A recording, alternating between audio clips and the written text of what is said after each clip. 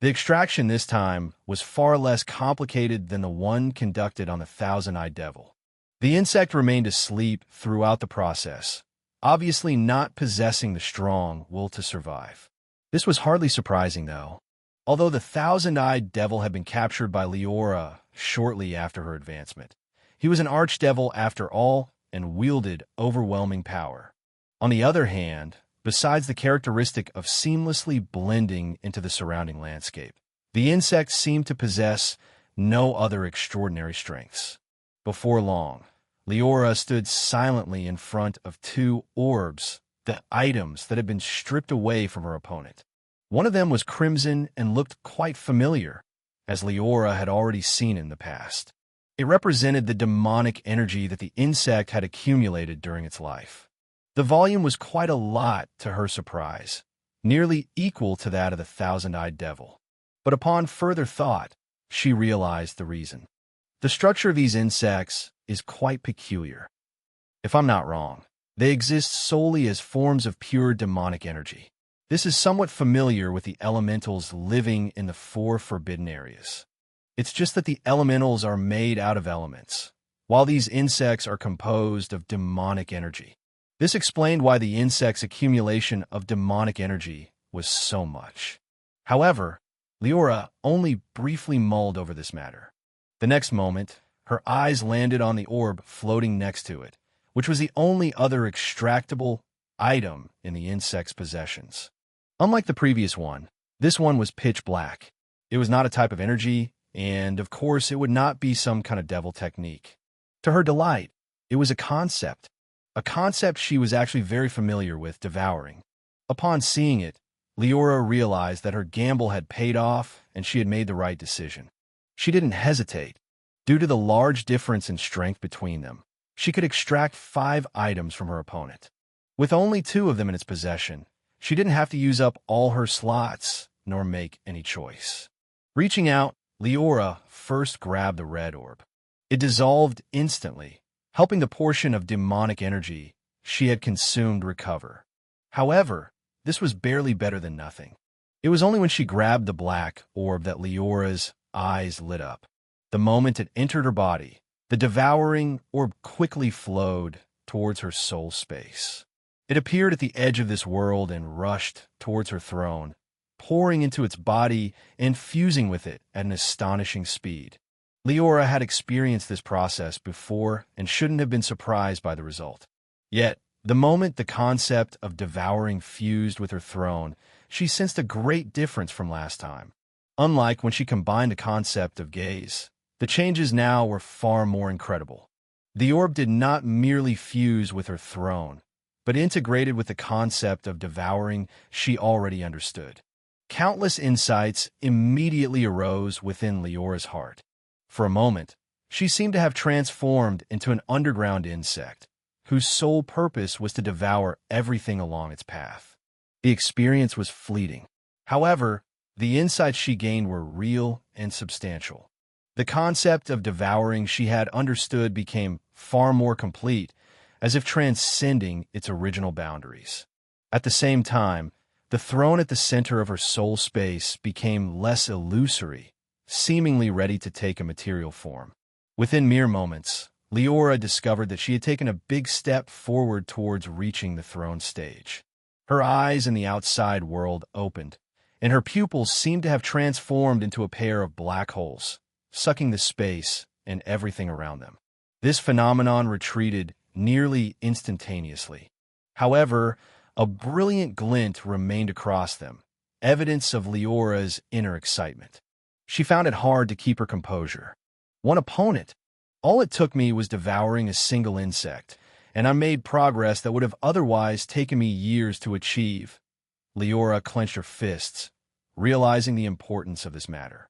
The source of the mine and Diana's outburst was quickly placed at the back of her mind. Rising to her feet, she no longer followed the direction of the looming aura. Instead, she began to wander through the underground cave, searching for any similar creatures. It took her quite some time to meet the first insect, perhaps because she had been walking in a straight line. But this time, with no other goal in mind and a conscious effort, it didn't take long for her to locate the next one. Only a few minutes later, another shrill cry spread. The Devil Empress's furnace smashed into the head of a flying insect, turned upside down, and swallowed it whole. Within moments, a new set of orbs had materialized. One was put away, while the other turned into nourishment for Liora's throne. The familiar insights emerged in her mind. Albeit slightly less effective, Liora felt that she had taken another step forward. This only reinforced her idea. She kept hunting down the insectoids, activating the Devil Empress's furnace and improving at a rate unimaginable to other archdevils. 110, 100. Liora soon lost count of how many insectoids she had slain. All she knew was that the aura of her throne had become far more majestic, while it had shed a large part of its illusory nature. Unfortunately, every good thing is destined to come to an end, Liora whispered as she glanced at the devastated land around her with pity. It had been a while since she last met an insect. Their birth rate finally seemed unable to keep up with her hunting speed. Even as she took the initiative to destroy the land itself and check whether there were any beneath the ground, none of them showed up. Liora shook her head with faint regret. She would have preferred if this situation lasted forever. At least, it would have been great if they were enough to support her advancement to the throne stage. Unfortunately, plans could not keep up with reality. Thankfully, it's not as if there is no chance to improve further. If devouring these creatures is so beneficial, then the source of their creation will perhaps be even more suitable for me. Liora comforted herself, raising her head to look into the distance, deeper into the cave. She had previously been unable to sense the looming aura, merely relying on Diana's guidance to find her way.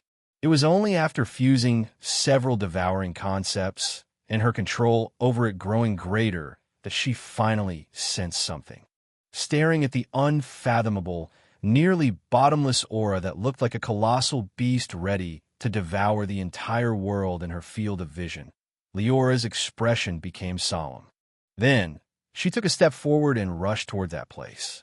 In the depths of a crystalline cave composed purely of brown ore and filled with dense, demonic energy, the body of a slumbering creature could be seen lying across the ground.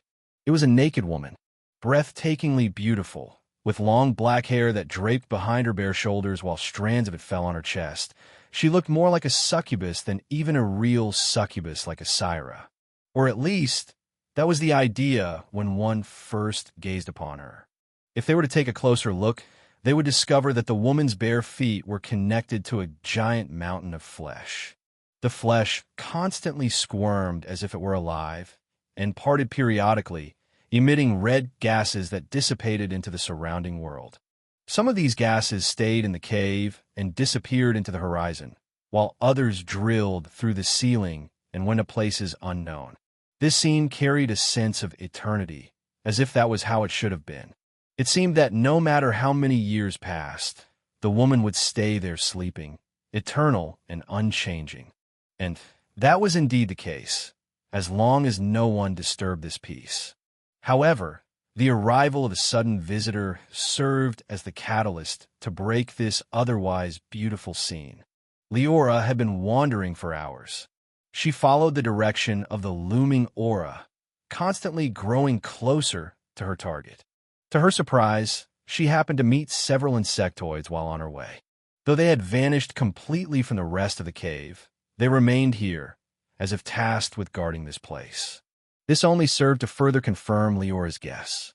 Thus, she didn't take a detour, but continued walking deeper in a straight line. With the direction clear, it didn't take her long to reach the destination. The stalactites above and in front of her parted without her needing to do anything, creating a path towards a clearing. The moment she stepped into this land, she came face to face with the source of the underground cave, the creator of the insectoids formed from pure demonic aura, and perhaps even the earth spirit or mine itself. A Zerg queen, Liora whispered as she stared at the breathtakingly beautiful, slumbering woman and instantly recognized her identity. Her appearance and characteristics alone were enough. However, even if that wasn't, the intense warnings coming from her bloodline, the ones that had let her know of the existence of Zerg in the first place, suddenly rioted. Alarm bells rang within her heart. Her bloodline urged her to run away, to flee from this place as soon as possible. This was quite similar to when she faced the world devourer ancestor, as if she were facing the source of her own bloodline once again. Of course, since she had reached the Archdevil stage, this was impossible. I used to believe that devils and the Zerg were rivals simply because they both wished to invade other worlds and plunder all of their resources. However, it seems that I have been wrong all this time. Liora pondered as she struggled to raise her head and look at the Zerg Queen not far away. I'm afraid that the two are more connected than it seems on the surface. The powerful individuals of one race even possess a faint suppression effect on the other. Liora's consciousness had become extremely powerful after she awakened her world of heart.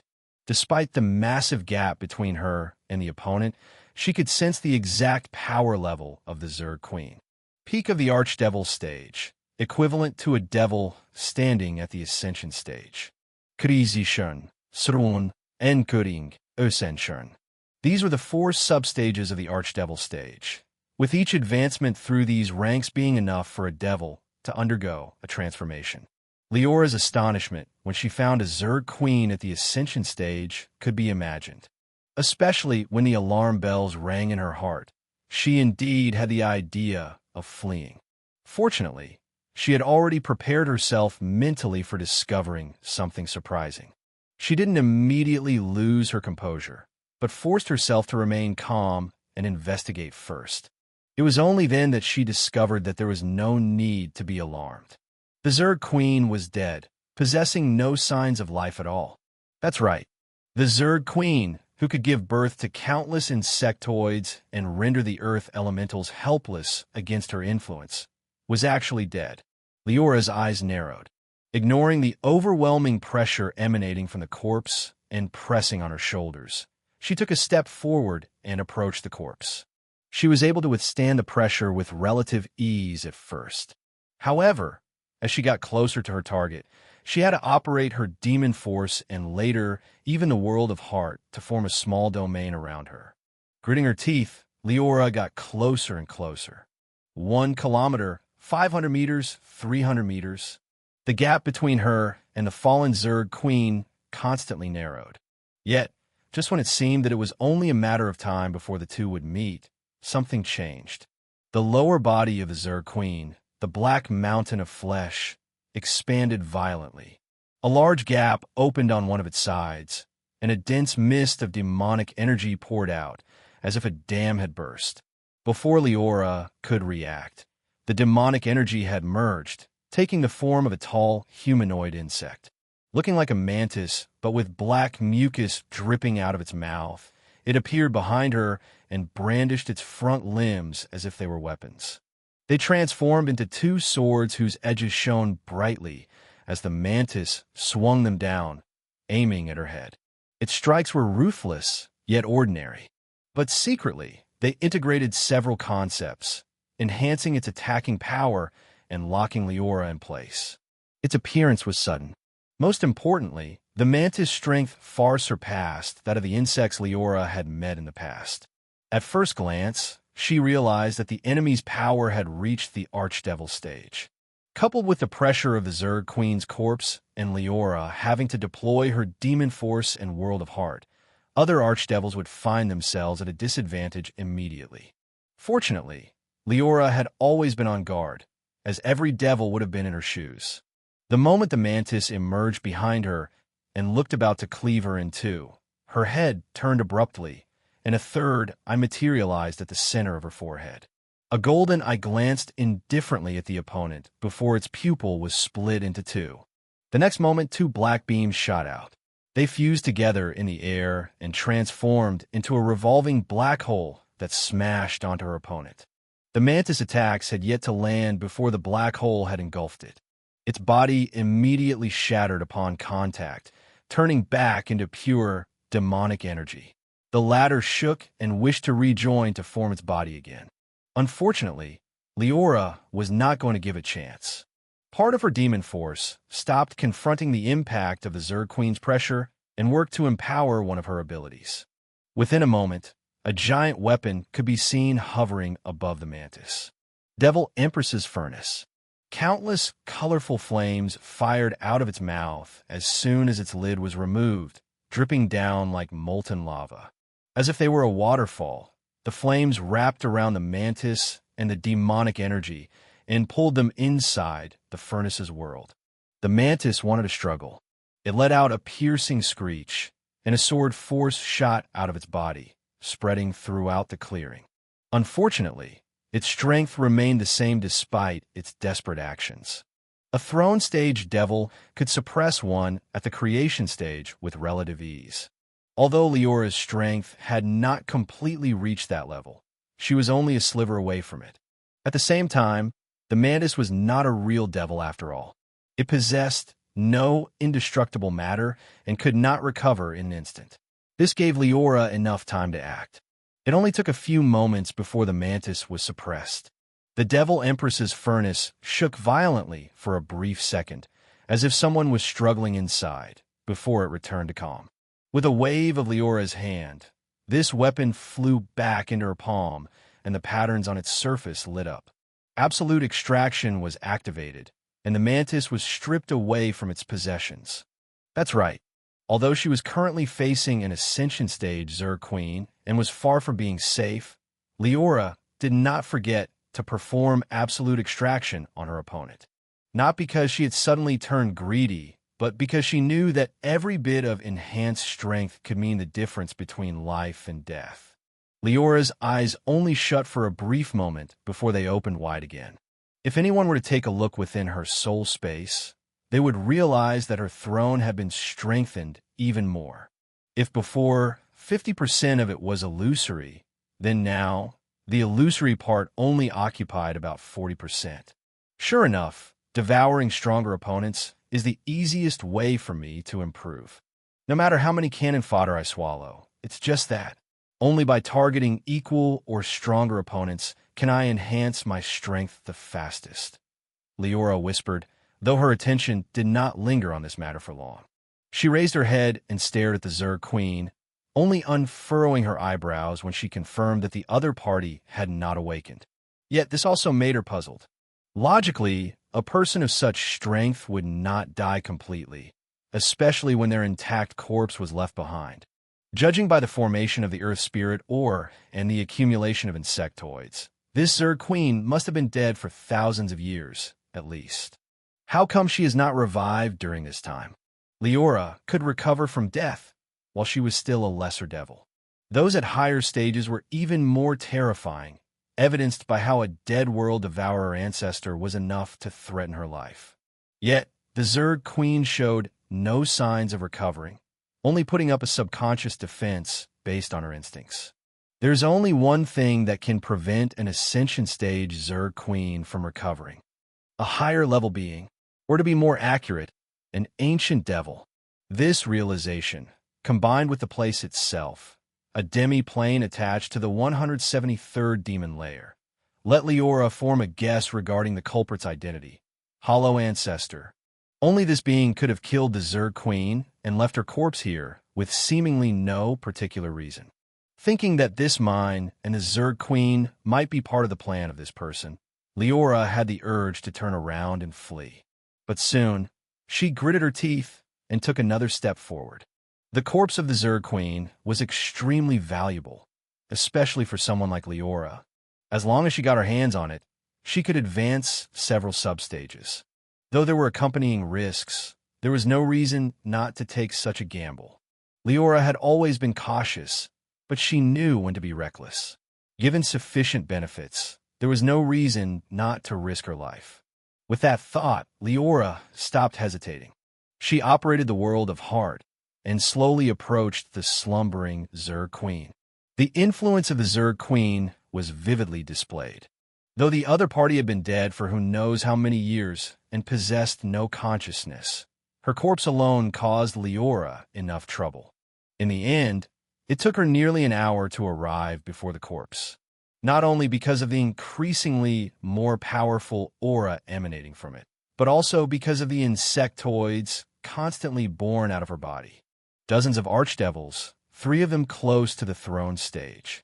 These were the enemies that Liora faced, and if it had not been for her devouring the former, even she would have trouble dealing with the last 3 opponents. But at last, "I'm here," Liora sighed as a glimmer of emotion flashed across her eyes. She stared at the Zerg Queen before her. She hadn't realized it in the past, but once she got closer to the opponent, she couldn't help but admire the other party's giant size. From afar, the Zerg Queen only looked to be the size of an ordinary human. Yet, as she got near her body, Liora realized that this woman was hundreds of meters tall, and the previous images were just an illusion. A strange scene couldn't help but emerge in Leora's mind, of her placing the Zerg Queen on her shoulders and pulling it away, like a titan carrying the sky. But she soon shook her head, suppressing these inexplicable thoughts. She had already thought of a way to deal with the Zerg Queen. With a move of her mind, the Devil Empress's furnace materialized above her head. Its mouth opened wide, and a devouring force arrived, acting on the Zerg Queen and trying to capture her whole. But the result left Liora speechless. The moment the powerful devouring force, enough to swallow even throne stage devils, arrived near the Zerg Queen, it instantly dissipated, as if an invisible wall had divided the world into 2. Liora keenly noticed that it was not that the devouring force was unable to act on the Zerg Queen. Rather, the 2 never came into contact with each other. It was as if the Zerg Queen's presence alone was enough to invalidate the devouring force. Liora had a headache. She knew that picking up the corpse and leaving was impossible, even if one assumed that she could support the opponent's weight. It took her a few seconds to think of another method. Approaching the Zerg Queen, she moved near her upper body as a blade of nothingness materialized in her palm. Then, utilizing her demon force to its utmost, she swung the blade down, aiming at the Zerg Queen's left shoulder. Clearly, she had made a decision. Since she could not take away the entire corpse, she would separate it into pieces and carry it that way. She didn't believe that this would fail to work. No matter how powerful you are, you're just a mere corpse after all. I was able to transport a droplet of ancient devil blood while I was still a young devil, let alone now, Liora thought as her face grew ruthless. Liora was determined to cut the Zerg Queen's corpse into pieces to suit her needs. However, the reality soon shattered her dreams. The moment the blade of nothingness landed on the Zerg Queen's shoulder, it didn't neatly cleave her limb, as one would expect.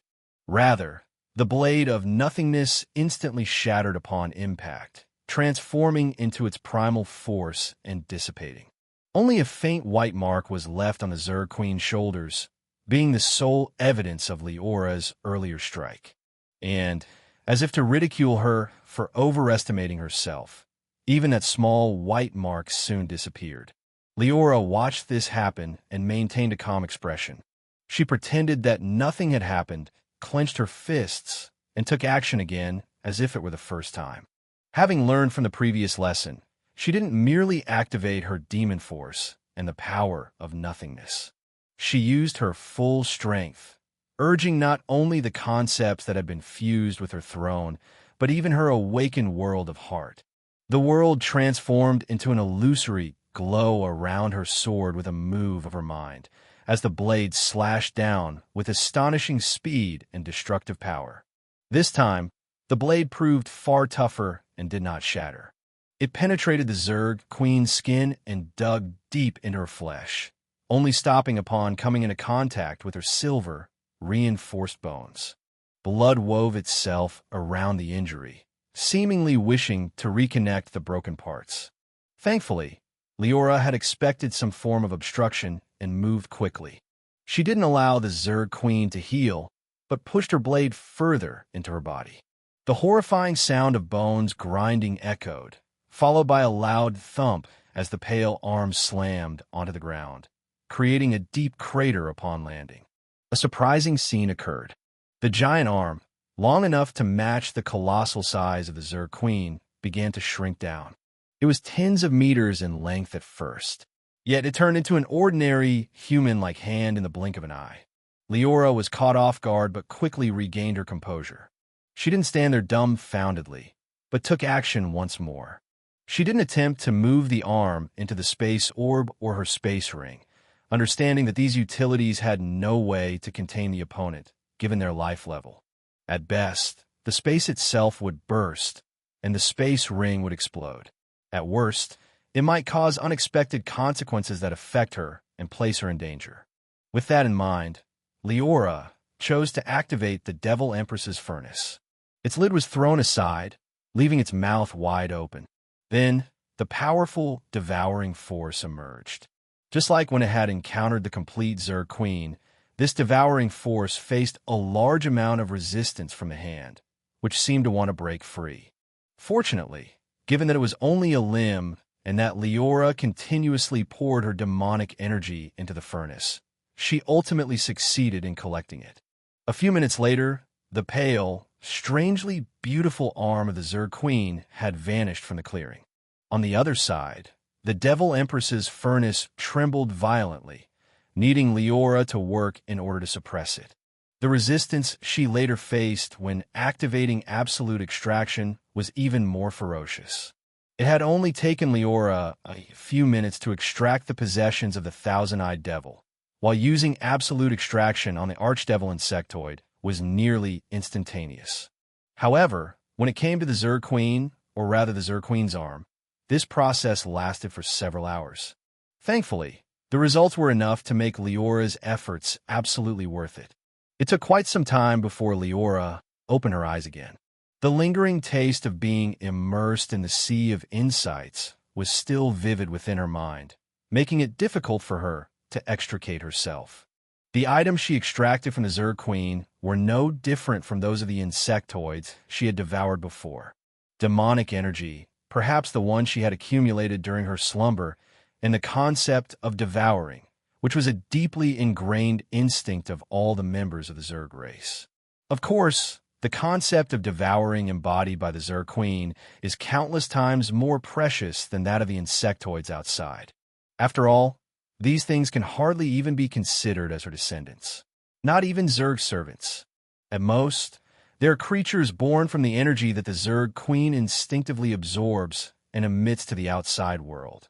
Liora shook her head, her gaze turning inward towards her soul space. Just using absolute extraction on one of the Zerg Queen's arms had granted her massive benefits.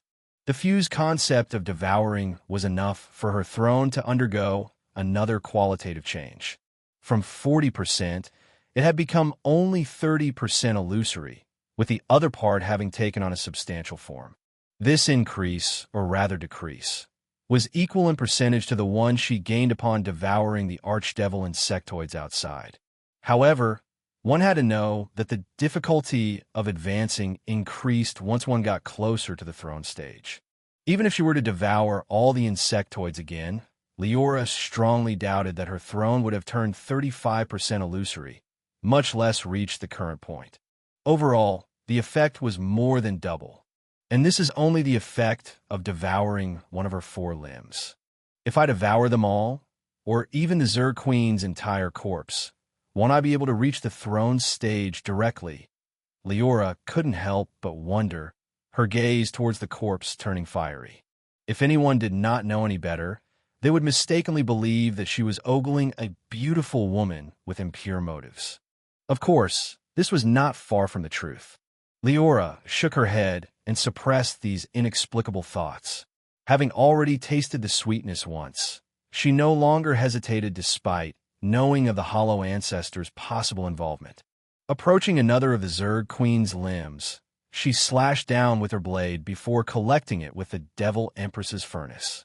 Then, another round of absolute extraction began, followed by another qualitative change in her throne.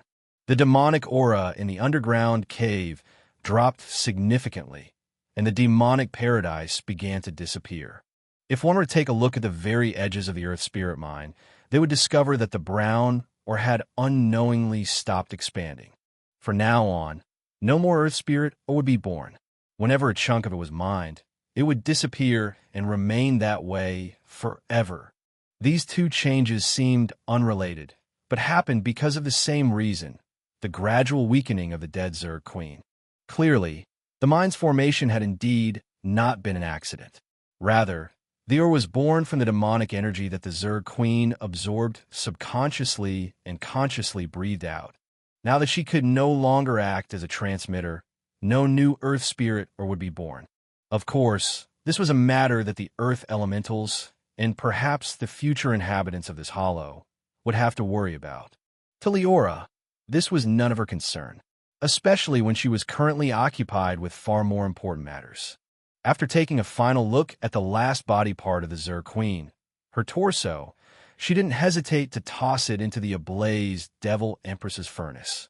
Perhaps because of the enhancement of her strength, or perhaps because the Zerg Queen had been weakened as a result of the earlier consumption, casting absolute extraction did not take very long this time. Less than half an hour later, Liora sat in front of two glowing orbs and was given the choice to integrate them. She did not rush to absorb the crimson orb representing the demonic energy, but rather did something she had discovered not long after her arrival in the underground cave. She gently wrapped it with her soul power and let it enter her soul space. Unexpectedly, the orb did not dissipate or merge with her physical body. Instead, it gently settled within her soul space, as if waiting to be integrated at a later time. This red orb was not the only one there. A small mountain of such orbs could be seen below it, being the result of Liora's earlier harvest. Taking a glimpse of it, she couldn't help but nod her head in satisfaction. This secret function is quite helpful. In this way, I don't have to rush to absorb these orbs and waste the demonic energy. I can choose to absorb them whenever needed instead, Liora thought. Then, her gaze shifted to her real purpose behind activating absolute extraction, the Zerg Queen's concept of devouring. The moment her eyes landed on the pitch-black orb, a sense of yearning emanated from deep within her bloodline. Feeling this call, she didn't try to suppress it. Liora stretched her hand and reached out for the orb, which instantly shattered upon contact. It transformed into an invisible stream of energy and followed a familiar route into her space, appearing beside her throne and fusing into it. This had occurred hundreds of times in the past. Yet this time, the result of the fusion was completely different. That was because a deafening crash suddenly echoed. A bright brilliance spread with the throne as its center, illuminating the world of Heart, as if it had turned into the sun. Massive changes soon followed.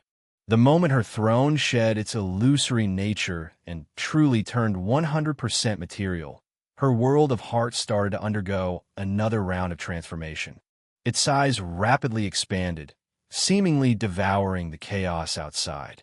In its interior, the changes were as big, if not even greater. Clouds, plants, insects, and fish had been born when the strange mutation of Liora's world of Heart occurred. This was a sign that her world of Heart was transforming into a real world, a step that most people would never reach. Yet, the illusory nature of these creatures signified that Liora had a long way to go before she could achieve this. Today, her throne's transformation helped her take another long step forward towards the end of this path. Part of the illusory nature of the creatures dissipated. A trace of agility flashed within their eyes, though it was unknown whether they could be considered to have awakened their consciousness. Everyone who gazed upon them would hold a different opinion.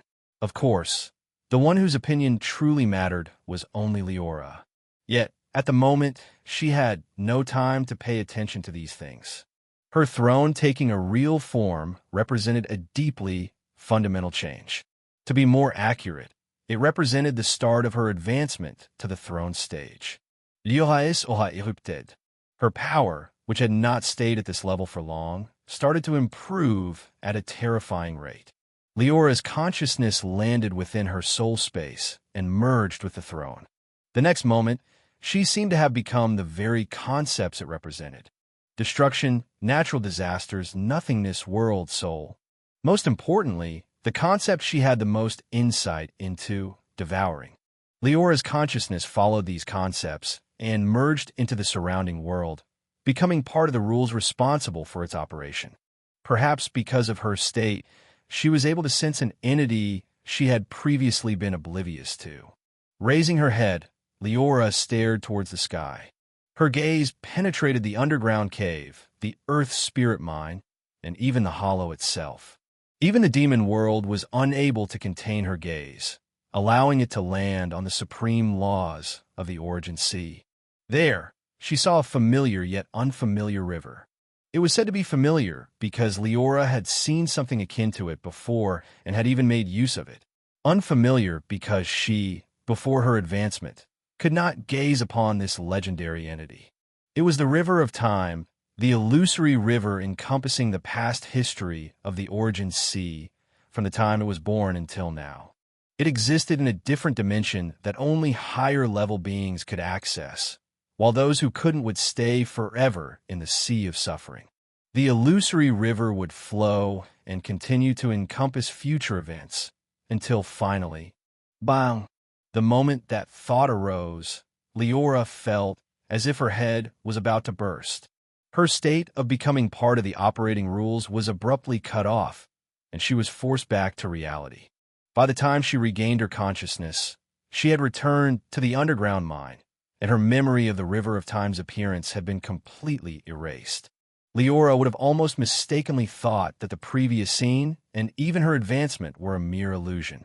Yet, her enhanced strength, coupled with the rapidly expanding snake of time swirling around her figure, told her that it was not. She had really just witnessed the River of Time flowing. Perhaps more importantly, her advancement to the throne stage was complete. The actual appearance of the River of Time had been completely erased from Liora's memories. Yet her enhanced strength and the changes that had occurred in the Snake of Time made her realize that the previous phenomena had not been an illusion. They also confirmed that her advancement was complete. The leap from creation stage to the throne stage was the simplest among the 4 substages of the Archdevil stage.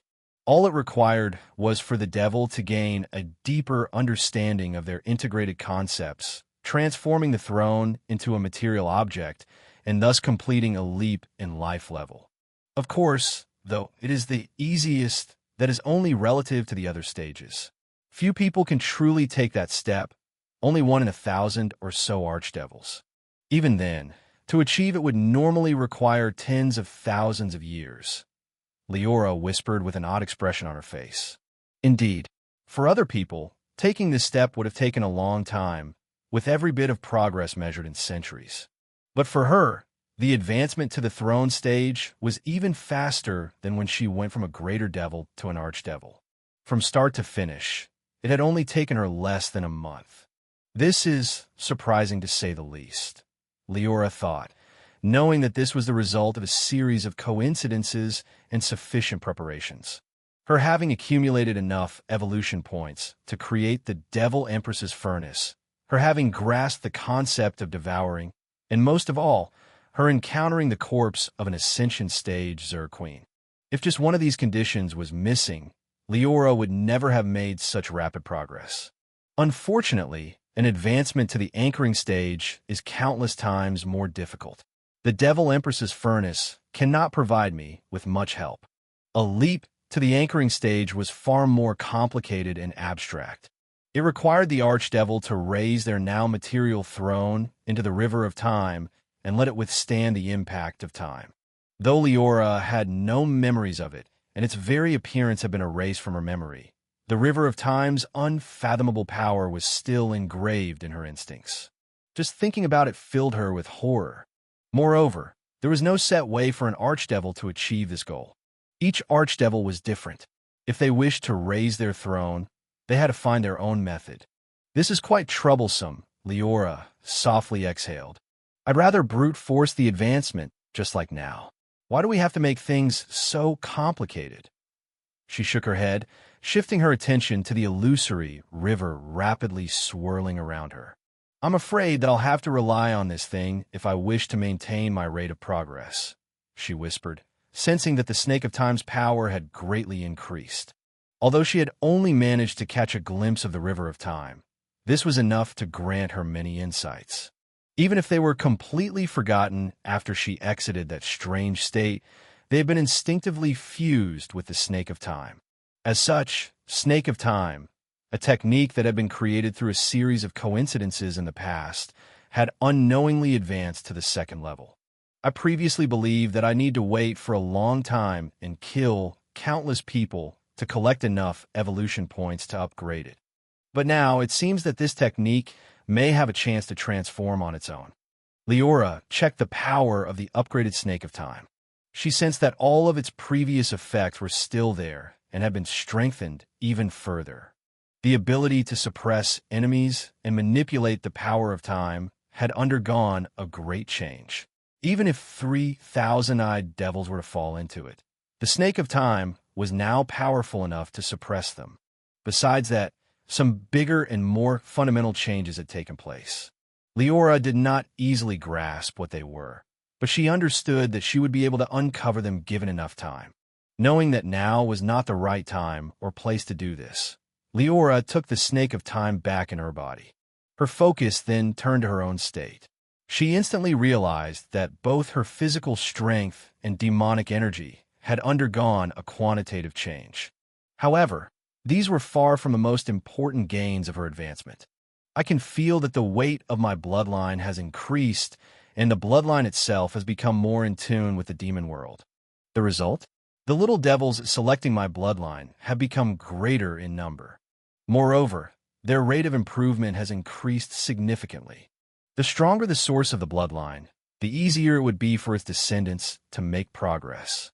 This was a sentence that Liora had heard of in the past, but had never understood its profound meaning. It was only now, when she had advanced to the throne stage, that she finally did. For other archdevils, the improvement of their descendants is important, but not as significant as for me.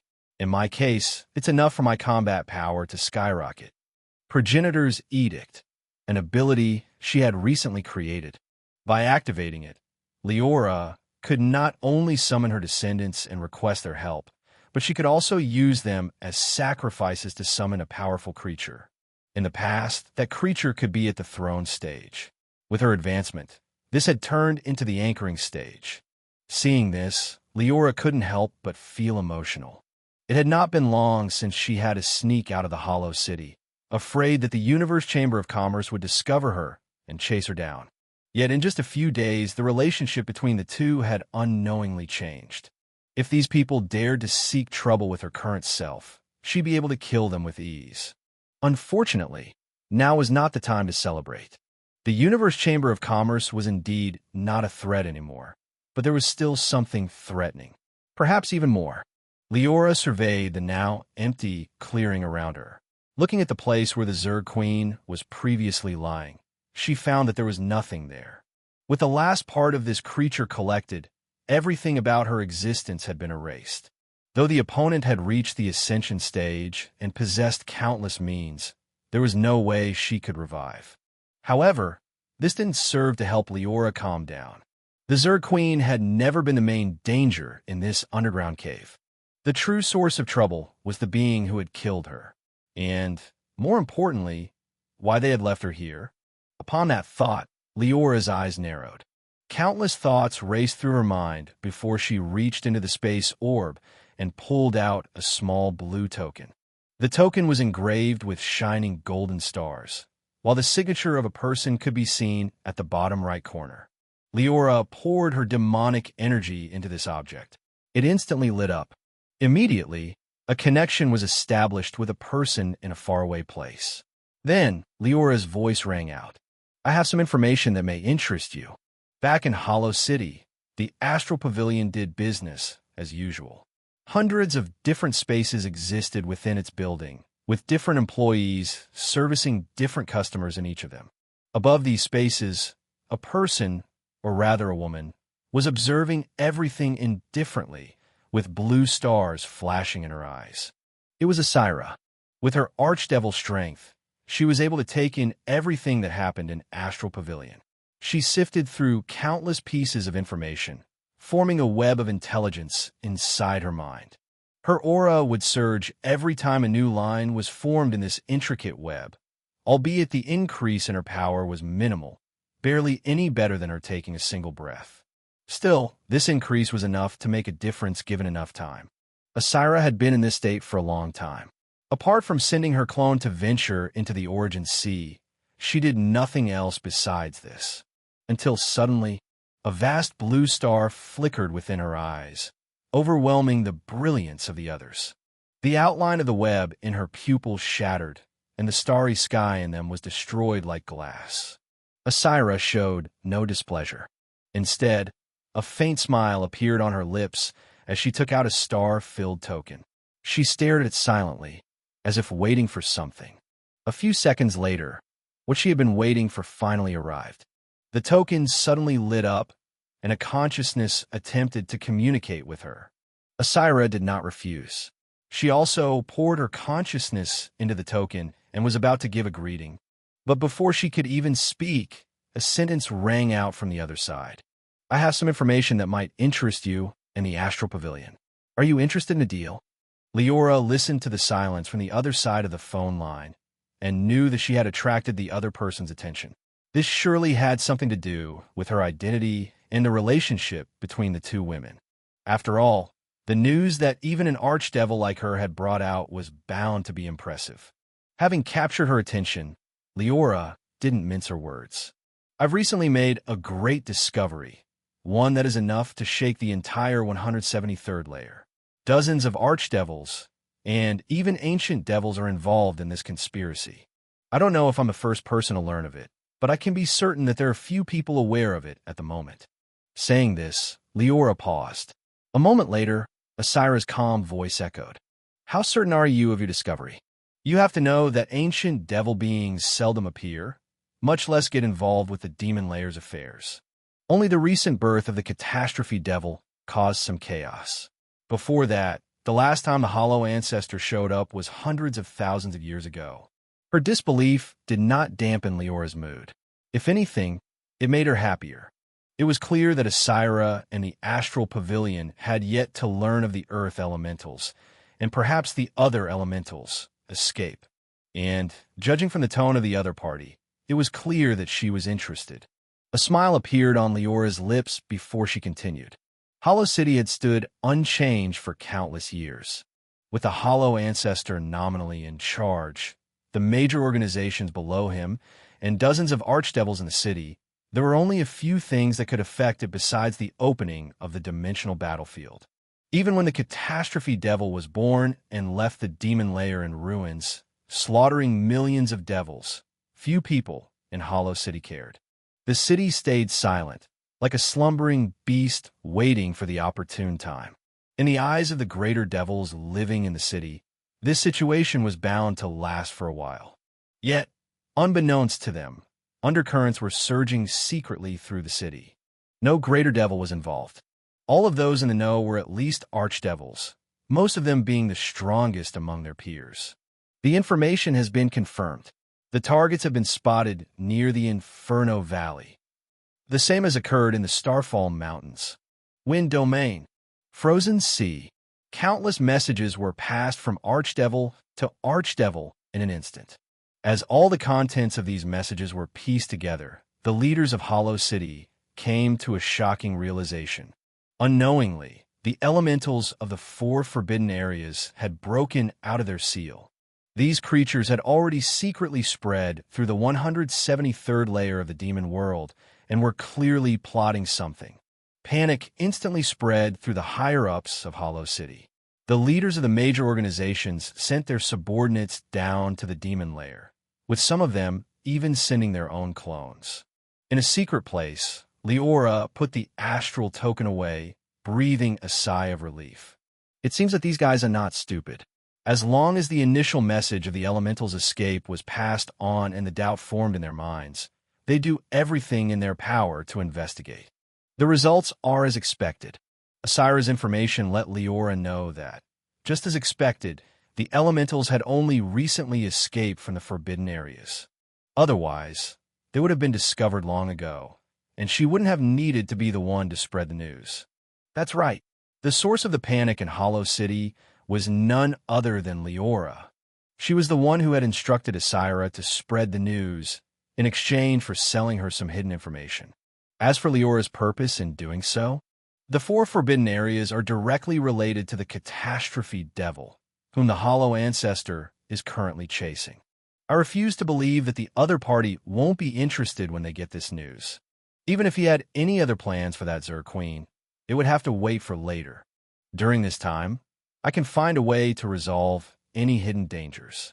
At worst, I can simply flee from the demon world again, Liora thought. Liora nodded her head, satisfied with the chaos spreading through the 173rd layer of the demon world. For her current self, the more chaotic the situation became, the better. After all, she was still in a period of rapid improvement in combat power. Given enough time, she had the confidence to grow strong enough to fear no one, including the Hollow Ancestor, the Catastrophe Devil, and even the rioting elementals. With that thought, Liora waved her hand and pulled a mountain of earth spirit out of her space ring. The demonic energy in the cave instantly became several times denser, making her feel as if she had returned to Hollow City. Asira mentioned that the elementals, regardless of their type, are mainly focused on mining such minerals, ores filled with pure demonic energy. According to the judgment of Hollow City's archdevils, it is highly likely that their scheme requires a large amount of demonic energy. Some even suspect that it is needed to truly break the seal, allowing the beings slumbering deep within the forbidden areas to come out. Liora shook her head. She didn't dwell on whether this was correct, but focused on the mountain in front of her. For other devils and the native creatures of the demon world, the earth spirit or indeed only had a single function, which, although simple, was actually shocking. Even she, having already advanced to the throne stage, could make use of it. Absorbing the would increase not only the volume, but also the quality of her demonic energy. Since she had emptied the entire mind before she departed from the Hollow, she had enough to let her strength skyrocket. However, this is a waste of resources. Liora shook her head. Other devils can indeed only use it as such, but for me, there's a far more efficient method. Profane offering. By sacrificing anything with value, she could bypass the requirements of practicing devil techniques. The details of this ability surfaced in Liora's mind as she began to sift through her memories. In an instant, she locked onto a certain technique. Primordial Sin Art, a technique she had obtained from reading the memories of the Thousand-Eyed Devil. Since the other party had only learned it but never practiced it, Liora had not been able to obtain it through absolute extraction. Primordial Sin Art was a rare archdevil-level technique, stronger than any other technique she had ever gotten her hands on. Yet this was not the reason why Liora focused on it so much. Rather, it was because she was already somewhat familiar with it. The demonic body art, which she had just recently mastered using profane offering, was merely a derivative of this technique. The demonic body art is widely spread through Hollow City. This is why I was able to obtain it so easily. Now, it seems that this was not a mere accident, Liora pondered. It's highly likely that the Primordial Sin Art belongs to one of the city's many organizations. If that's the case, it's indeed natural for its lower-level technique to spread.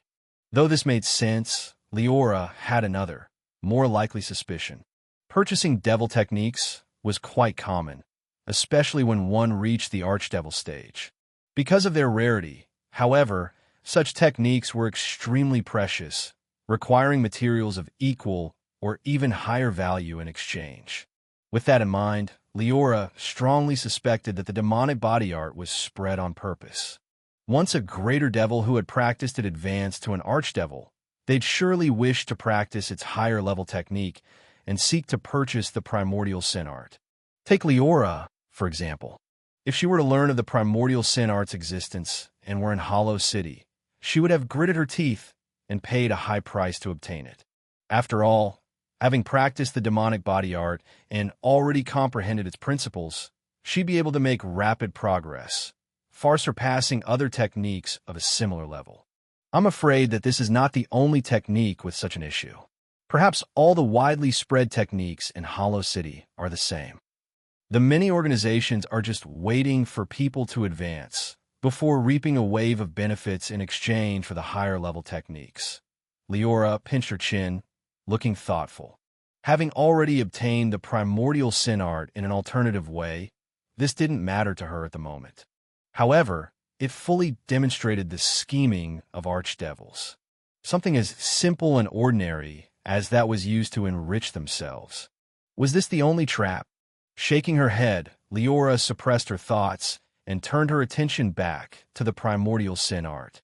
Closing her eyes, she worked to digest its contents, confirming that it and the demonic body art were indeed related. The two followed the exact same principle. The demonic body art integrated indestructible matter and demonic energy to create demon force, while the primordial sin art integrated the above, as well as the power of one's throne. The resulting energy was called sin force. It only differed from demon force in a single aspect. Yet, the sin force effect was several times more terrifying, not only with regards to activating spells while using it as fuel, but also with regards to tempering one's body and the accompanying effects. Looking at these effects and at the benefits of practicing this technique, Liora raised her eyebrows. The next moment, her expression relaxed. She closed her eyes and concentrated her mind. She began to follow the primordial sin art's description, regulating the distinct energies in her body, as mentioned. The demon force in her body dissipated while her soul space trembled. An inexplicable power flowed from her world of heart, fusing with her indestructible matter, demonic energy, and even her vitality. Everything went smoothly at first. However, just as the aforementioned energies were about to fuse and sin force seemed ready to be born, something stopped her. Liora felt the existence of an imaginary wall, preventing her from completing the process. It seemed that no matter how much she tried, she'd never be able to succeed. Liora was not surprised. Archdevil techniques had even higher requirements than greater devil ones. Even practicing the first level required one to absorb corresponding materials, comprehend certain concepts, etc. In particular, practicing the primordial sin art required the absorption of sins, negative emotions, and everything evil. For a devil in a place like the demon world, such things were easy to gather. But the large amount of them required was bound to stun most devils, giving a headache even to those at the archdevil stage. Fortunately, Liora faced no such issue. Though she had none of those things on hand, she had something else. Opening her eyes, her gaze landed on the mountain of Earth Spirit, or before narrowing. Her mind stirred. Then a bang. A portion of the mountain instantly exploded as she activated Profane Offering. A stream of invisible force formed around Liora and poured into her body, settling on top of the already gathered energies. The next moment, her body trembled. A faint click rang out as the first unit of sin force was finally born. While Liora was busy improving her power as much as possible, ready to deal with the impending danger, time did not stop to wait for her. The undercurrents in the 173rd layer of the demon world continued surging. If anything, they became even more apparent as time passed. At a certain point, even the Hollow Ancestor was alarmed and personally appeared in Hollow City, ordering the City Lord's mansion to investigate the cause behind the elemental's escape. The reaction of this invincible powerhouse only served to add even more fuel to the already blazing fire. Within just a few days, the Hollow City's archdevils were scrambling to find out what was happening. Perhaps more importantly, they tried to find the purpose of the elemental's abnormal actions. They didn't believe that these bloodthirsty creatures had suddenly chosen to cosplay as minors. Their actions had to be part of a greater conspiracy. Unfortunately, their actions proved meaningless. No matter how much they and their organizations investigated, they failed to uncover any secrets. Unbeknownst to the archdevils of Hollow City, their imagined enemies, the elementals, had long discovered their traces. We only managed to bypass the seal a few months ago. How could those guys have already noticed us? Could it be that there's a traitor among us? For consciousness is gathered in secret in an unknown place. One of them fluctuated violently, its voice echoing, before another consciousness responded. Don't try to stir up conflicts between us. Don't you know whether it's even possible for there to be a traitor among us? The consciousness scolded, its voice seething with anger. Strange phenomena accompanied their communication. Water elements gathered first, forming a turbulent sea, which was then extinguished by a rain of scorching fire. The two consciousnesses collided, looking ready to fight. Fortunately, one of the two silent beings spoke up in time. A storm of hail materialized, freezing all the other visions and plunging the place into silence. Enough. Everyone knows about your grievances. It was fine before, but now that the master has finally returned, it's best not to cause any trouble. I warn you, if you dare to mess up our plan. The unknown being did not finish their sentence, but the implication was clear. Although the other consciousness remained silent, it was obvious that they supported their words. Instantly, the two elementals, one representing water and one fire, restrained their power. After letting out a cold snort and glancing at each other with disdain, they resumed their earlier conversation. Have we gathered enough materials to awaken the master's body? One of them questioned, and another swiftly replied. A few minutes later, their voices faded off. The four beings took back their consciousness while the hidden place shattered, erasing the evidence of their having ever been there. A deafening crash echoed as a giant phantom materialized behind Liora's back. With an illusory silhouette and a form that was indistinct and inexplicable, it exuded an aura of majesty and overwhelming force. The phantom seemed to be the amalgamation of everything evil, as if it were the representative of the primordial sin, the source of everything negative in the world. Liora's aura surged as she resonated with the phantom. Their forms overlapped, and a pair of black feathered wings formed behind their back. Crimson mist swirled around them, blurring their outlines. The phantom, and by extension Liora, expanded at an astonishing rate. 2 meters, 5 meters, 10 meters.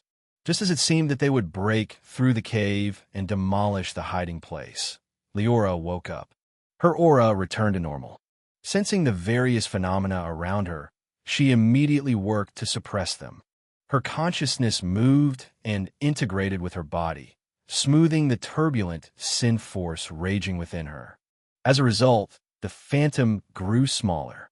A few moments later, it shattered completely, transforming into a single point of light and returning to her body.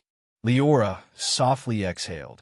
She opened her eyes, her gaze aloof and overbearing before turning back to normal. The 5th level of the primordial sin art has been mastered. She whispered subconsciously, confirming that her power had increased dramatically. The most important change was not the sin force itself, but the accompanying abilities. Though she had only mastered a small part of them, it was enough to greatly enhance her methods. The 2nd level of the primordial sin art is already equivalent in strength to fully mastered demonic body art. Now that I've reached the 5th level, my biggest weakness, the lack of devil techniques, has finally been made up for. The primordial sin art was divided into 7 levels, each corresponding to one of the 7 deadly sins. Although Liora had only reached its 5th level, this was already more than enough. Combined with the devil techniques she had plundered from the thousand-eyed devil, her mastery of devil techniques was no weaker than that of an ordinary throne stage expert. It was not that Liora did not want to continue her practice. Rather, it was that the earth spirit or in her possession had already been completely exhausted. If she wished to practice the primordial sin art any further, she would have to sacrifice other items when activating profane offering. This was not an issue, and it was what she had already planned to do. She only took a small break to consider what she would sacrifice next. Yet, only moments after she ceased her practice, a flurry of messages flowed into her mind. Before, Liora had severed her connection with the outside world, unwilling to be disturbed. She only did so for a few days, knowing that such a short time was nothing for most devils.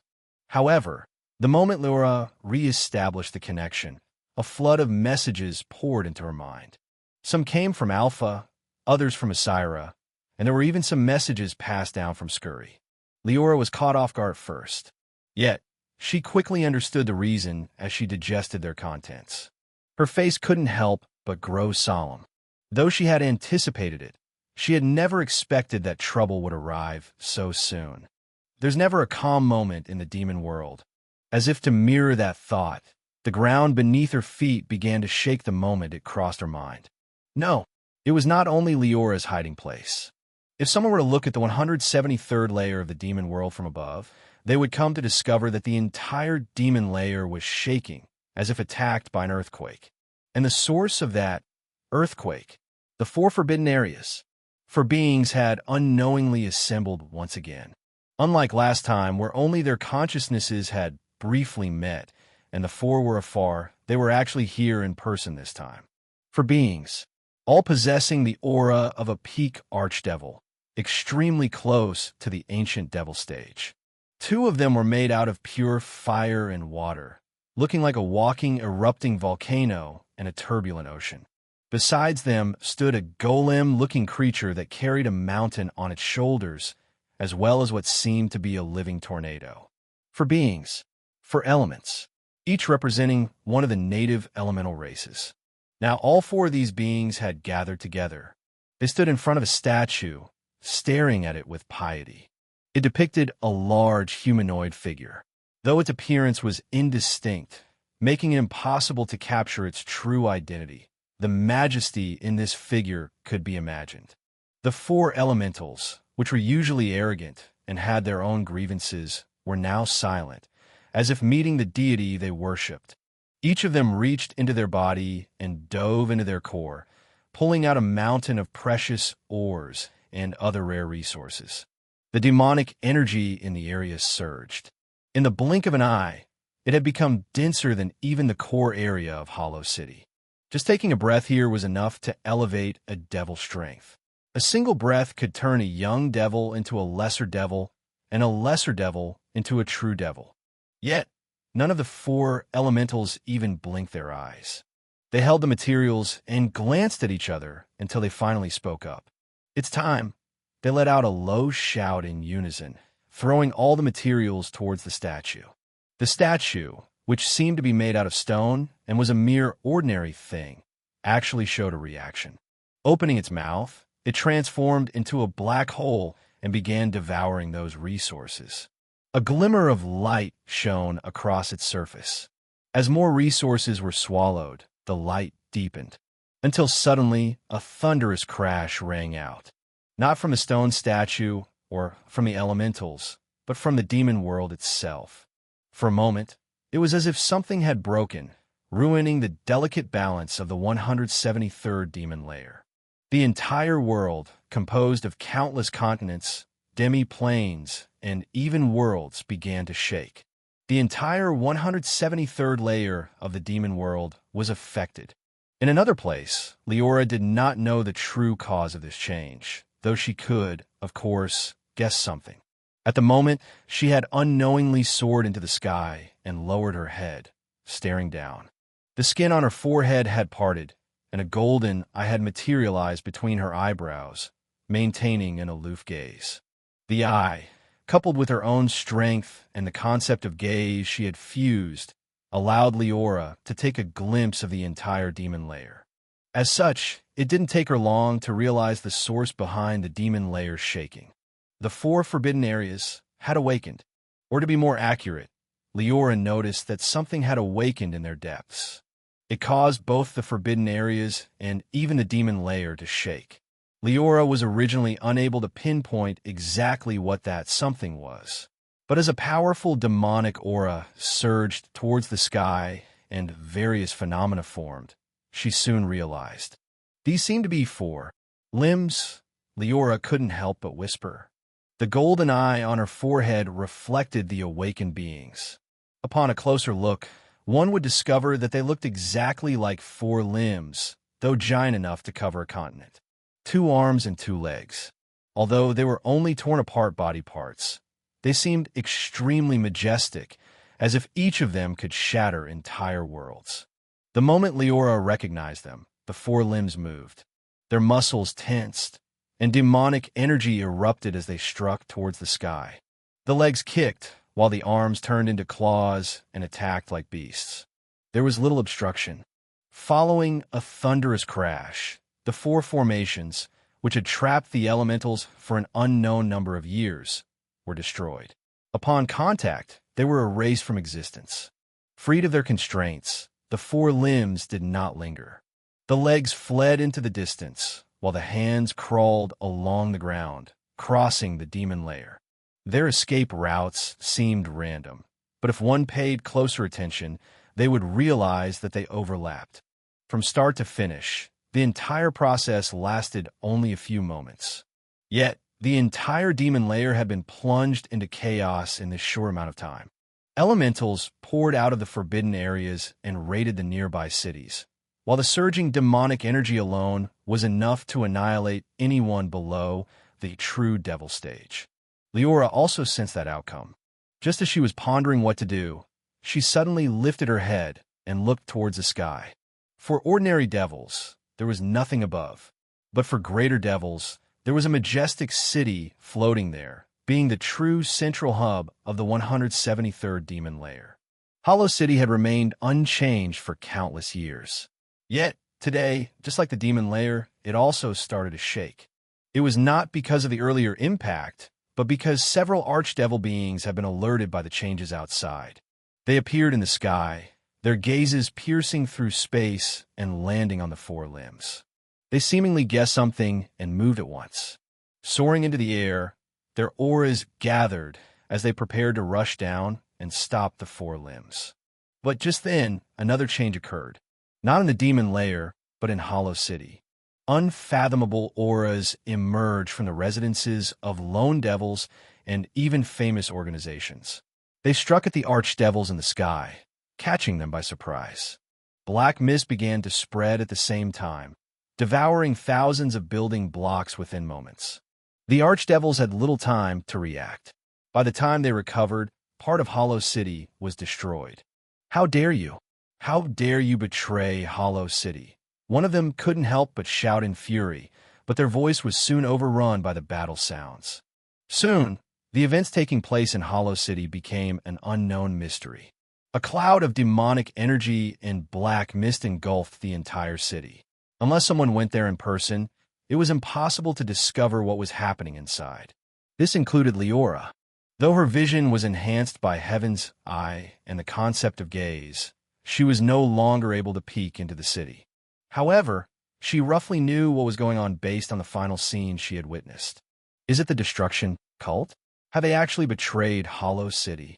And at a time like this, nonetheless, she couldn't help but mutter in surprise. Liora might not care about the well-being of the 173rd demon lair, since she could always migrate to another lair and lose nothing. However, the archdevils of Hollow City were deeply entrenched with the lair itself. They had lived and operated there for thousands of years, if not even longer. This was not to say that they had developed feelings for it. Speaking for devils, this was nearly impossible. Rather, it was that if the demon lair were to be plunged into chaos, these people would suffer greatly, both personally and regarding the organizations they had built. As such, these people were considered Hollow City's allies, regardless of their own disagreements. However, it makes sense somewhat. The Destruction Cult is the most chaotic force among all the organizations in Hollow City. Perhaps chaos in the demon lair is exactly what they want to see, Liora thought and shook her head. She understood that their purpose ultimately did not matter to her. At most, it confirmed that the elementals had made sufficient preparations for today's actions, and they were not a sudden whim. Knowing that Hollow City would try to prevent them from accomplishing their goal, they had secretly reached a deal with the Destruction Cult and made certain to keep them busy. The only thing that puzzled Liora was why the Hollow Ancestor had not appeared to calm down the chaos. But soon, a name resurfaced in her mind: Catastrophe Devil. Several clues were instantly pieced together.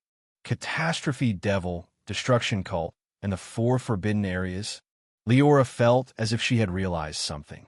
Clearly, These four seemingly unrelated forces were closely interconnected. I'm afraid that the 173rd layer of the demon world is over. Barring unforeseen changes, it will end up in ruins. Liora shook her head. She couldn't help but breathe a sigh of relief, patting her own chest. Fortunately, she had always been cautious and had already ordered Alpha to leave Hollow City. Otherwise, though she was quite powerful, she would have almost no survival chance if involved in the chaos. Thinking of this, Liora no longer mulled over the greater conspiracy. Sensing her connection with Alpha, she sent a message, turned around, and shot in that direction. She knew that it was time for the two to meet. Similarly, it might be time for her to escape the 173rd demon lair. The trembling of the entire world had ceased. Yet, it was not as if the situation of the demon lair had gotten any better. If anything, the situation of all devils, including those of Hollow City, had taken a turn for the worse. Alpha's face was solemn. A translucent thread wrapped around her opponent and bound them tightly, squeezing them to death. Following a bang, the water elemental on the opposite side exploded, leaving only its core to drop on the ground. The core of true devil water elemental was quite precious. Yet Alpha was neither in the mood to pick it up nor had the time to do so. Before she could catch her breath, another elemental attacked her from behind. This time, the enemy manipulated flames. Although she quickly dealt with it just like the previous one, Alpha did not dare to stay here any longer. Raising her fist and punching toward the ceiling, she opened a large hole and soared into the sky. Several abilities fired in her direction, but by controlling the translucent threads, Alpha imbued them with spirituality and nullified their blows. Within a few moments, Alpha had appeared in the sky. Looking down, she stared at Cobblestone City, a true city with a greater devil in charge. It was not the first time she did so. Having departed from Hollow City, Alpha chose this ordinary yet safe place to hide herself. With an indestructible soul devil in charge, few people dared to cause trouble. She believed that she'd be safe for some time. Unfortunately, the sea of manic elementals attacking the city, tearing through the devils and devouring them alive, shattered that expectation. Exactly because this city housed a greater devil, it seemed to have become the target of the elementals. As if yearning for the taste of greater devil flesh, they charged, throwing themselves at the city without regard for casualties. Although Alpha was powerful and could have resolved the danger if she wished, she didn't choose to do so. Rather, after taking a final look, she turned around and was planning to flee. The fate of Cobblestone City was none of her business. Moreover, the message sent by Liora, requesting that they meet, was still fresh in her mind. Alpha felt that she could not afford to waste any time. Clearing a path along the rioting elementals, she soon reached the city's walls and was about to leave. But just then, Alpha suddenly froze. Alarm bells rang in her heart as she sensed an overwhelming aura advancing towards this place at a terrifying speed. Her intuition told her to escape, to flee as soon as possible. Otherwise, she would die. Alpha wanted to follow that warning. But before she could even move a few centimeters, a towering creature, bursting with molten lava, appeared above the city. The fire elemental scanned this place indifferently. A brief moment later, its eyes locked into Alpha. Huh! A faint exclamation escaped its mouth. Is there another greater devil hidden in this city? No, it's a puppet. It shook its head. Despite its surprise, the fire elemental's movements did not stop. Raising its palm, it brought it down towards the city as chunks of lava dripped down and formed a flowing sea. The fire elemental did not hold back. Its blow threatened to engulf the entire city, sparing neither the devils nor the elementals inside of it. Even its own kind, the fire elementals, were targeted. Since that was the case, Alpha was destined not to be any different. Her amber eyes flashed with horror as she watched the descending palm grow closer. Lava churned across its surface, appearing ready to devour it. There was only a single thought in Alpha's mind. Archdevil. Alpha found herself unable to move. Though she had reached the peak of the greater devil stage using the rewards bestowed by the ancient inheritance, the gap between her and an actual archdevil remained massive. Even the weakest archdevil was powerful enough to kill her countless times over. She'd never be able to offer any resistance. This was the situation that Alpha was currently in. Faced with the descending palm of the fire elemental, she could only watch silently as it grew closer. Neither her body nor her mind could move, as if time itself had paused for her. Her time of death seemed near, while the lava looked ready to incinerate her very being. Yet, just as Alpha felt ready to resign herself to such a fate, a streak of red light flashed in the distance. One moment, it was a crimson dot far into the horizon, but the next, it had descended upon Cobblestone City. Or rather, it had appeared in the empty space between Alpha and the fire elemental. It was a human figure, shrouded in the shadow of the descending palm. This figure looked incomparably small, as if it were a mortal facing a deity. Yet, they showed no intention of evading. Gazing towards the sky, they calmly raised their right hand to meet the fire elemental's blow. A deafening bang followed, causing Alpha's ears to buzz. Her vision was blank, and she was unable to see anything. She could only watch as countless lights flickered in her field of vision, while the temperature reached a terrifyingly high level. By the time she snapped back to reality, the entire Cobblestone City had been razed to the ground. Unable to withstand the mere aftermath of the previous confrontation, it was devastated. Whether it was the buildings, the elementals, or the devils residing in it, they were all erased from existence. Even the greater devil, a being who had reached the indestructible soul stage and was considered a powerhouse in the Origin Sea, was unable to withstand the impact. Only a strangled scream escaped their mouth before their vitality was instantly extinguished. By the time the dust settled, Alpha finally came face to face with the newcomer. With long crimson hair, red eyes, and a familiar aura, who else could it be but Liora? Sensing the deep connection between the two, a sense of security inexplicably arose in Alpha's heart. Yet, as she raised her head and stared at the menacing fire elemental who, although stopped, was still very much alive, she couldn't help but show faint wariness. Though she had confidence in Liora, Alpha didn't know if she could defeat the opponent. Or rather, she didn't know if she could do so while protecting her. A trace of unwillingness crossed Alpha's face. She had never imagined that there would come a day when she would become a burden to her lord. Her purpose in life was to help Liora, yet now she had ended up holding her back. Alpha's hands subconsciously clenched, her knuckles turning white.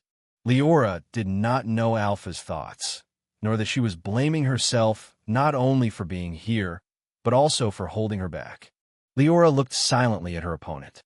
As her consciousness swept out, she immediately realized that the fire elemental was indeed at the archdevil like Alpha suspected, though it was only at the creation stage.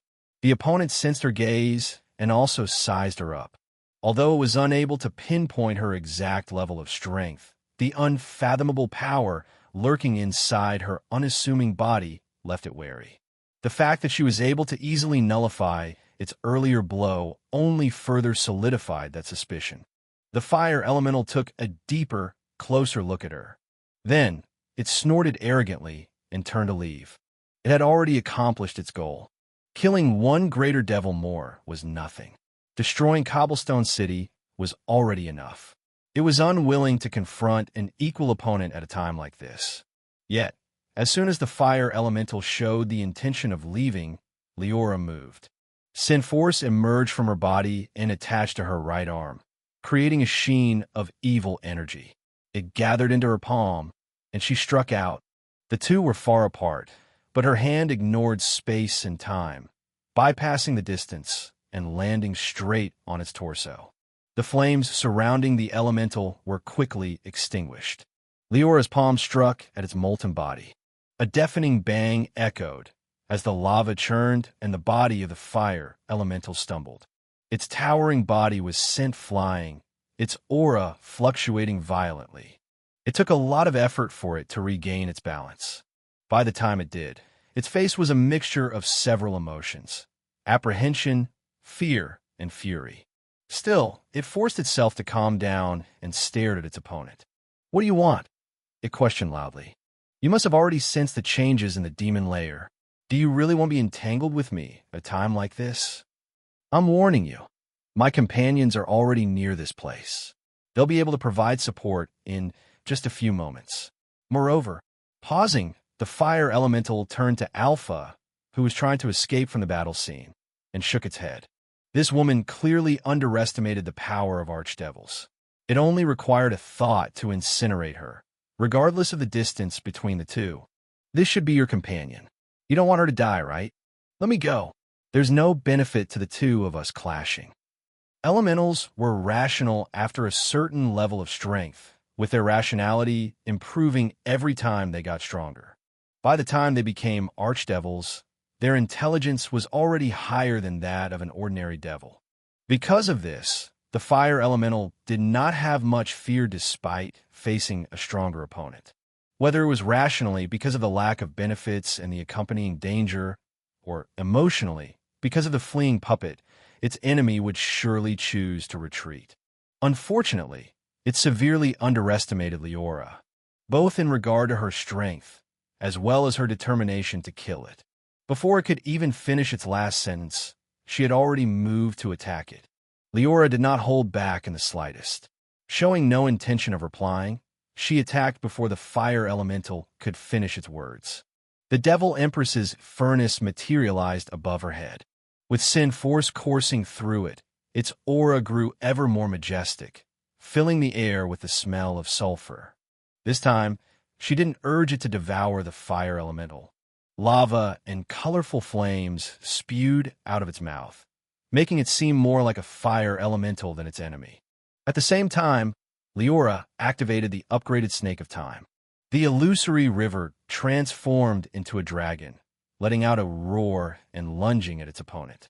Its mouth was open, with every intention to devour it. She still felt that this was not enough. Her forehead cracked, and a third golden eye peeked out, while a small domain crashed onto her opponent, as if an entire world had slammed on it. Liora's World of Heart. This powerful ability, which was already extremely useful in the past, had turned even more terrifying after her advancement, having taken another step towards becoming a real world. The moment the World of Heart crashed onto it, the fire elemental felt its strength drop by more than 50%. It was astonished, not understanding how a single ability could possess terrifying power. Still, the fire elemental remained calm. Staring at the blows firing in its direction, it merely chuckled. "Have you never fought against elementals before? Save your breath. It's impossible to kill me before my companions arrive. If I were in your shoes, I'd flee instead." The moment its words fell, the fire elemental's body burst into orange flames. They looked no different than the flames that virtually all fire elementals could manipulate. Yet, anyone familiar with an archdevil's abilities would realize what was happening. Throne incarnation. The fire elemental had not transformed into flames, but into the very concept of fire. This would have been shocking if it were any other creation stage archdevil. But for an elemental, this was a normal occurrence. No matter how weak and untalented an elemental was, they would naturally awaken throne incarnation upon reaching the archdevil stage. No wonder this person dared to be so arrogant. As someone who could also cast throne incarnation, Liora understood the difficulty of killing such a being the best. Yet, she did not lessen the force of her attacks. If anything, her blows grew stronger and faster, as her sin force continuously poured into them, as if a dam had burst. The next moment, 3 unique powers collided under the blessing of her World of Heart. The concept of fire transformed from the fire elemental, the blazing flames of the Devil Empress's furnace, and the illusory transcendence of the Snake of Time. Having cast throne incarnation, the fire elemental should have been nearly invulnerable. However, a shrill cry came out of its mouth as soon as the 3 collided. The flames of the Devil Empress's furnace attached to the concept of fire he now represented and attempted to devour it. Being a fire elemental, it had originally mocked her attempt to use fire against it. Yet, the expected outcome did not happen. The moment the two touched, the colorful flames suppressed it instead. A similar situation occurred when the Snake of Time arrived. The concept of life itself seemed to be driven to extinction, and the fire elemental's vitality was rapidly drained away, as if sucked by an invisible being. More shockingly, the fire elemental discovered that the cooperation of all the forces had locked it in place. It could not move or escape, ending up in a contest of which of the two would last longer. Alarm bells rang in its heart, but it remained strangely calm. It had sent a message to its companions the moment it encountered Liora. As long as a few moments passed, they would rush to this place and help it. Not only would they save its life, but they would assist it in exacting its revenge. At least, that was what the fire elemental hoped was the case. Yet, Liora's next actions shattered that little dream. She suddenly operated the primordial sin art she had only recently comprehended. Immediately, sin force emerged from her body and gathered in the space behind her, transforming into a giant phantom. As sin force continued pouring into it, its illusory nature was gradually wiped away. Before long, the phantom had transformed into an exact replica of Liora. The only difference was its size, as it stretched for hundreds of meters tall, and the expression it wore. Its eyes were scarlet, not the crimson of Liora's eyes, but a deeper, more predatory glint. Similarly, the way it stared at the fire elemental was similar to the gaze of a predator eyeing its prey. Greed, gluttony, 2 of the 7 deadly sins matching 2 of the levels of the primordial sin art that Liora had comprehended. Being watched by this phantom, the fire elemental felt its heart shake. It wanted to say something, to plead for mercy, but it was already too late. Liora showed no mercy. The phantom, seemingly being the embodiment of all greed and gluttony in this world, opened its mouth wide. Following a sharp inhale, it sucked the fire elemental into its mouth. Though the opponent struggled violently, it was powerless to resist, barely able to make a few bumps along its stomach. Upon seeing this, Liora acted quickly. The Devil Empress's furnace slammed onto the phantom, its mouth widening enough to devour it. As an extension of hers, the phantom did not struggle. It let the Devil Empress's furnace swallow it whole, bringing the fire elemental with it. The furnace quickly grew smaller. In the end, it shrank to the size of a human fist and landed gently on top of Liora's outstretched palm. A lot had happened, with Liora having activated several abilities of hers. Yet, the battle had only lasted a few moments from start to finish, fully showcasing the difference between creation stage devils and a person like Liora, whose combat power was among the top in the throne stage. The fire elemental didn't even have the chance to try to hurt Alpha, let alone wait for its companions to arrive. It had easily fallen into Liora's hands, ready to be stripped of all its possessions and become her nourishment. Of course, now was not the time to do this. After raising her hand and punching the land below, erasing all traces of their battle, Liora wrapped Alpha with her demonic energy and fled into the distance. She could sense several powerful auras rushing to this place, obviously the companions the fire elemental had mentioned earlier. Though she sensed no throne stage beings among them, she wouldn't stay to test her luck. The fire elemental's earlier words were true. There was really no benefit in fighting against them at this point in time. The only reason she worked so hard to kill this person was not because of the benefits attached, but Liora subconsciously glanced at Alpha before urging her speed. Only a few minutes later, Liora stared silently at the empty space in front of her. Her muscles tensed as she clenched her fist, delivering a punch straight into the air. She neither used Sin Force nor activated any of her abilities. She didn't even boost her force by channeling her demonic energy.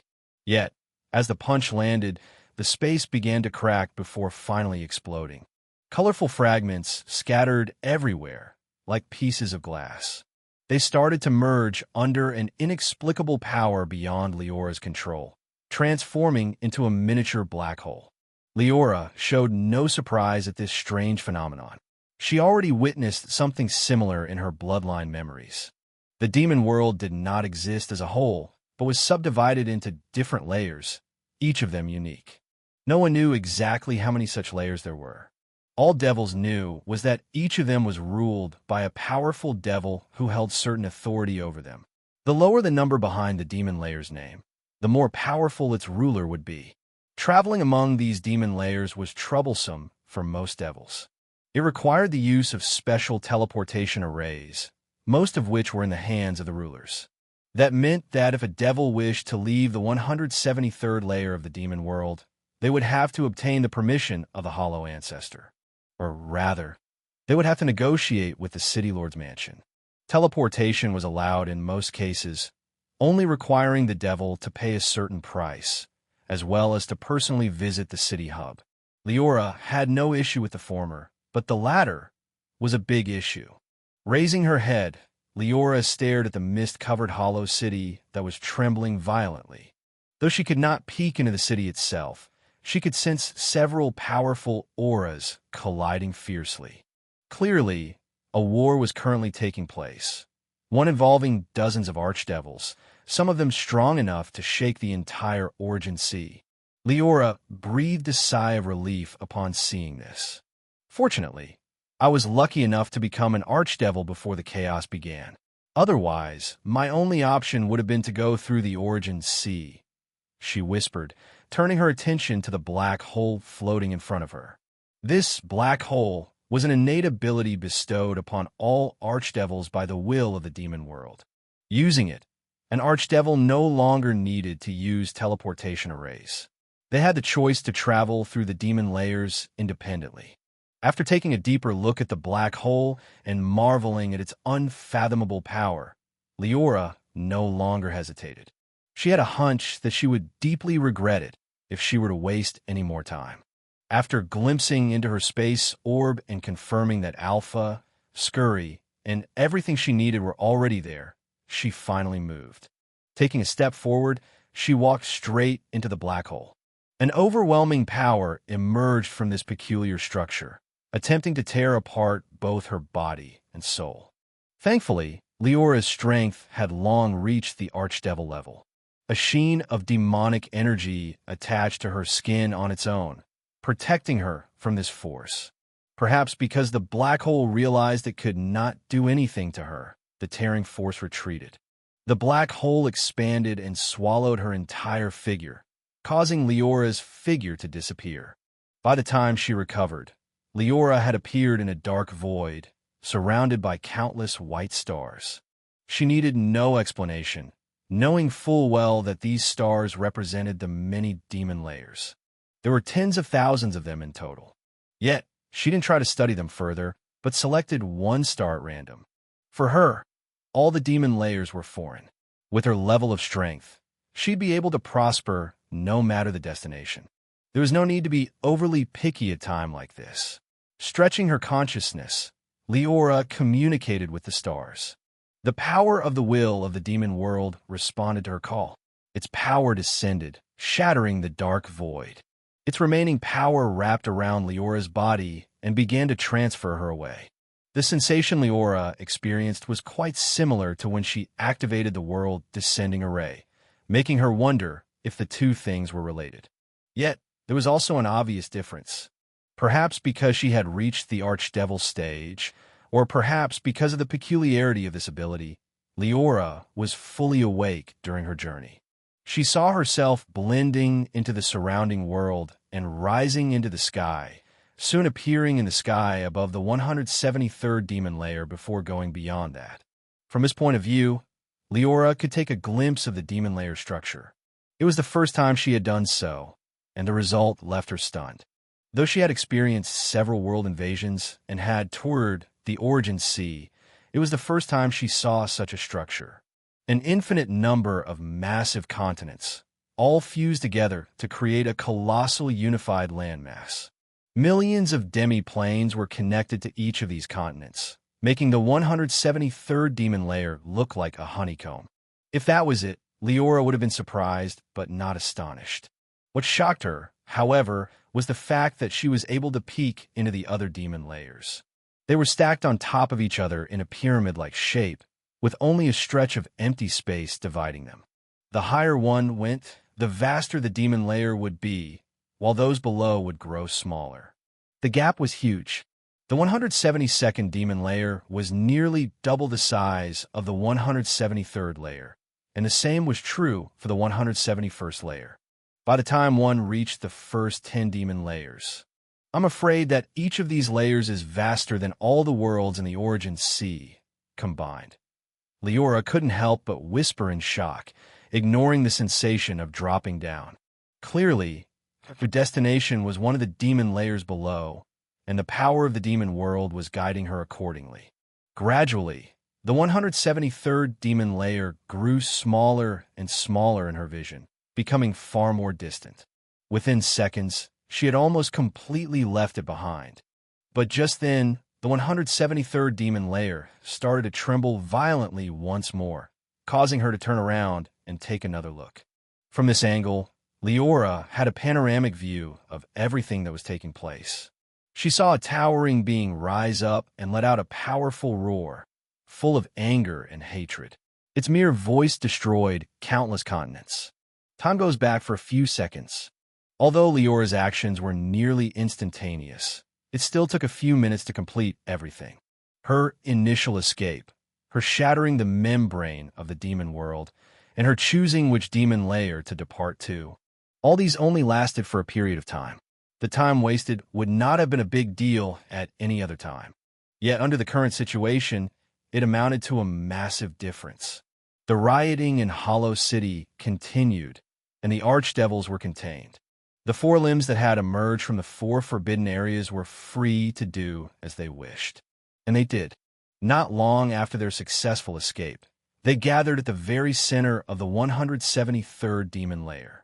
The hands transformed into claws and struck at the earth below while the legs kicked the ground. Within moments, all the lives on the continent, whether devils or elementals, were wiped out. Large chunks of the continent were dug out, revealing an item of unknown origin hidden beneath. From the deep crater, it could be seen that it was a humanoid torso. Yet, just like the four limbs, it was far bigger than any other person Liora had ever seen. In fact, the continent itself was built upon a small part of its body, using its bloody flesh as nourishment. Black metal chains wrapped tightly around the torso and held it in place, as if imprisoning it. However, following a combined strike of the four limbs, the chain shattered. Vitality appeared in the broken torso, and it stood up as the limbs attached seamlessly onto its edges. First the arms, and then the legs. A faint click rang out as they fell into place, seemingly working to complete the separated body. As the towering being stood up, it shrouded the surrounding continents in its long shadow. Though far apart, Liora could sense its extraordinary power. It was a power that surpassed the Archdevil stage and caused instinctive fear to spread through her heart. The alarm bells in her heart rang even more violently than when she faced the Ascension stage Zerg Queen. Yet, this was before the being was fully completed. There was still one part of it missing, its head. Since Liora could see this, the headless being could as well. Immediately, it made a move to fix this small imperfection. It stretched its right hand and reached into the red sky. Its hand grew bigger the further it went, covering half of the demon layer by the end. Though she was not its target, just being in the palm's direction filled Liora with terror.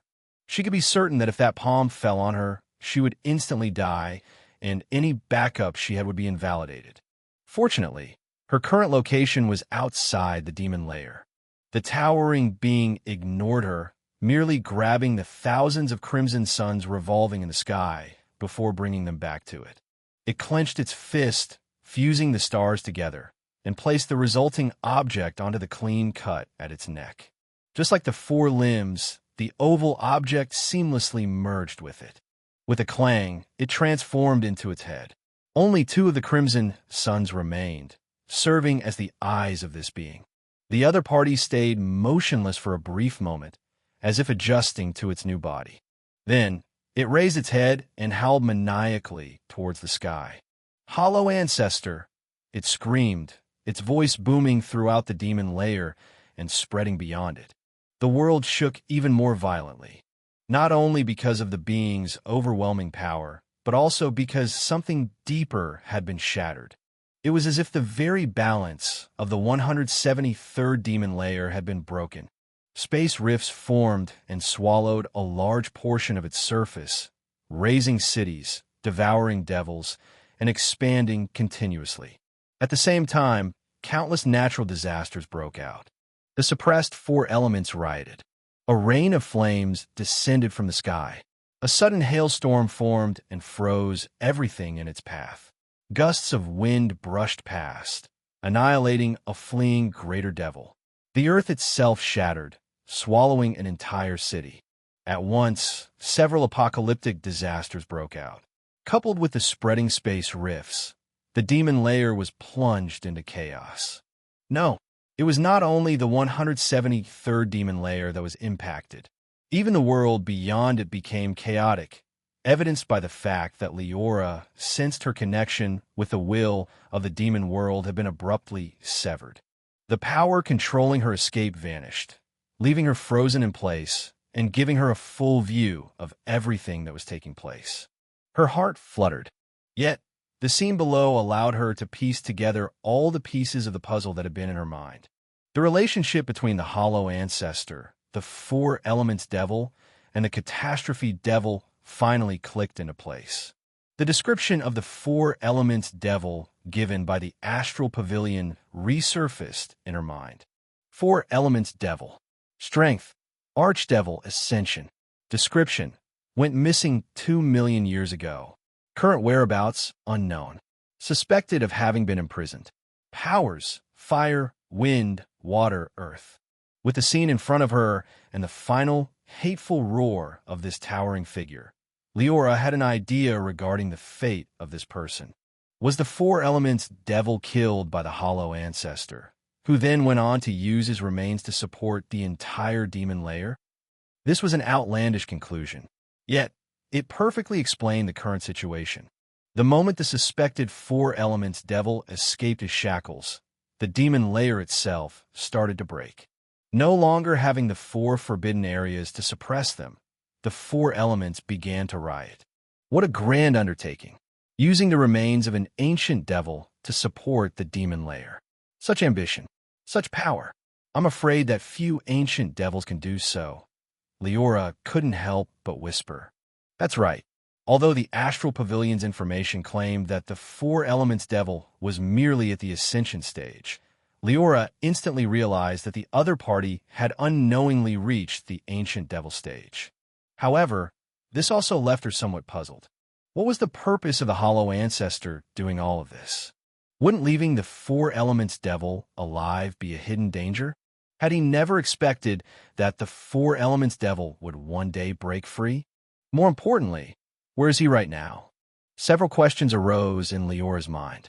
Just as it seemed she would not get an answer anytime soon, another shocking change occurred below. The person who caused these changes was not the hollow ancestor, as one would expect, but his destined opponent, the catastrophe devil. Compared to the last time Liora encountered this creature, it had now become far more powerful and majestic. Last time the two faced each other, the catastrophe devil only possessed the power of an archdevil. Yet now, its aura faintly surpassed the ascension stage Zerg Queen Liora had devoured. Even so, the catastrophe devil looked like a child when standing in front of the colossal body of the four elements devil. Though his size was enough for his shadow to cover an entire city, the four elements devil was larger than entire continents. How could they be compared? The two beings, both of similar origin, exchanged a brief glance.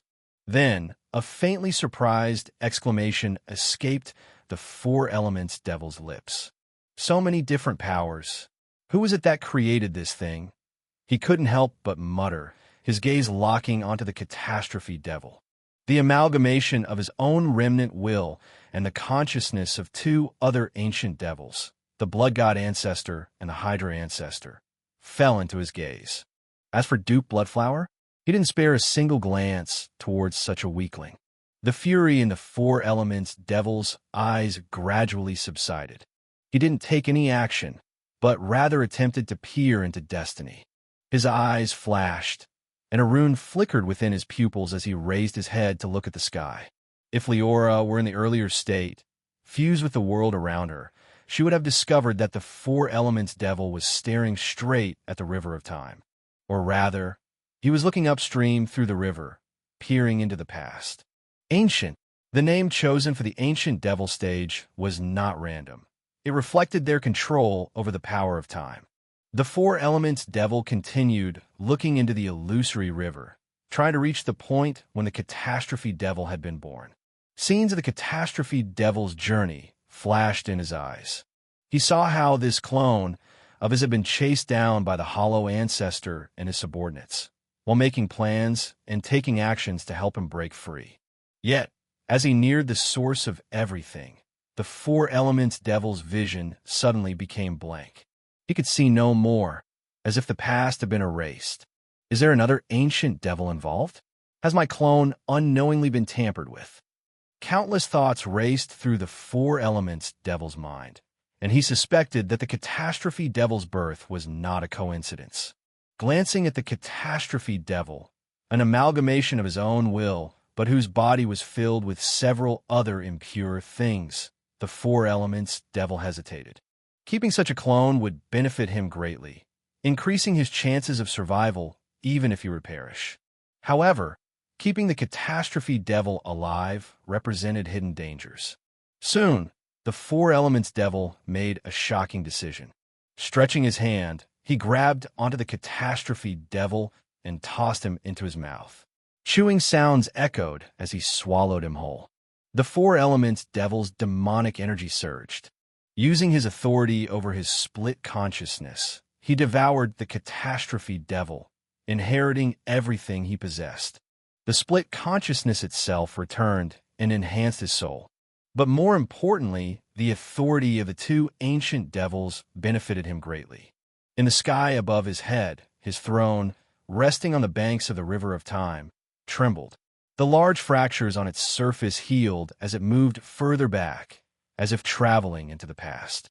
A transcendent aura covered the four elements devil's body as it did. I didn't expect to have such a feast not long after my revival, he muttered, smacking his lips. I originally believed it would take me hundreds of years to recover. Now, it seems that my revenge on the hollow ancestor can begin far sooner than expected. Saying this, the towering being's gaze deepened. The four elements devil had died at his hands and knew the strength of the hollow ancestor the best. In his current state, he had absolutely no chance to contend against him. However, glancing at the demon lair, the four elements devil's eyes flashed with hatred. I want to see how much the demon layer's destruction will affect you. Will your strength fall back as a result?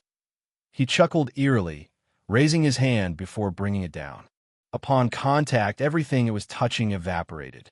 Instantly, more than 5% of the demon layer was nowhere to be seen. The four elements devil did not stop there. He continued wreaking havoc, launching attack after attack and blow after blow. Liora in the sky had no idea what the four elements devil was thinking, much less the changes that followed his swallowing of the catastrophe devil. From start to finish, all she saw was him devouring his own clone before starting to demolish the demon lair. She was unable to do anything. The mere aftermath of his blows affected the space outside the demon lair, forcing her to have to defend herself. Coupled with her inability to move, she looked like a mouse that had stepped onto a trap. Damn it! She couldn't help but curse, feeling as if she had been tossed into a turbulent sea. Colorful lights flickered in her vision, as chunks of the broken continents shot into the air and slammed on her as if they were a meteor shower. Piece after piece crashed on her body. She had to use her full power to withstand their impact. The Devil Empress's furnace materialized and started devouring the chunks of the continents, while the Primordial Sin Phantom emerged behind her back and did the same. Unfortunately, though Liora managed to survive the initial impact, the continuous outpour still put her in danger. More importantly, the Four Elements Devil has not paid any attention to me because he has set his eyes on the demon layer.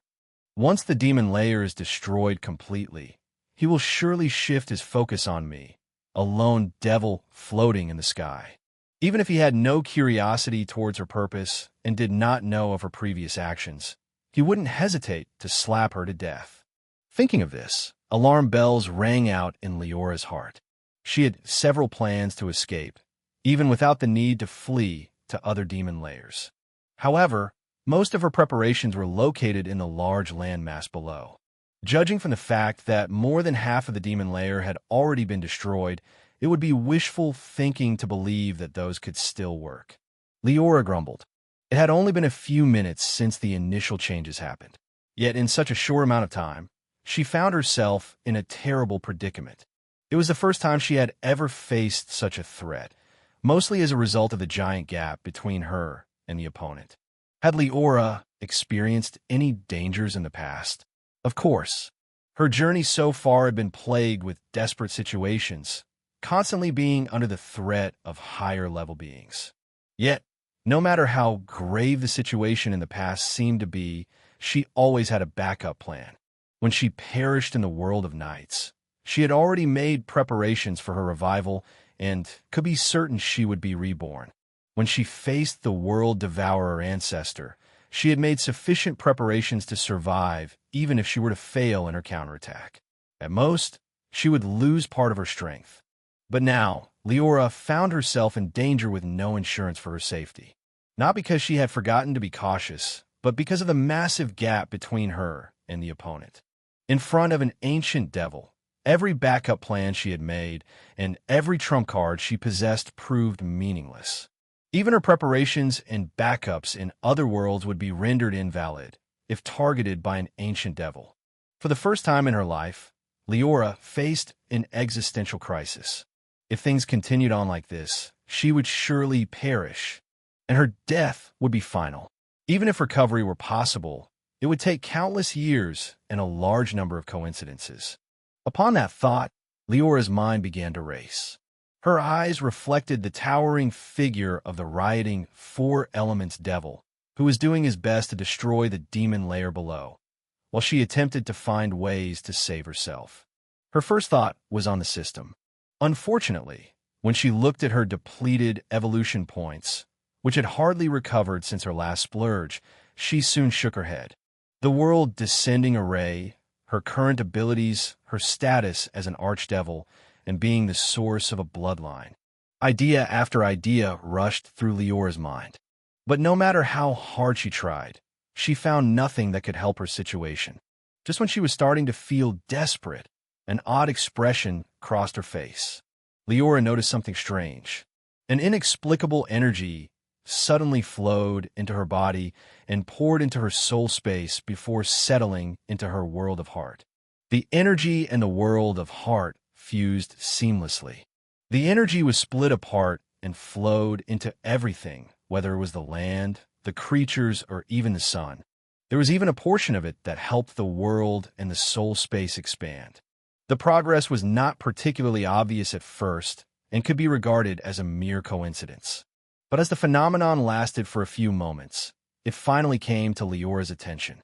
She grew confused, wondering where this energy came from. Her eyes soon lit up. Raising her head, she glanced at the Devil Empress's furnace and the Primordial Sin Phantom floating behind her back. She looked at the source of that energy. Or rather, she stared at the chunks of the continents these two things had devoured. She instantly guessed what this energy was.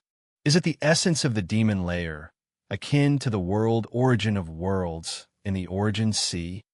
Can it help my world of heart grow more powerful and expand?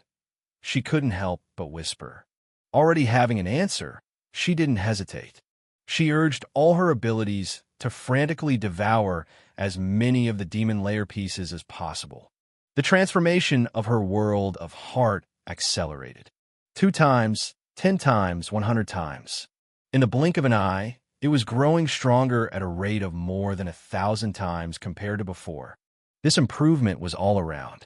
It included its size, as well as the essence of the world itself. It didn't take long. Only a few moments later, the entire world of Heart began to vibrate. With a thunderous rumble, its fundamental structure transformed. Put simply, everything grew more real. Liora understood the reason. Her world of Heart had turned from a broken room of space into a real demi-plane. Unfortunately, though this greatly strengthened her own soul and brought her closer to the peak of the way of the Heart power system, it was far from enough to save her from her current predicament. Knowing this, Liora gritted her teeth. With a move of her mind, she controlled the world of Heart to descend, using it as a means to devour the broken demon lair. She wouldn't have done so at any other time. The world of Heart was bound to her soul. If it were damaged in any way, she would also suffer greatly. Yet, she had no other choice now.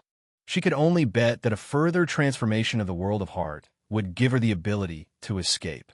If it didn't, then she could only accept her fate. Soon, a strange scene took place in the 173rd layer of the demon world, one which had never happened before and would never happen again in the future. An ancient devil was rampaging, tearing apart a colossal landmass with his bare hands, while a tiny woman remained frozen outside of it, devouring the floating ruins. The two created a surprisingly harmonious scene. Though millions of continents were broken apart, not many parts of them escaped. Time slowly went by. Seconds seemed like years for Liora. When the 4 elements devil used his claws to tear the last chunk of the demon lair apart, 2 sounds echoed simultaneously, or rather 3. One was a thunderous bang that seemingly represented the birth of the Origin Sea. It came from Liora's world of Heart as it completed its transformation. One was a mournful cry that stemmed from the demon lair itself. As its last piece was pulled apart, this landmass, which had stood for millions of years, was forever shattered. As for the last sound, sigh, a voice filled with regret echoed. The space before the 4 elements devil blurred, and the figure of a person emerged from the warped void. I'd already expected this, but I'm still saddened to see my efforts go to ruin, it muttered. Fortunately, it seems the time to reap the fruits is finally here. The being that had just appeared seemed to have come out of nothingness.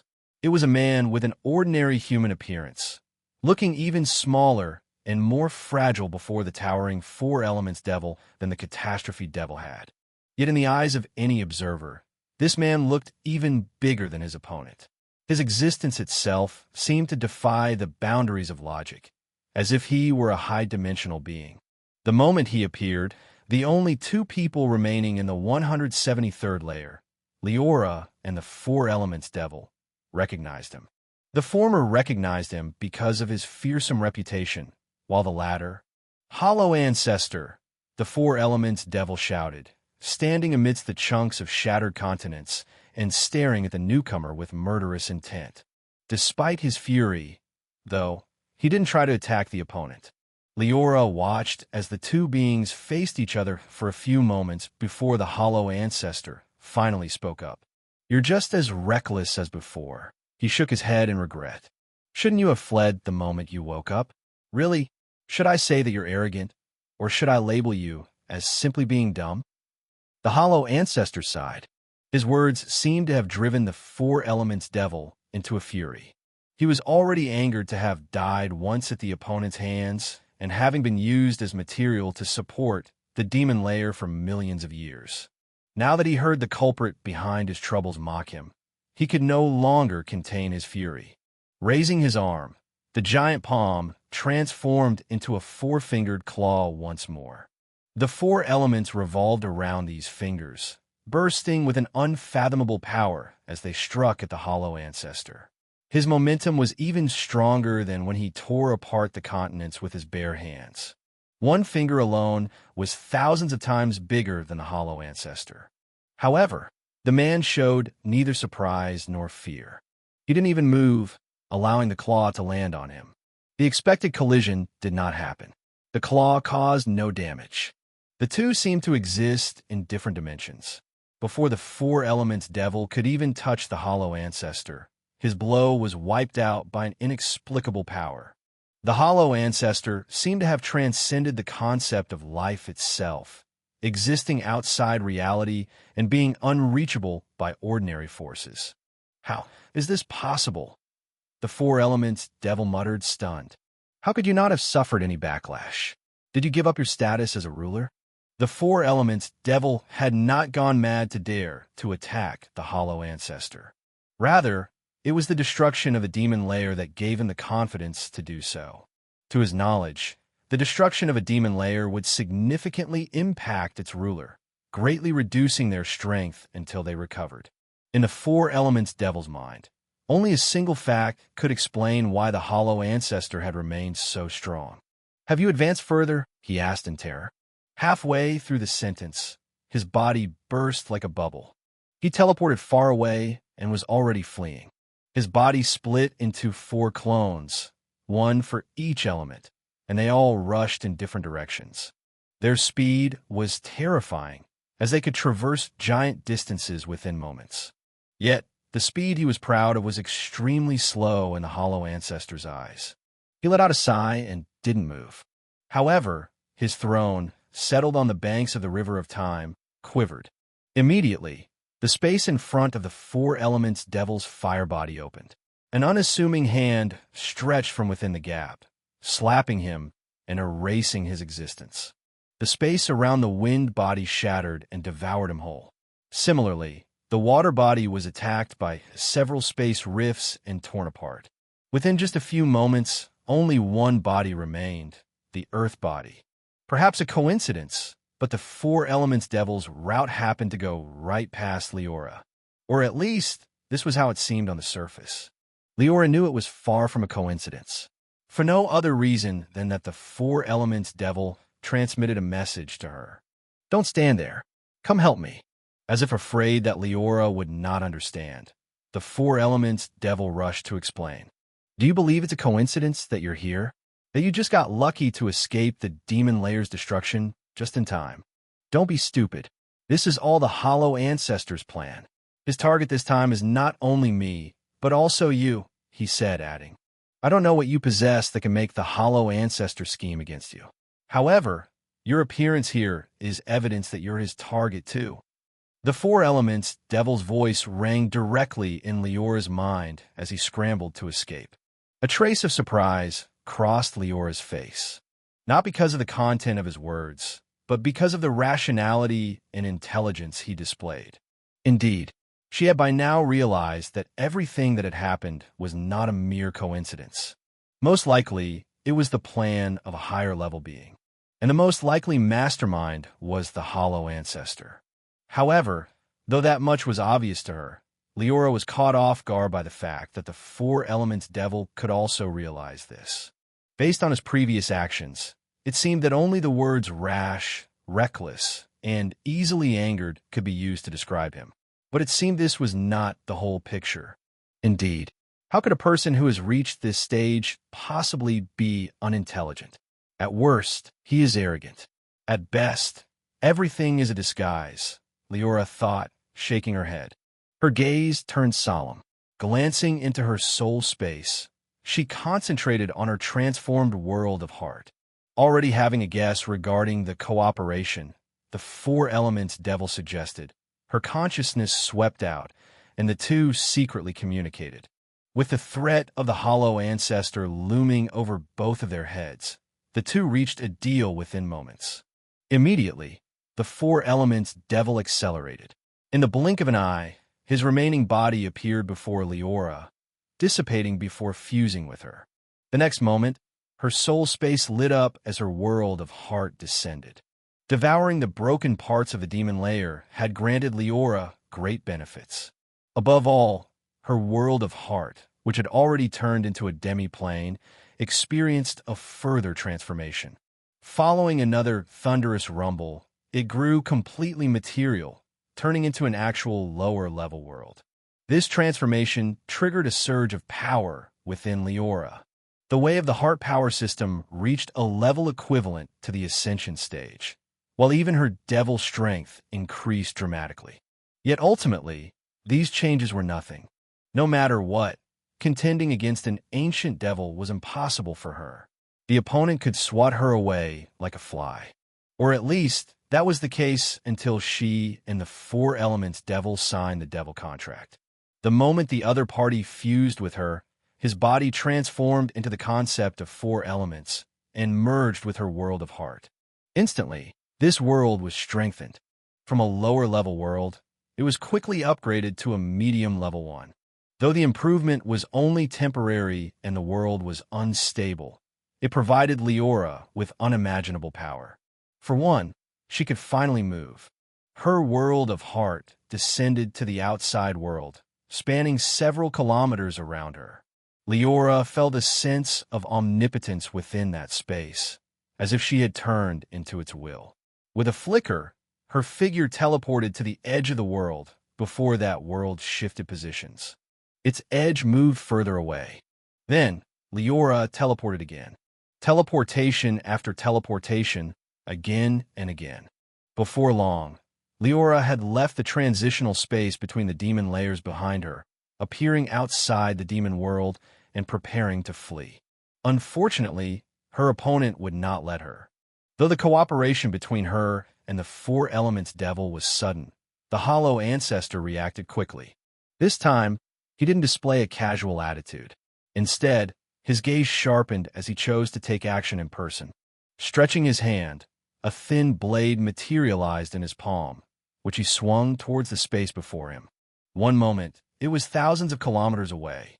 The next, it had emerged in front of Liora and threatened to engulf her. The former Liora would have been unable to deal with such a blow in the past. But her integration with the Four Elements devil, combined with the near omnipotence she felt within the space of her world of heart, granted her ways to counterattack. Her mind moved. The massive world of heart grew smaller, rising and turning into a painting before her. As the blade struck it, the painting shook. Several painted creatures on its surface broke apart, while the landmarks were left devastated. Yet, the painting was able to suppress the impact. Before Liora could breathe a sigh of relief, however, an inexplicable power washed over her. It seeped in her body and flowed toward her throne, revolving around it as if threatening it. The Four Elements devil had fused with her world of heart and could witness the battle. Though he didn't know what was happening to Liora's throne, he could guess something. His cold voice immediately rang within her mind. Be careful. The attacks of every ancient devil are accompanied by the power of time. Unless one has brought their throne out of the River of Time and partially transcended its shackles, they'll be corrupted once they touch it. Only a being with the same control over time can fight against this. Use your world to protect your throne. With my strength, we should be able to. Halfway through his sentence, the Four Elements devil paused. Not because he wanted to act mysterious, but because he witnessed something shocking. An illusory river suddenly appeared around Liora and protected her, shrouding her in its transcendent shadow. The power of time accompanying the Hollow Ancestor's attack was wiped away. Though the illusory river churned violently and seemed to have been affected, this was already shocking. What a strange technique. It contains the power of time and seems able to call upon the River of Time. Given enough time, this woman will surely become an ancient devil. The Four Elements devil judged, though he didn't say anything. Liora did not care about his thoughts. After withstanding the impact of the Hollow Ancestor's blow, she unfolded the world of heart and teleported once again. She knew very well that she couldn't fight against the opponent. Even if one ignored the power of time, the Hollow Ancestor was already terrifying enough. If not, the Four Elements devil would not have given up control over his body and chose to cooperate with her without any hesitation. In the blink of an eye, Liora teleported hundreds of times, drawing near the nearest demon lair. She wasn't planning to enter it, but to alert the powerful beings in it, hoping to use them as shields. Unfortunately, the Hollow Ancestor seemed to have guessed her plan. His hand moved, and he struck again, launching several blows in just a moment. Liora was forced to stop and defend. At the same time, the Snake of Time technique was pushed to its limit, nullifying the incoming power of time. With the four elements Devil's assistance and the existing power of the world of heart itself, she managed to withstand the material blows. Yet, she found herself at a disadvantage in the department of the power of time. This was normal. She was not an ancient devil after all. The Snake of Time grew increasingly unstable. The power of time started pouring into her soul space and flowing toward her throne. Liora sensed part of her lifespan disappear as the two touched. As if time had been sped up for her, she instantly lost thousands of years. Even if her current lifespan was extremely long, such an expenditure was enough to give her a heartache. Moreover, this was not a one-time thing. With each of the hollow ancestors' blows, part of her lifespan would be harvested. Are you crazy? Use your world to defend. The four elements devil screamed in her mind, but Liora paid no heed to his words. She had a hunch that if she gave up on using the Snake of Time, a large disaster would befall her. A few seconds later, she finally understood where that intense sense of threat stemmed from. With a thunderous crash, the Snake of Time shattered. It let out a sorrowful cry, with only a few pieces of it returning to Liora's soul space and settling into a corner. Its protection disappeared, but the hollow ancestor did not attack again. Rather, he glanced at Liora and the integrated four elements devil, the corner of his lips curving upward. "It's finally time," he whispered. The moment his words fell, the space around Liora froze. An inexplicable power emerged from the four elements devil's body and turned into a circle that bound the two. In Liora's field of vision, something emerged from her world of heart the moment the hollow ancestor finished speaking. It was a river, just like the Snake of Time she had previously utilized, except it was far less illusory and far more transcendent. It transformed into a long serpent and coiled around itself, with its head ending up biting on its tail. Liora found herself at the center of this circle, locked in place and unable to move. The same was true for the four elements devil, who had fused with her. In fact, she sensed the other party's state was even more dire than her own. The reason? Liora focused on the Ouroboros snake surrounding her. In its silver scales, she could see the outline of person. It was a white-haired man with crimson pupils that seemed to bleed and pale skin that suggested he hadn't faced the sun for years. He wore a black suit and exuded a bloody, murderous pressure, while his expression betrayed a maddening thirst for slaughter and blood. Liora was familiar with this being. She had seen his exact appearance when she was still a young devil in the Crucible, and could be said to have studied the other party for months. "Blood God Ancestor." The four elements devil muttered the white-haired man's name, his voice trembling in astonishment. Unlike Liora, he quickly realized what was happening.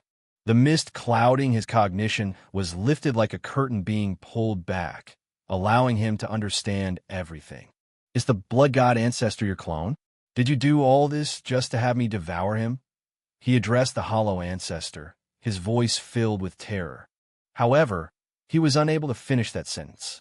Following a tug, his body was ejected on its own from Liora's world of heart, appearing within the circle of the Ouroboros serpent.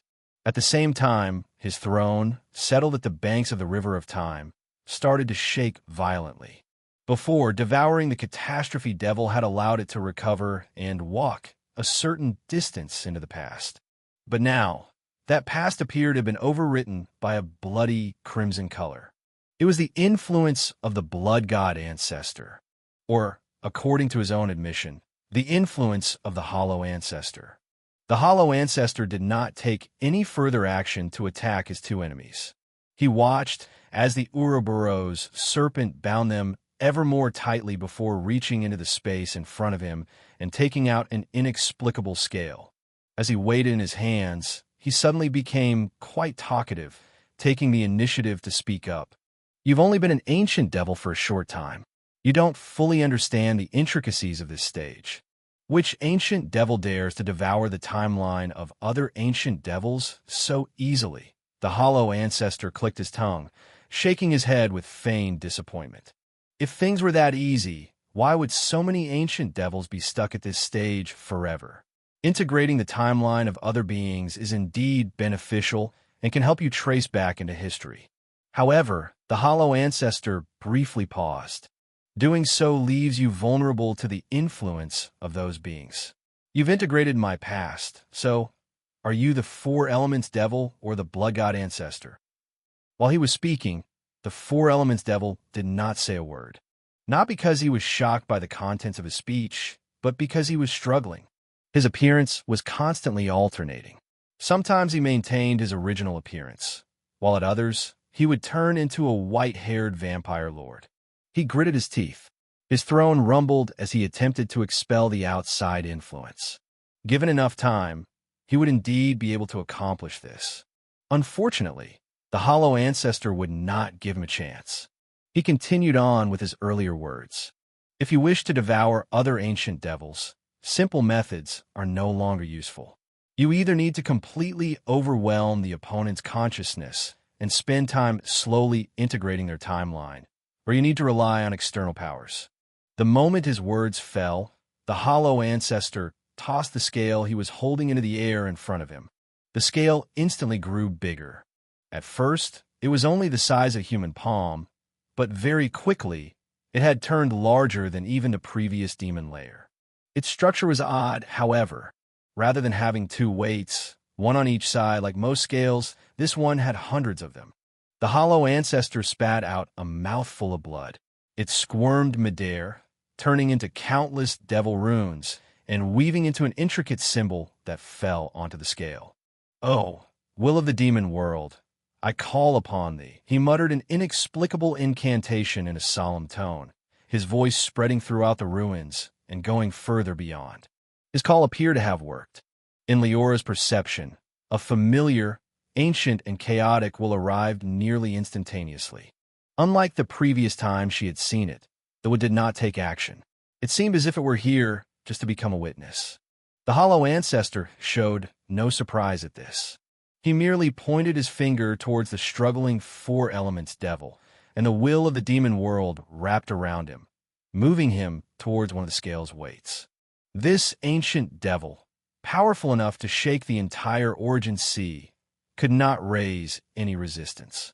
He could only watch as his body was placed onto the giant scale. Then, the Hollow Ancestor turned his attention towards Liora. He also pointed at her, urging the demon world to move her. But unlike the previous time, the Hollow Ancestor was in the mood to talk to her. "I've always had a feeling that there'd be a little devil who would bring me great benefits in the future. Now I understand. That person should be you. You know, without your assistance, my plan would have been impossible to complete. It was you who brought the consciousness of my clone to the demon layer and created the so-called Catastrophe Devil. Even the Four Elements Devil's escape is inseparable from you." Saying this, the Hollow Ancestor's gaze sharpened, his eyes locking onto Liora's figure. "However, I can feel that the benefits do not end there. I can sense it. If devouring the Four Elements Devil can give me his timeline and the concepts of the Four Elements and the world, then swallowing you will only grant me even greater benefits." Liora keenly captured a fleeting look of greed and obsession in the Hollow Ancestor's eyes as her feet landed onto the scale. Then, the Hollow Ancestor didn't wait, but stepped onto another weight. As soon as the three landed onto the weights, the others around them began to fade away. Soon enough, only three remained, each acting as a support for a devil. Liora, the Hollow Ancestor, and the Four Elements Devil faced each other, though the latter could hardly take in what was happening. "This is a treasure I obtained by chance in the Origin Sea. I like to call it true balance," the Hollow Ancestor stated. "This could be considered a ceremony. The weight of all the participants in this ceremony is counted. Then, the one with the greatest weight can make requests to the other party until they reach a true equilibrium." As if to demonstrate, the Hollow Ancestor calmly pointed at the Four Elements Devil's side. Instantly, the weights they were standing on lit up. The will of the demon world descended and washed over them, as if investigating everything about them. Then, a deafening crash. The side of the hollow ancestor hit down, while the four elements devil rose up. Clearly, the weight of the four elements devil had been judged to be far less than that of the hollow ancestor. Though there is a gap in strength between us, your identity as an ancient devil should have been enough for you to resist.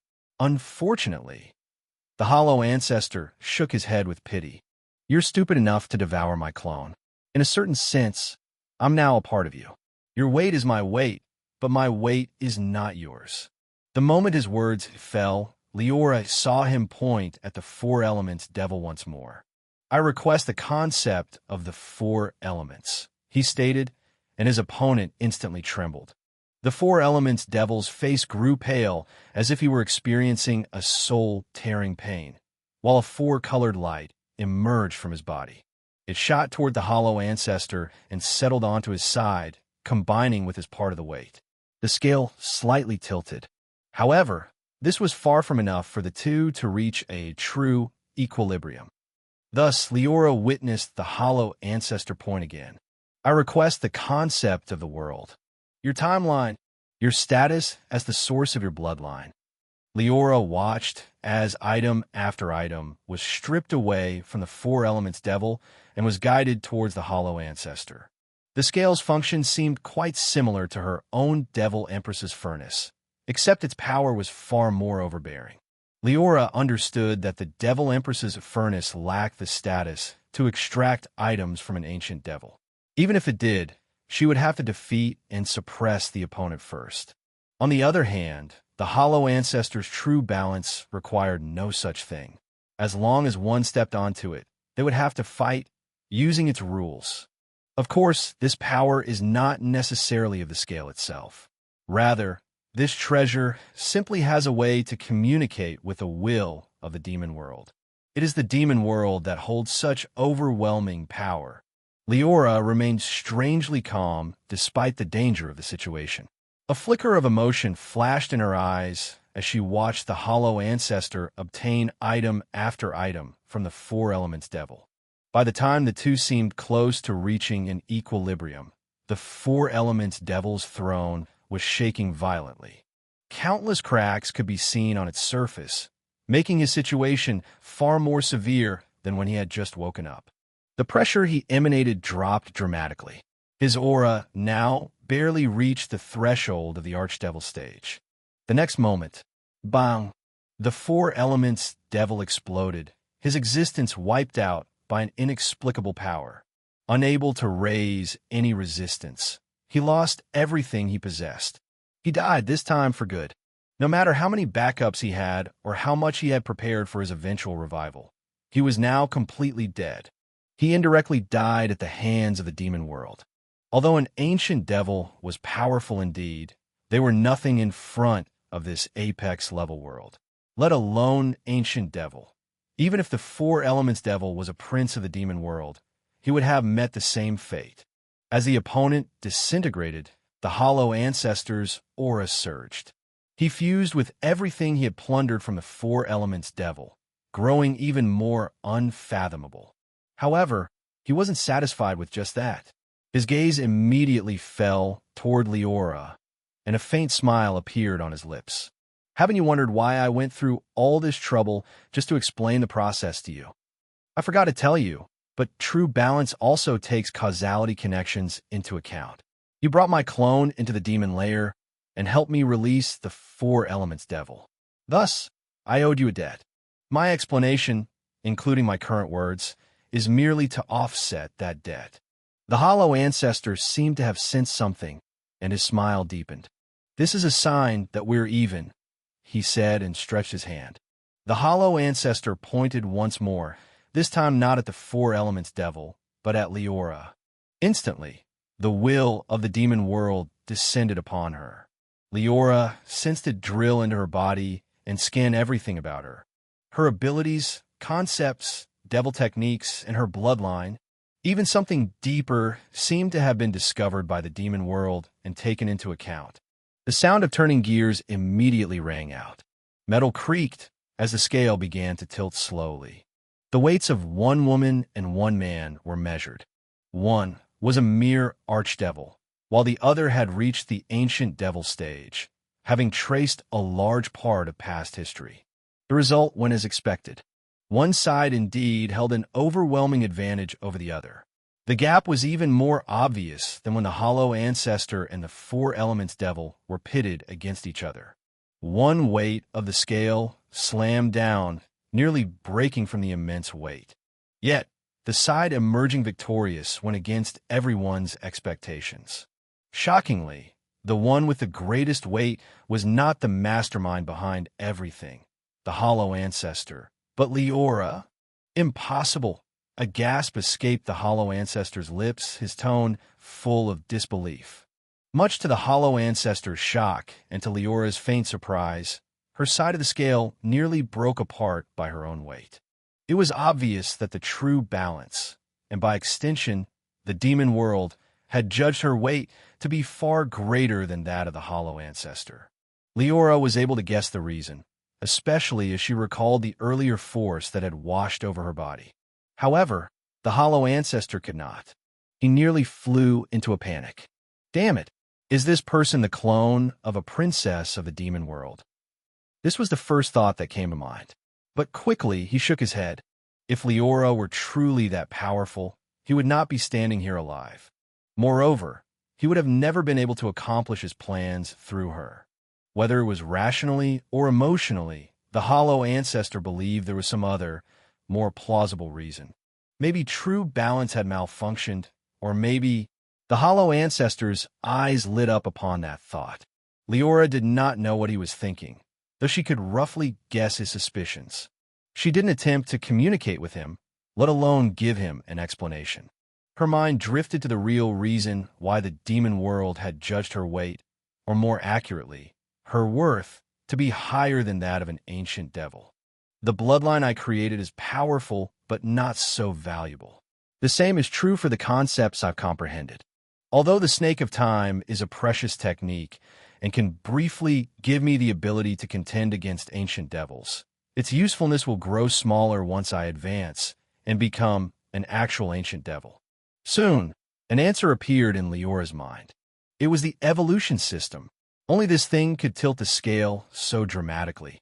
Though she didn't know if the demon world had detected the true source behind the system or had merely sensed a tiny part of its power, everything pointed to this being the real culprit behind this sudden change. Countless thoughts raced through her mind, but in reality, not much time had passed. As she snapped back, Liora pushed this matter aside for the time being and focused on the matter at hand. Her eyes briefly landed on the Hollow Ancestor before drifting towards the giant scale trembling beneath her feet. The moment their respective weights were judged, and she emerged victorious in their silent confrontation, Liora felt herself become one with the scale. As long as she wanted, she could use this treasure to extract things from her opponent. Only after the two had reached an equilibrium would its invincible power disperse. The chance to plunder the possessions of an ancient devil made Liora excited. Shortly after, however, she couldn't help but frown. She knew that once the two reached balance, the Hollow Ancestor would break free. At that time, he would surely hunt her down. Having lost the support of the Four Elements Devil, she would be unable to offer any resistance. In a certain sense, the moment she made a decision and they left the scale would likely mean her death. If she wanted to survive, Liora would either have to weaken her opponent significantly, get stronger, or inflict unbearable short-term damage that rendered him unable to chase her. Most likely, she needed to do all of the above. Thinking of this, Liora cast a glance at the Hollow Ancestor. She immediately noticed that although the other party was surprised at first, he didn't show any despair. Clearly, he had also understood what was happening and thus did not panic. Liora suppressed her worries. Her consciousness communicated with true balance, and all the possessions of the Hollow Ancestor appeared before her eyes. The concepts he had comprehended and had just plundered, the bloodline he had created in which he had become the source of his status as a ruler of a demon lair. Even his timeline could be found among them. Liora was far from reaching the ancient devil stage, and therefore did not understand its true value. However, Judging from the earlier exchange between the two ancient devils and the final fate of the four elements devil, she could sense its importance. Her gaze deepened. Communicating with the true balance scale, she made an attempt to see how valuable the Hollow Ancestor's timeline was and what price she would have to pay.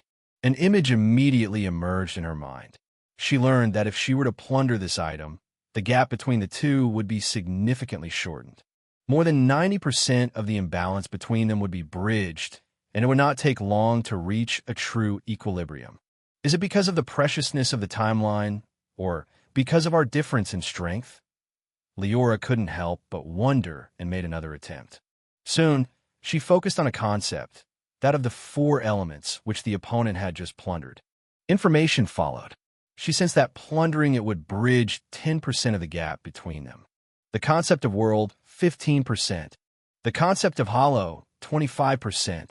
Liora checked ability after ability, technique after technique. Soon, her expression grew grim.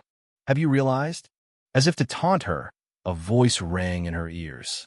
It came from the only other individual in this space, the Hollow Ancestor. True balance works exactly like its name would suggest. Given the gap between us, integrating just one of my possessions can help you reach the peak of the Archdevil stage, he said. 2 or 3 of them might help you become a pseudo-ancient devil. At that point, the difference in weight between us will have been almost nullified. The Hollow Ancestor's words confirmed Liora's guesses. In simple terms, the gap between them was too massive. Whatever Liora stole from her opponent would be of unimaginable value to her. Unlike the Four Elements Devil, who could only make up for the gap by giving up all his belongings and even the very essence of his existence, the Hollow Ancestor needed not. All it took was a couple of his possessions, and the gap between them would be made up. Immediately, Liora fell into deep thought. You should have understood by now that it's impossible for you to win in our confrontation.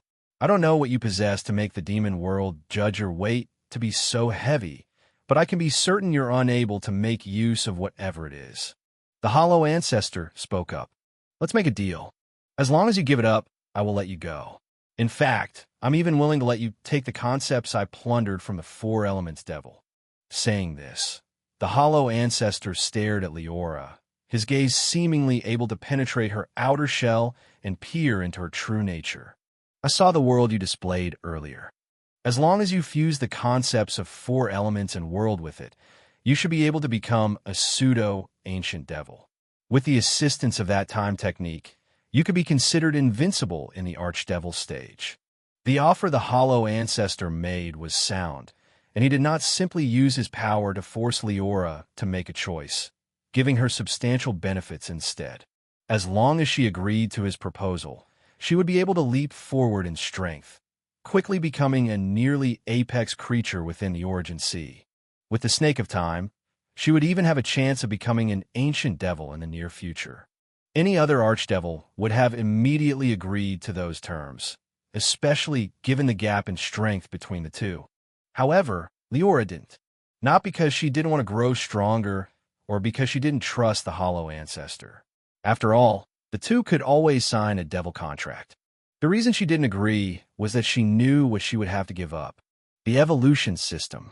She didn't know if the demon world could strip it away from her, but she also didn't dare to bet on it.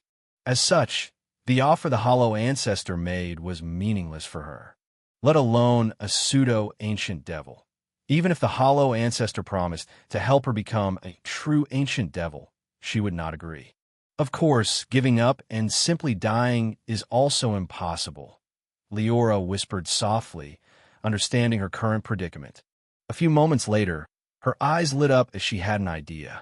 Her consciousness swept out and communicated with the true balance, relaying her request. When it was confirmed that it could work, her lips couldn't help but curve into a faint smile, much to the Hollow Ancestor's dismay. The other party believed that Liora had been driven mad. This idea was only further reinforced when Liora put forth her first request. She calmly pointed at him. I request the concept of the world. The moment her words fell, the Hollow Ancestor experienced the pain the Four Elements Devil had previously gone through. His own soul and essence seemed to have been torn apart, as an invisible hand reached into them and grabbed something out. His throne, resting at the banks of the River of Time, lost one of its many hues. As a result, a light landed on Liora's side of the scale, bridging the gap between them. The hollow ancestor, however, did not show fear or anger. A sneer couldn't help but form on his lips, and he laughed, planning to mock her for her desperate struggle. Unfortunately, he didn't have a chance to utter a single word. The moment he opened his mouth, another wave of pain assaulted him. I request the concept of the four elements. Another light shot out of the hollow ancestor's body and landed on Liora's side. Instantly, 1/4 of the total difference between them had been bridged. Just like before, Liora did not let the hollow ancestor relax or speak. Pointing her finger, she made her next request. But this time, she didn't demand any of his possessions. Instead, she put forward a condition.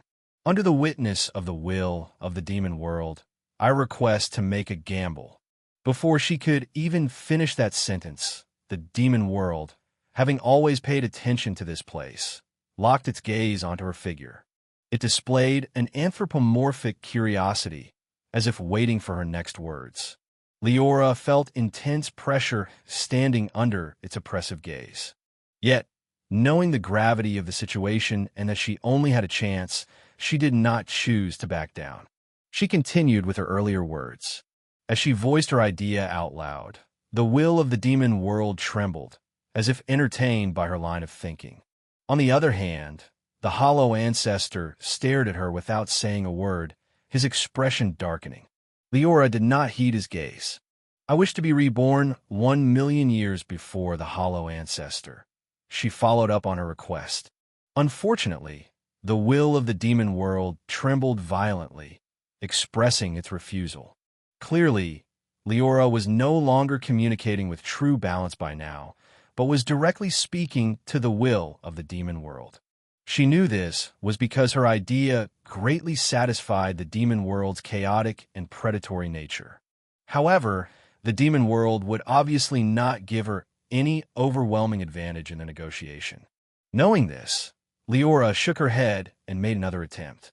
I wish for the hollow ancestor to lose his memories during the competition. Unfortunately, the will of the demon world had the same reaction, expressing an explicit refusal. Liora did not give up. I wish to possess my full strength from the beginning. I wish for the hollow ancestor to be reborn as an insect. Request after request was put forward, only to meet the same answer. Moreover, the will of the demon world appeared to have grown impatient with her repeated attempts. Its gaze on Liora became ferocious and murderous, as if it would strike at her if she made such an outlandish request again. Many worlds did not have the ability to directly take action. They could only operate according to their established rules. At most, they could manipulate destiny to target those who offended them. But the demon world was far from being an ordinary world. Even if one ignored its own strength, just its chaotic nature made it invulnerable to such stringent conditions. Realizing this, Liora stopped courting death. Feeling that the first part of her request had made up for more than 50% of the remaining weight difference between her and the hollow ancestor, she no longer made such absurd requests. With a sigh, her consciousness dove into the space orb. A female insectoid creature was taken out the very next moment, looking quite similar to a Zerg queen, but also like a human. Diana wanted to flee as soon as she felt the formation no longer binding her. But before she could do so, the several towering auras surrounding her left her stunned. In particular, the pressure of the will of the demon world caused her to fall to her knees, quivering in fear. Liora paid no attention to her antics. She glanced at this woman briefly before making her final request. I wish to decide the venue of the competition. Using this person as a coordinate, I want us to be reborn in her universe. The will of the demon world did not immediately respond, giving neither an approval nor a refusal. It froze for a brief moment, as if entertaining her request. Several moments later, just when Liora was beginning to feel anxious, it finally nodded its head. Once it did, the sound of metal creaking rang out. The scale that had remained motionless for a while began to move. The weights shifted. A true equilibrium was reached between Liora and the hollow ancestor. At the same time, the items she had previously plundered were fused with her body. Once the process was completed, the true balance began to fade away. Within moments, it had disappeared completely, allowing the two to regain their mobility. Unfortunately, the hollow ancestor, who had been waiting for this moment, could not put his earlier plans into action. The second the two were freed from the scale's shackles, the power of the demon world descended. Neither of the two could react. With a bang, both of them exploded. Their remains quickly transformed into two tiny lights, one crimson and one black, and were wrapped by an inexplicable power. Then, they were guided towards a distant place. If a powerful being were here and tried to trace their route, they would discover that their destination was a large world within the Origin Sea. With a strange structure, a universe composed of countless galaxies and planets, it was divided between several races. Humans, demons, mechanical beings, and Zerg. Human Federation, Nova Terra, Helios High School. In a vast hall, a young female teacher stood on a slightly raised podium, looking at the hundreds of nervous students below with an encouraging gaze. Okay, everyone, you don't have to worry. You've all prepared for this day since enrolling at Helios High School. I believe you're already familiar with the awakening ceremony, she stated, waving her hand. Let's begin. The teacher, Elena, cast a final glance at the students before pulling out a long list. The first to come, Aaron Smith, she softly called out, and a trembling young man stepped out from the crowd. Recalling the earlier instructions they had received, he walked up to the podium and placed his hand on a giant blue gem located behind Elena. Don't worry, her gentle voice echoed in his ears. Close your eyes and concentrate your mind. The moment he followed her instructions, Aaron's vision went dark, and he lost consciousness. Several hours quickly passed for Aaron, but in reality, the time that had passed was extremely short. Not long after the youth placed his hand on the awakening stone, a single point of light lit up at the center of his body as his muscles tensed. The next moment, Aaron opened his eyes. A trace of unreality flashed across his eyes, accompanied by faint disappointment. Elena noticed this, but didn't try to comfort him. Instead, holding a pen and a piece of paper in her hand, she questioned softly, "What's your awakened talent?" "Superhuman strength," the boy immediately replied. Aaron Smith, D-ranked talent, superhuman strength. Potential, medium. The teacher wrote a string of words on her notepad. She then motioned Aaron to go down before summoning another name. Aston Irwin, E-ranked talent, slippery feet. Basquiat Euron, D-ranked talent, flexible arms. Name after name was called, and talent after talent was revealed. As time passed, everyone realized that Aaron's awakened talent was not so bad after all. Most people were like him, only awakening D-ranked talents, while there were even some who had it even worse. Compared to slippery feet, his superhuman strength now seemed incredible. Time passed, until finally, the teacher reached a certain name on her list. Liora Augustus, Elena called out, and a young woman immediately stepped out of the crowd. The woman was different not only because of her bloody crimson hair and eyes, but also because of her behavior. Unlike the other students, who were anxious and fidgeting, this woman was calm and indifferent, as if today was not the most important day in her life. She calmly stepped onto the podium and placed her palm onto the awakening stone without the need for further instructions or guidance. Liora Augustus, the teacher couldn't help but whisper. This student's information resurfaced in her mind. She didn't remember most of the students here. However, she had memorized this one in particular, both because of her own extraordinary nature and her background. Let's hope she can awaken a powerful talent like her aunt. That way, Helios High School will no longer be under so much pressure. Elena silently prayed in her mind, staring at Liora with expectation. However, what no one, including the teacher and the students below, could know was that Liora's situation was completely different from that of other people undergoing an awakening. The moment her hand came into contact with the awakening stone, and her will transferred to another space, something hidden deep within her appeared to have awakened. A long stream of memories flooded her mind. They overpowered the mere 18 years of memory of this life, as if overwriting them. Liora was forced to close her eyes. By the time she opened them again, her gaze had changed.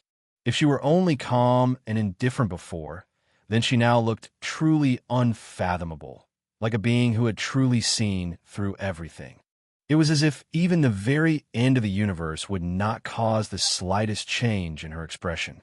However, this illusion was soon shattered. A trace of emotion flickered in Liora's eyes as she digested the memories of Liora Augustus. My conditions this time are far worse than those of the demon weapon world. Although I was only a warrior back then, I was at least strong enough to protect myself. Now, Liora shook her head. She could feel that her body outside was still that of a mortal, let alone raising a mountain with a simple punch. Even an ordinary stone wall could defeat her. Liora couldn't help but frown, though she quickly relaxed. She discovered that something existed within her mind, or rather, within her soul space. It was an unfathomable power that could threaten archdevils and perhaps even surpassed her true devil strength. To her surprise, it was her world of heart. Though she had been reincarnated, this power system had followed her, remaining completely intact. This is unexpected. I originally thought I would lose everything and would have to start all over again during the competition. Now, it seems I'll have a powerful trump card in our confrontation. Recalling the deal she had reached in her competition with the Hollow Ancestor, which would end up in one of them perishing and the other inheriting everything that the loser possessed, Liora's expression grew solemn. She had to consciously suppress her thoughts and snap back to reality. Or rather, return the colorful space her consciousness was in. Hundreds of vibrant bubbles floated all around her, some approaching her coyly, and some looking fearful of her. Liora possessed all the memories of this body. She knew each of these bubbles represented a talent. The reason she was brought here was to select one of them. The only thing that caught her off guard was, aren't there supposed to be a few talents at best? Even only one of them will appear for most people. How come I possess so many talents? She wondered, feeling the beginnings of a headache as she glanced at the hundreds of bubbles.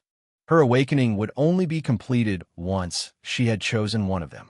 However, this was not an easy decision to make, as it would directly impact her future.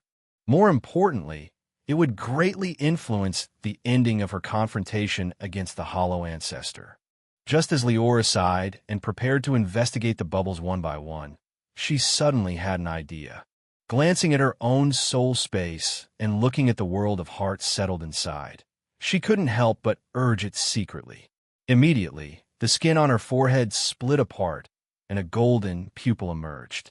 For a moment, Liora seemed to jump through dimensions, her vision elevating. By the end, when she stared at the bubbles around her, she appeared able to glimpse into their true nature. A ranked talent, shadow manipulation. S ranked talent, devil summoning. SS ranked talent, netherworld flames. S ranked talent. The bubbles' information emerged in Liora's mind, letting her understand why there were so many talents here. Obviously, everything was related to her previous experiences and former abilities. Things like devil summoning stem from the primogenitor's edict ability, while the netherworld flames came from her understanding of devil nature and the concept of fire. With the help of the world of heart and heaven's eye, Liora was able to sift through them easily. Her selection of a talent grew countless times easier. She even had the chance to recall some basic information that every student would learn. The talents of this world are innate abilities that a practitioner can only awaken during the awakening ceremony. Generally, they're divided into different ranks according to their power and potential. F-rank talents are at the bottom, while SSS rank talents are the most powerful, Liora thought. Most of her talents were either a rank or S rank. There were only a few worse ones than that, evidence of her past life's overwhelming strength. At the same time, several talents reached the SSS rank. Among them, there were only a few that drew her attention. SSS rank talent, Illusion World. SSS rank talent, Ancestor's Majesty. SSS rank talent, Time Reversal. World of Heart, Archdevil Bloodline, and Snake of Time. She suspected these were the sources of these talents. Among all the bubbles around her, these three were clearly the strongest. Yet, just when she was preparing to choose one among them, another new talent caught her attention. Rank talent, Predation. The bubble representing this talent was inconspicuous among the rest of them. Compared to the S-rank talents, it looked ordinary, let alone those reaching an SSS rating. However, it was exactly this ordinary talent that Liora could not see through despite using Heaven's Eye. She was not stupid. She realized this was not a mistake, nor a malfunction. Rather, this mysterious talent was perhaps the strongest. In the human civilization, those who have awakened to rank talents are already considered geniuses. An S-rank talent is enough to enroll in any university. An SS-rank talent can only be encountered once in a whole group of galaxies. As for SSS-rank talents, Liora shook her head. This was a legendary talent that could only appear in theory, and no one had ever awakened one. At least, no one had revealed it. Yet now, Liora had discovered a talent that was even stronger than that mythical rank, Predation. It was apparent that there was something wrong. "I'm afraid that such talent should not have appeared in this world," she whispered. "This is most likely the result of several influences. The Devil Empress's furnace, the devouring concept, and my past identity as a world devourer certainly played a role in its conception. But the most important thing should be the influence of the demon world. Every devil could grow stronger by devouring souls. This was an incredible ability that only the demon world could bestow upon its children. In that case, it made sense that a talent affected by this ability would directly surpass this world's ranking system. Ultimately, the reason for its appearance did not matter. After taking a brief look around and finding no other talent transcending the limits, Liora easily made her decision. Soon, all the other bubbles around her burst, while the last one merged with her consciousness. In the outside world, no one knew what Liora had experienced. The students below waited silently, some waiting for their turn and others to see the talent she would awaken. However, the students didn't know that Elena had secretly grown anxious. Several seconds had passed since Liora activated the awakening stone, but she had yet to wake up. The time spent was short, but for an awakening of a student, such a delay was significant and represented danger. Could it be that something went wrong? The teaching department claimed that the new awakening stones have absolutely zero chances of failure. Were their claims empty? The teacher couldn't help but worry, ready to forcibly wake up Liora if necessary. Fortunately, the worst did not happen. Just as she was preparing to take action, Liora's eyelids suddenly fluttered. Then her eyes opened. The teacher patted her chest and breathed a sigh of relief. Pretending that nothing happened, she looked at Liora and asked a familiar question. "What's your awakened talent?" Compared to before, Elena appeared to be quite curious when asking this time. Clearly, she had great expectations regarding Liora's awakening. In response, Liora paused for a brief moment. A second later, she waved her hand, causing countless elements to gather on top of her palm. Colors flashed and took various forms: red, green, blue, and brown. Fire, wind, water, earth. "Teacher, the talent I awakened is the SS rank Elemental Affinity. It allows me to manipulate the elements and use them as I wish." Witnessing this scene, the teacher quickly nodded her head and began noting it down. "Good, good. You deserve to be that person's niece. An SS rank talent." "Huh." Mid-sentence, Elena paused. She recalled the words that had just come out of her mouth before rubbing her eyes and staring at the elements on top of Liora's hand once more. "What did you say? SS rank talent?" A loud exclamation soon escaped her mouth, spreading throughout the hall. It took a few minutes for Elena to calm down and to let Liora walk away. After confirming several times that she had not heard wrong, she could only let her leave. As she stepped down from the podium, Liora sensed the gazes of several people. Some of them looked at her with admiration and excitement, while others glanced at her with envy and hatred written all over their faces. She paid heed to neither of them. Finding a place along the hall, she found a seat and sat down. Then, she closed her eyes. Part of her mind concentrated on her newly awakened talent, while another worked hard to integrate the memories of this life. Unknowingly, time quickly went by. By the time Liora had finished digesting the information, the awakening ceremony was nearing its end. The teacher was disappointed. Apart from Liora, no other student had awakened an extraordinary talent. However, as she turned to look at her proud student who had defied her highest expectations, Elena's face broke into a smile. "Okay, everyone," she stated. "Today's awakening ceremony is finally over. I believe you're exhausted and have to get familiar with your situation. Since that's the case, the class will disperse. We all will meet here tomorrow morning. Don't forget to come. Although the classes are over, the school will distribute virtual helmets to everyone and give instructions regarding the upcoming college examination." The teacher's words made even the most disappointed of students excited. Seeing this, the teacher nodded in satisfaction, knowing that her trick had worked. After saying a couple more words and giving some encouragement to the failing students, she hurriedly left the classroom with the goal of reporting to the principal. Only the recently awakened students remained, soon breaking into loud chatter. A few among them wished to get close to their most successful classmate. However, before they could rise up and strike a conversation with her, Liora had already quietly slipped away. The Novaterra planet closely resembled Earth. High-rise buildings made of concrete and metal could be seen almost everywhere, while cars and other types of vehicles drove past them. Such a scene would have been shocking for any other devil. This was a completely different scenery than what such beings were used to. Fortunately, Liora still had the memories of her life back on Earth. Combined with those of her current body, she quickly adjusted to this sudden change. Glancing at the children who were playing in a nearby park and listening to their cheerful chatter, she couldn't help but shake her head. It's almost the same. If not for the existence of extraordinary powers, I'm afraid this world might have developed just like the Earth of my previous life. However, raising her head, Liora glanced at the spacecrafts leaving the atmosphere at the speed of sound, as well as the people flying above her head and disappearing into space.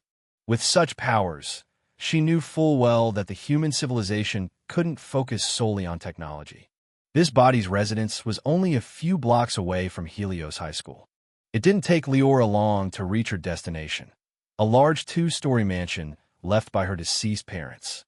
With the pension paid by the government and the wealth the two had left behind, Liora could be considered wealthy even in the entire Novaterra planet, much less this city.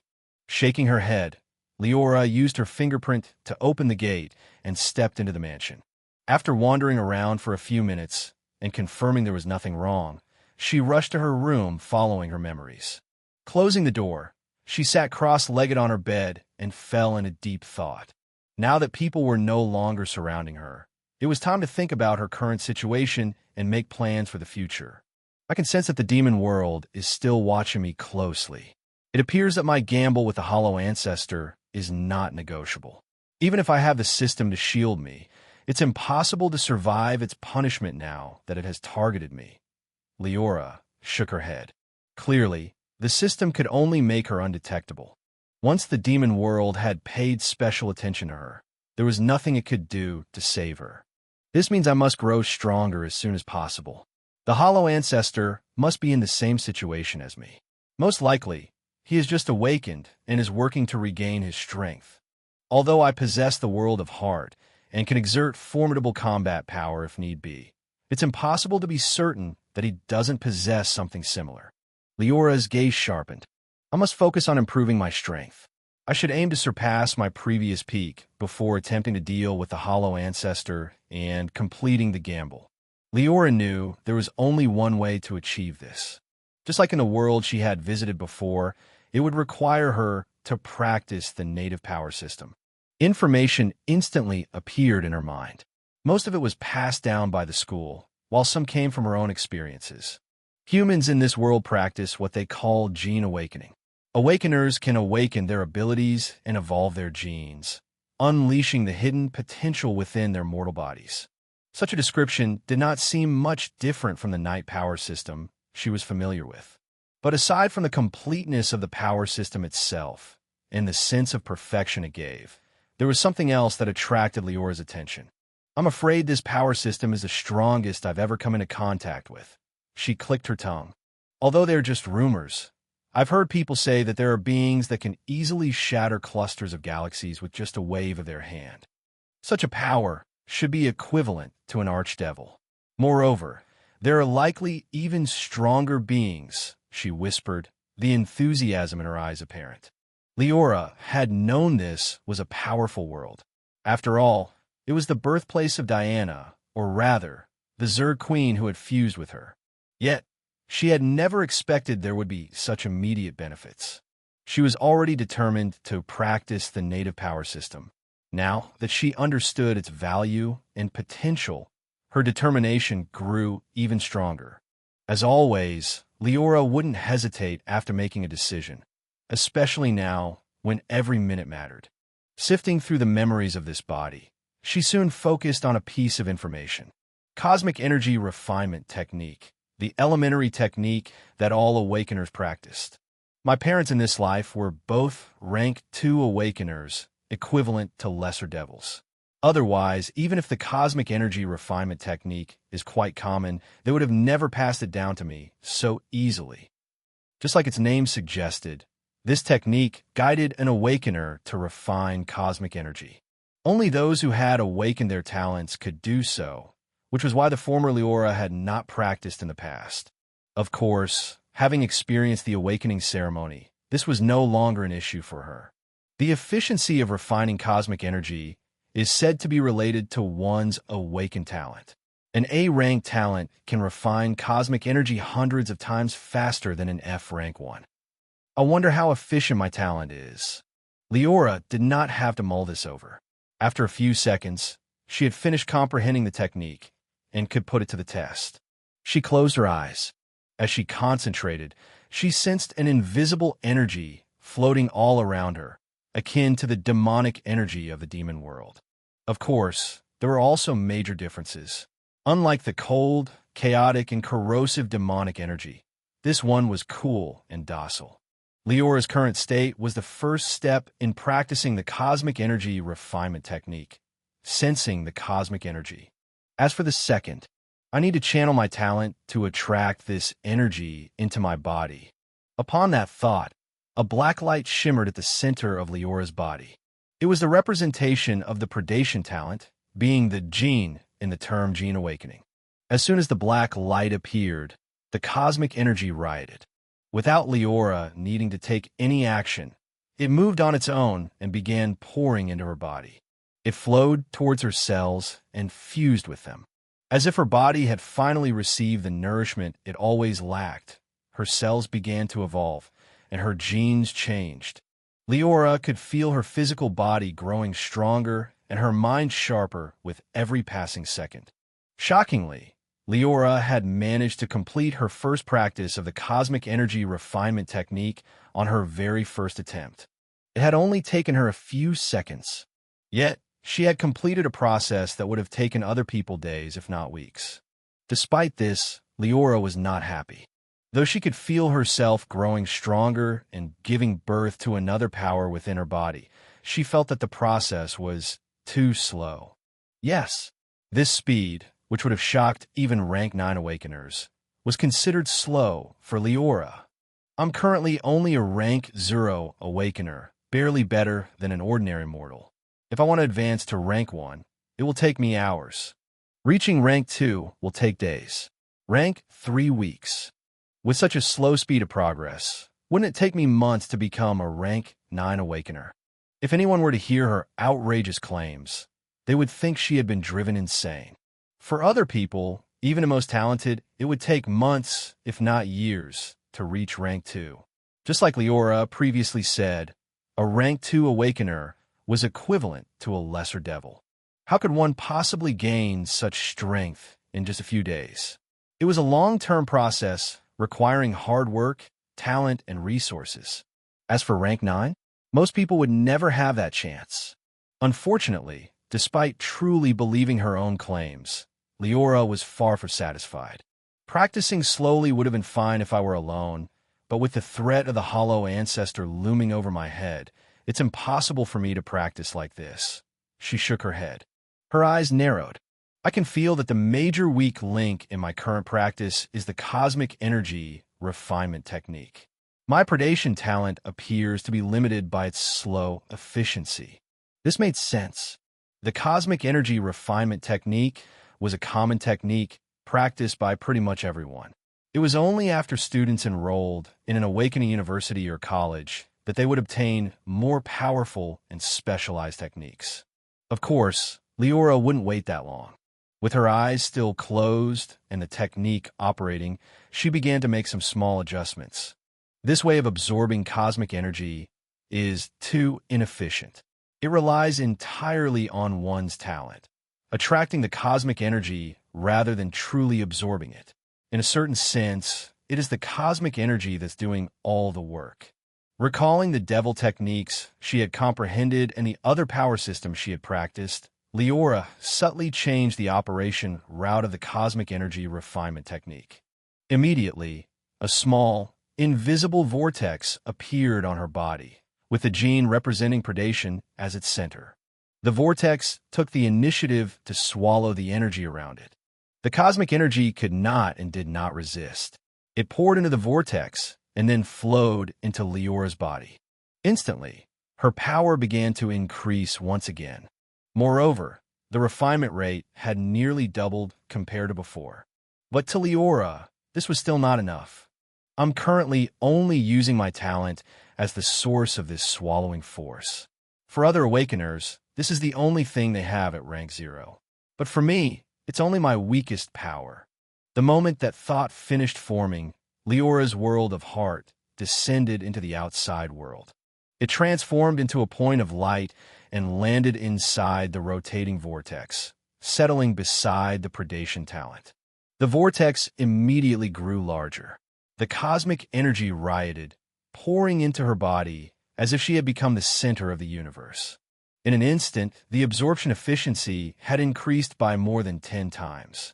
The strengthening of cells grew quicker, and the same was true for the transformation of her genes.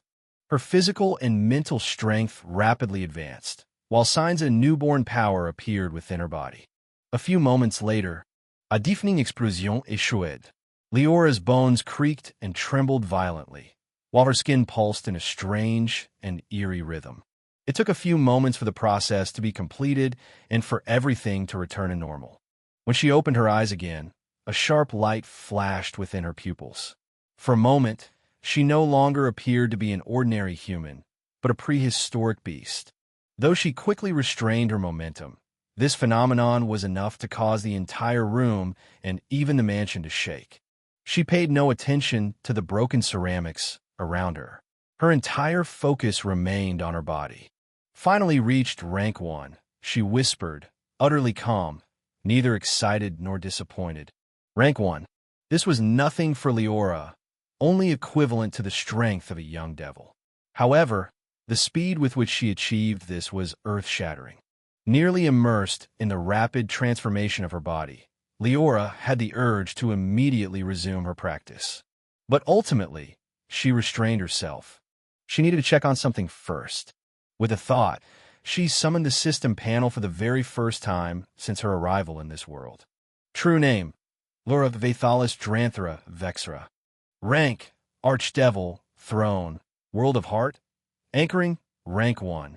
Race: Strength: 70, Agility: 65, Vitality: 80, Mana: 50, Soul: 1580. Throne: Destruction, Natural Disasters, Devouring, Nothingness, World, Soul. Talent: Predation. Rank: Techniques: Snake of Time. 1. Evolution Points: 4,652,610. Current Absorption Efficiency: 200. normal devil equals 1x. Another transformation. The decrease of her base stats was expected, as was the emergence of the new soul stat, a result of awakening her world of heart. The most important thing for Liora, however, was the appearance of the new talent column, as well as the creation of a new technique. Just like I thought, the Gene Awakening Power System appears to be extraordinary. Otherwise, my talent would not have been included in the system panel. This shows it has great potential. As for the technique, Liora understood that it was the technique she had just forcibly pieced together. Though it was based on the cosmic energy refinement technique and had hardly changed, it was clear that the system regarded it as a brand new technique.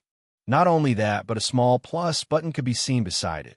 As long as she spent evolution points, she would be able to upgrade it even further. It's true, Liora couldn't help but exclaim. She had already expected this, but made her quite happy to see her suspicions confirmed. After glancing at the panel one more time and ensuring she had missed nothing, she didn't linger. Without further ado, she clicked on the plus button. Her evolution points decreased. Information immediately poured into her mind as changes occurred within her body. Nearly automatically, each of her cells appeared to have transformed into a vortex, pulsing eerily to absorb the surrounding cosmic energy. At the same time, the form of her predation talent had also been altered. A tiny phantom emerged within the black light, and it opened its mouth, swallowing everything. The next morning, the hall was packed with students once again. It was just that these people now all looked different from yesterday. Some looked distraught and appeared to have given up on life, while others were filled with pride, exuding the pressure of a superior. Alyssa, don't be so sad. Even if you only awakened an F-rank talent, you can still live as an ordinary person. A young boy looked at his companion and said, seemingly trying to comfort her. But the next moment, his tune abruptly changed. You should know that I awakened a C-rank talent yesterday. As long as you're willing, I can accept you as my subordinate, giving you some simple matters to tend to. My family has a business spanning the entire Nova Terra planet, the man said. Coupled with my talent, becoming a rank 2 awakener is guaranteed for me. I have a chance to reach rank 3, 4, or even 5 in the future. The young man didn't lower his voice and made no attempt to hide his words. However, his offer did not cause any surprise. Instead, the other failed students looked at beautiful Alyssa with envy, as if she had gotten lucky to receive such an offer. They cursed inwardly. Why had they not been beautiful like her? If they had, they would have at least been able to become an awakener's servant. Watching this scene from the corner of the hall, Liora couldn't help but shake her head. This was another major difference from the Earth she was used to. Due to the lack of extraordinary powers, everyone was equal in her past life, at least on the surface. In this world, however, awakeners held an extraordinary status.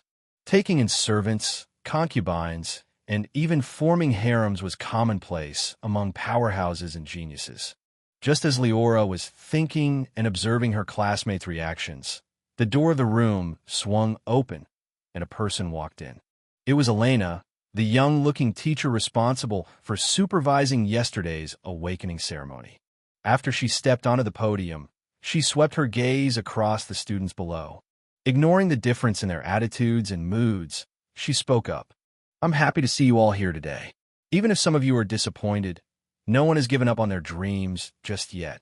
That's good, she said, her voice spreading throughout the hall and showcasing the power of a true rank 2 awakener. As I mentioned before, there will be no classes from today on. Helios High School has decided to grant you a free month to improve yourselves before the college examination. College examination. This term echoed in students' minds. Even the most confident among them couldn't help but feel nervous. All students were the same, with a sole exception. Upon hearing these words, Liora felt oddly speechless rather than anxious. She understood what the so-called college examination entailed. Every year, the Human Federation, spanning countless galaxies, would conduct an examination in the planets under its rule. Depending on the student's performance, they would be assigned to various colleges and academies. The better a student performed during the examination, the more prestigious the academy they would enroll in. In a certain sense, the college examination would decide their future. Besides one's awakened talent, it was perhaps the biggest variable in one's life. But couldn't there be a better term for it? Why do I feel as if I'm really back in high school? Liora grumbled inwardly, though she continued listening attentively like the rest of the students. All right, I won't speak about the examination any longer. The reason the school called you over today is to give these things. Elena paused, waving her hand in the air before her. A large number of objects emerged, forming a small mountain on the podium. Although she stood at the very back, Liora immediately noticed that these items looked like metal helmets, except for the fact that they blended several futuristic elements. Shining lights, blue touchscreens, and inexplicable flickering buttons covered their entire surface, making them similar to the props one would see in movies. Of course, Liora knew very well these were not mere movie props. Elena's next words further confirmed this. You guys should have heard of these helmets before, she said, leaning down to pick up one of the many helmets. Playing with it in her hand, she continued. These are the helmets designed by the Information World Company, commonly referred to as virtual helmets. They are the apex of human civilization's technology. As long as someone puts them on and activates them, they will be able to enter the information world. Saying this, Elena casually waved her hand. An inexplicable power emerged from her body and enveloped the helmets, guiding them into each student's hands. Liora also received one. As she reached out and picked it up, she felt a cool, prickly sensation against her fingers. The virtual helmet was surprisingly heavy. If it had not been for her increased strength, it was likely that she would have struggled to hold it and would have stumbled to the floor like her classmates. It truly deserves to be the culmination of human civilization's millions of years of advancement. I'm afraid the value of a single helmet is equivalent to a lesser devil treasure, Liora judged. This was nothing for her, who could easily tear apart worlds at her peak. However, one had to know there were hundreds of such helmets in this classroom alone. In the entire Nova Terra planet, the government should hand out tens of thousands of them each year. In a galaxy, this number would reach millions, while in the entire human federation, Liora shook her head. She could not comprehend such a large number, but she could roughly guess the wealth involved. A greedy glint immediately appeared in her eyes. On the podium, Elena could not guess that her genius student had already set the Human Federation's wealth as her goal. Seeing that everyone had taken their virtual helmets, she smiled faintly and continued. The information world is truly vast. It is akin to a second world that overlaps with our own, spanning the entire Human Federation. Though only one's consciousness can enter, it is enough to do many things, among which is communication. The information world is one of the main reasons why the immature human race was able to grow into an apex race within just a few million years. The benefits this world brings to our race are immense. Whether it serves as a communication tool, a platform for trading, or even a training ground, the information world's value is unimaginable. Although she was a rank 2 awakener, Elena had clear admiration when speaking about this world. Her eyes were bright and clear. Today, I will guide you through the method to activate the virtual helmet and enter the information world, she said, and began fiddling with the virtual helmet, giving instructions regarding its functions and abilities. Half an hour later, after she had given a lengthy explanation, she called for the students to put them on. Liora held the helmet and followed Elena's instructions. After unfastening the strap hanging beneath the helmet, she gently placed it on her head. Her vision instantly grew dark. She didn't panic, but pressed the red button flashing with light on the right side of the helmet. A single point of light flashed in her field of vision. Liora seemed to see a tiny phantom emerge and casually wave its hand, tearing the darkness apart and forcing the shadows to retreat. For a moment, she seemed to have become the observer during the creation of the world. Numbers, words, and strange patterns appeared all around her. The next second, they all fused together, transforming into a real, yet illusory world. Before Liora could react, she was standing near the center of a large plaza, surrounded by hundreds of familiar faces, all students of the Helios High School. Elena stood at the very center, though her appearance had changed. Her hair had turned blonde and her eyes icy blue, while her ears had grown longer and pointed. Combined with the green robe adorning her body and the wooden scepter she held in her hands, she no longer looked like a human, but like an elf. Elena seemed to sense the abnormality in her students' gazes. After a few seconds, she grasped the reason. Her face flushed crimson. "Kaya!" she exclaimed, rushing to fiddle with something invisible in the air. No, how could I have forgotten to change my appearance? It's all Matthew's fault for asking me to cosplay yesterday. Who could have expected that this would happen? Liora heard Elena whisper in a low voice as her appearance began to shift, soon turning into her real one. The flush on her face quickly receded. Looking at the students staring at her with their mouths open, she cleared her throat and chuckled. Hee. This was just a demonstration of the information world's many abilities. You should have seen my previous appearance. I'm sure most of you wish to turn into such a fantasy race. I want to show you that it is possible. As long as your authority in the information world is high enough, nothing is impossible, Elena said solemnly. Hearing her explanation, most students felt that they had understood everything. They nodded their heads in admiration, thinking that Elena was worthy of being their instructor. Only a few students remained unconvinced, having overheard her previous mutterings. Regardless of their opinions, however, Elena didn't care. After making sure that everyone had come into this world, she led them out of the plaza and into the nearby city. As they walked through the streets, the peculiarity of the city was revealed. The buildings were strange. Some resembled the architecture of Nova Terra. Others were futuristic and full of strange steam machinery, while some looked as if they had emerged from the pages of a book. Pavilions, castles, gardens, and even flying lakes. For a moment, Liora had the illusion she had returned to the demon world. After all, the city very much resembled the grotesque, amalgamated appearance of several different worlds blending together. Seemingly sensing everyone's confusion, Elena smiled faintly and took the initiative to explain. Since the information world overlaps with our own, its geography mirrors reality. The city you see is this world's version of our Blackfort city. In fact, this entire planet corresponds to our Nova Terra planet. Only after someone elevates their authority can they leave this place. As for those buildings, Elena briefly paused. A person can apply for permanent residence in the information world upon reaching rank 1 and raising their authority to level 1. In a certain sense, the city you see is composed of all the awakeners of our own city.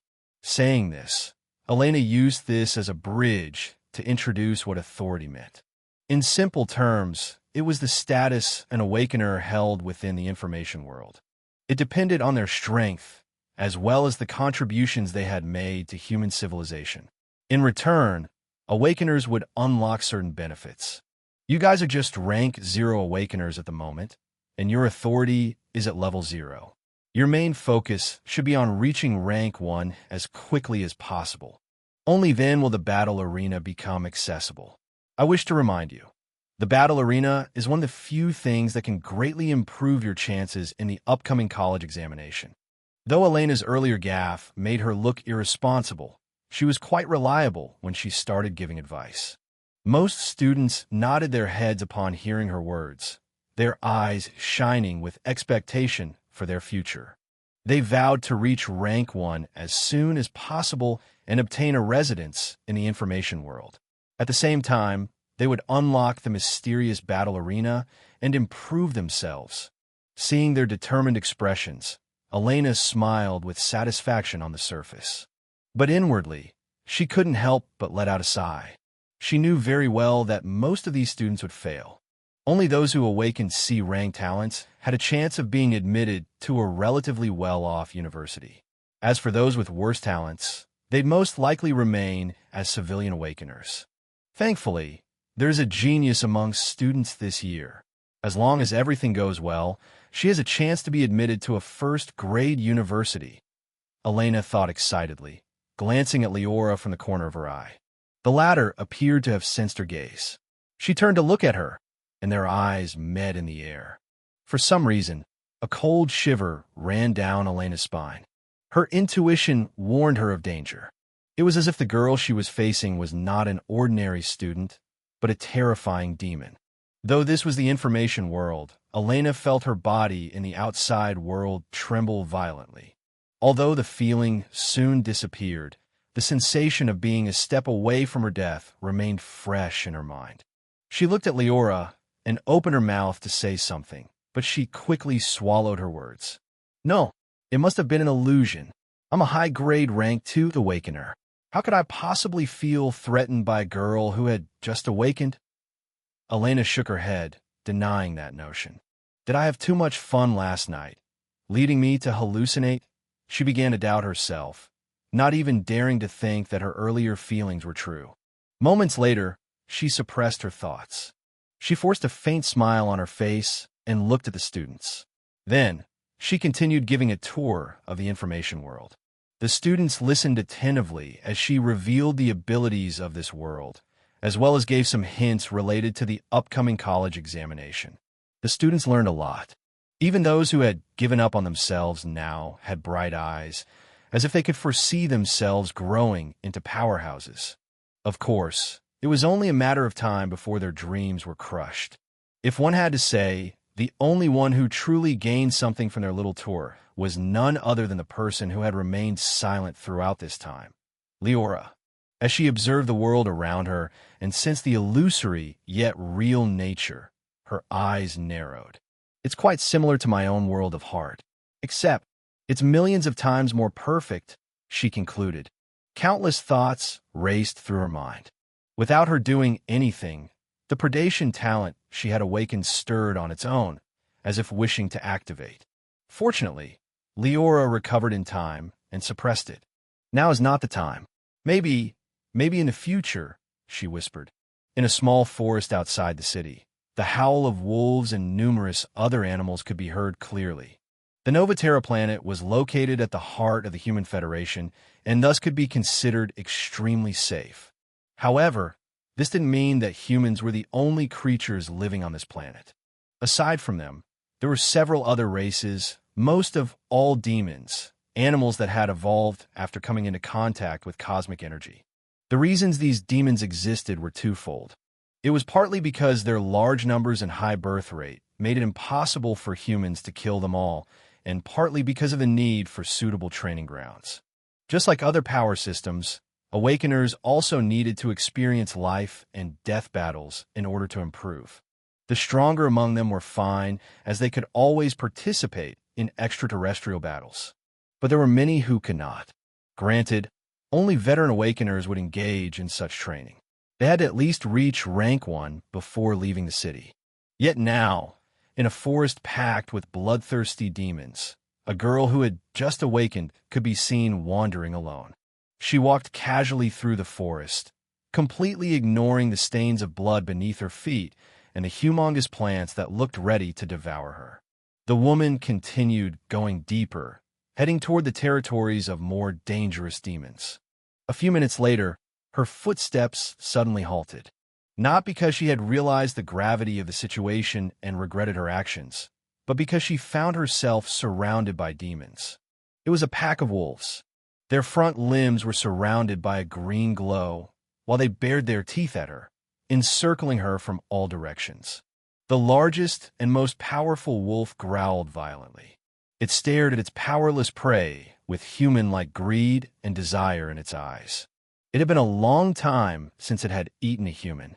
Recalling the rich taste of human flesh and the sweetness of their blood, it could no longer hold back. It didn't have the intelligence to wonder how this ordinary person had managed to reach this place. With a loud howl, it ordered its subordinates to attack. Moreover, as if afraid that they would dare to steal its prey, the wolf leader also went into battle in person. Within moments, the girl's situation had seemingly grown dire. Under the siege of nearly a dozen rank 1 Gale Wolves, even rank 2 Awakeners would struggle to survive, let alone an ordinary person. Yet, the woman showed no fear or panic. Facing the incoming wolves, she calmly raised her hand and clenched it into a tight fist. Then, she casually punched forward. Though the wolves had not reached the point of awakening intelligence, they couldn't help but feel a sense of disdain for their opponent. In their minds, the other party's response was akin to a desperate struggle before their eventual death. But the next moment, their pupils shrank. Their bodies froze as the air around them solidified, locking them in place. A split second later, their bodies burst apart. Whether it was the ordinary Gale Wolves or even their leader, a demon infinitely close to reaching rank 2, their bodies were torn apart. Only a few pieces of flesh remained, dropping on the ground in front of the girl and making the scene terrifying. A trace of disgust crossed the woman's face. However, the girl, or rather Liora, had witnessed much more gruesome scenes. Though she felt the display had been unnecessarily bloody, she leaned down and grabbed the few pieces of flesh. I must find a way to consistently keep the corpses intact, or create a method to devour my enemies while alive. I can always get things so messy. I have a reputation to uphold in this world. After all, she whispered, taking a seat on one of the few intact rocks near the battlefield. Demons were strongly territorial creatures who would never barge into other demons' territory. Since this place was near the base of the Gale Wolves, no demon would dare to come anytime soon. Even though they had already died, no one knew yet. Their aura lingered even in death. As long as it didn't disappear and no one learned of their death, no demon would dare to come. "Let's see," Liora muttered, picking up one of the few pieces of flesh and observing it closely. Moments later, she invoked the main ability of every Awakener, their awakened talent. A single point of light flashed at the center of her body. It was black and eerie, similar to a black hole or the mouth of a giant cosmic beast. Even compared to just a few days ago, the predation talent appeared to have changed. If one had to describe it, it was more powerful, more perfect. As Liora activated it, the skin on her palm parted, and a mouth emerged. It was ordinary, with red lips and white teeth, resembling her own mouth. Yet, this was merely its external appearance. As soon as the flesh of the Gale Wolf drew near it, the mouth went berserk. Its lips opened wide, and a long tongue shot out, firing towards the flesh and wrapping it up. Then, at a speed too fast for the naked eye to follow, it brought it into its mouth and swallowed it in a single gulp. The mouth faded away. Yet, Liora could sense its effect had not disappeared. As the flesh of the Gale Wolf was devoured, its essence appeared to have been decomposed, broken down to its original form. The wind elements around her began to riot as her mind established a connection to them. At the same time, a small green light emerged from her body. A process similar to when she awakened the predation talent seemed to occur, and Liora felt herself awaken. She could be certain that several prompts would have flashed in her field of vision if the system had not been a simple program. Affinity to wind increased +1, +1, +1. Plundered ability, wind strike D. Liora almost saw an experience bar appear above her head. Suppressing these inexplicable thoughts, she shook her head and raised her hand. She waved it in the air before her, causing the wind elements to surge. A small green blade materialized, flying out of her hand and shooting at a nearby tree. Though its width was enough for several people to hug, the trunk was neatly cleaved into two. A creaking sound echoed, followed by a bang. The tree's upper part crushed into the ground, creating a deep crater and several cracks. Liora observed this scene, nodding her head with satisfaction. Such power was nothing to her and was hardly any better than her current physical strength. However, the implications of this strike were clear. Predation deserves to be a talent that even the system cannot judge. Plundering the talents of other creatures through devouring them is extraordinary. Others can only awaken a single talent, setting their future in stone. However, I can have as many talents as I want, she thought, her eyes flashing with ambition. Given enough time, it's not impossible to gather 100, 1,000, or even millions of different talents. Even if these talents are just F rank, quantitative changes will lead to qualitative ones. Liora suddenly felt that her gamble with the Hollow Ancestor might be an opportunity. As long as everything went well, there were great benefits to be had. The Hollow Ancestor's possessions were only a part of these. Another was the power system itself. Liora soon shifted her gaze towards the rest of the Gale Wolves' remains. She knew that things were not over just yet. Predation could not only plunder talents. As long as she devoured enough creatures of a certain type, she could not only gain their talent, but also upgrade them accordingly. With that thought, she moved.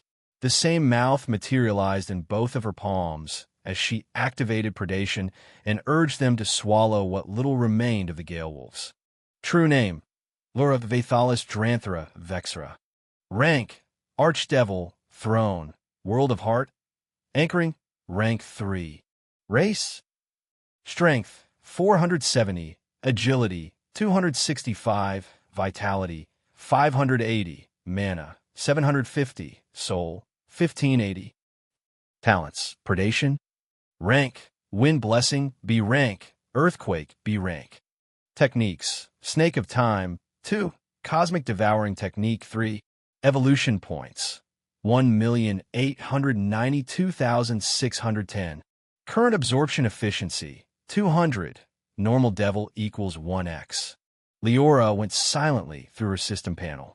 Great changes had taken place since she last took a look at it, though not much time had passed. The most obvious one was the increase in her awakening rank and the enhancement brought to base stats. Only a few days after her awakening, she had actually reached rank 3. The predation talent certainly played a role in this, but perhaps the most crucial factor was the new Cosmic Devouring Technique. Cosmic Devouring Technique, a technique built upon the most common cosmic energy refinement technique.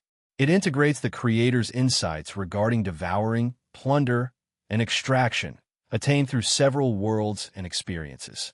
The technique transforms each cell of the user's body into a vortex, which automatically absorbs the cosmic energy around them. A rank 3 awakener was equivalent to a true devil, meaning that Liora had gone from an ordinary person to a true devil in just a few days. Though the destructive power of a rank 3 awakener was weaker due to the limits set by this world, this was already extremely impressive. The Cosmic Devouring Technique, upgraded several times through the power of the system, was the main reason why Liora had been able to make such rapid progress. Just like the system's description said, this technique transformed every single one of her cells into a vortex, allowing them to absorb cosmic energy on their own. Liora was not even required to practice. She could feel herself growing stronger at every moment, absorbing cosmic energy and elevating her life level. Having already known of these, she only briefly paid attention to these changes. Soon, her eyes moved toward the reason why she summoned the system panel, the talents column. Seeing the result of her recent hunting and the fusion of several lower-ranked talents, her face couldn't help but break into a smile. Testing her predation talent and accumulating a few new talents were the reasons she had visited the forest. Though she was ultimately unable to gain a truly powerful ability, just these were enough. My main focus at the moment is to mask my true talent. Although I claim to have awakened an SS rank elemental affinity and can simulate it through my world of heart, it's impossible to keep doing this forever. There may be a way to detect such things. But with these talents, my disguise will be far better in the future. As for the reason why Liora had claimed to have awakened SS rank elemental affinity, showcasing the predation talent was obviously impossible. As for choosing a weaker talent, it went against her wishes too. Her previous experiences had taught her that one could only make rapid progress if one relied on an organization. Moreover, she might have to rely on the power of others to deal with the Hollow Ancestor. The Human Federation, one of the apex forces in this world, was clearly the most suitable for her. An SS rank talent, is extraordinary and enough to attract people's attention. At the same time, it's not powerful enough to draw the attention and coveting of powerhouses, Liora muttered, waving her hand to erase the traces of the earlier battle. Looking up, she discovered that the sun was about to set. Several hours had passed since her arrival in the forest. Though she wished to stay longer and hunt a few more demons, she knew very well she could not. Shaking her head, she rose to her feet and turned around. "It's time to go back," she whispered, her figure gliding through the forest and soon leaving its boundaries. No one noticed that Liora had quietly left the city. Although high-level surveillance existed throughout the Novatera planet, she had already taken precautions against them, utilizing her world of heart to erase her presence. Thus, even until she reached her residence, no one discovered her, much less came to stop her. Looking at the empty house waiting for her and no one to greet her, Liora couldn't help but miss Alpha a little. She felt she had to do her best to bring her back. Thankfully, she already knew the way. The agreement with the demon world is that I can awaken my subordinates as long as I regain greater devil strength. "It's close," Liora muttered. "As long as I break through to rank 4, I should be able to summon both Alpha and Scurry." Shifting her attention inward and sensing the surging cosmic energy pouring into her body, she judged it would take at most a few weeks. By the time the college examination was over, she should have reached rank 4. Shaking her head, Liora returned to her room. Opening a drawer, she pulled out a futuristic silver helmet. She lay down on the bed, placed the virtual helmet on her head, and then pressed the button on its side. The world around her immediately began to change. Numbers flickered, words flashed, while strange patterns were outlined, fusing to form a giant world. "No matter how many times I see this, it still feels unreal," Liora couldn't help but think. "I'm afraid that even ancient devils can't create such a realistic world, connecting the consciousness of trillions of creatures. Is it possible that there exist even more powerful beings within this world?" she wondered. She looked around her. She didn't find herself in the plaza this time, but in a vast wilderness outside the city. Seeing the rough terrain and the lack of human activities, she shook her head. Just as she was about to complain, 2 mechanical beeps echoed within her mind. A button resembling a scroll appeared at the corner of her vision. It was accompanied by a tiny red, seemingly prompting her to press on it. Liora had a faint suspicion regarding the senders of the messages. After a brief pause, she didn't hesitate to click on the scroll with her mind. The scroll instantly unfolded, as if a hand had pulled it open. Its surface was divided into 2 sections, both packed with words. As her gaze fell on the top, she began to read. "Congratulations to Liora Augustus 4. Congratulations to Liora Augustus for reaching rank 1. Authority level has been raised from level 0 to level 1. Access to the battle arena has been authorized. Other benefits are being issued. Awakener Liora Augustus, please continue growing stronger and contributing to the human race. May the human race be everlasting." Besides the congratulatory message for her successful advancement, there were also several extra details regarding the functions of Level 1 authority and what it entailed. Liora ignored most of them, mainly focusing on the battle arena, which Elena had specifically reminded the students about. She was not surprised by the message's arrival. Once an Awakener advanced, they could request to conduct an examination of their strength within the information world. Once it was confirmed that they had advanced and they possessed strength corresponding to that rank, their authority would be upgraded automatically.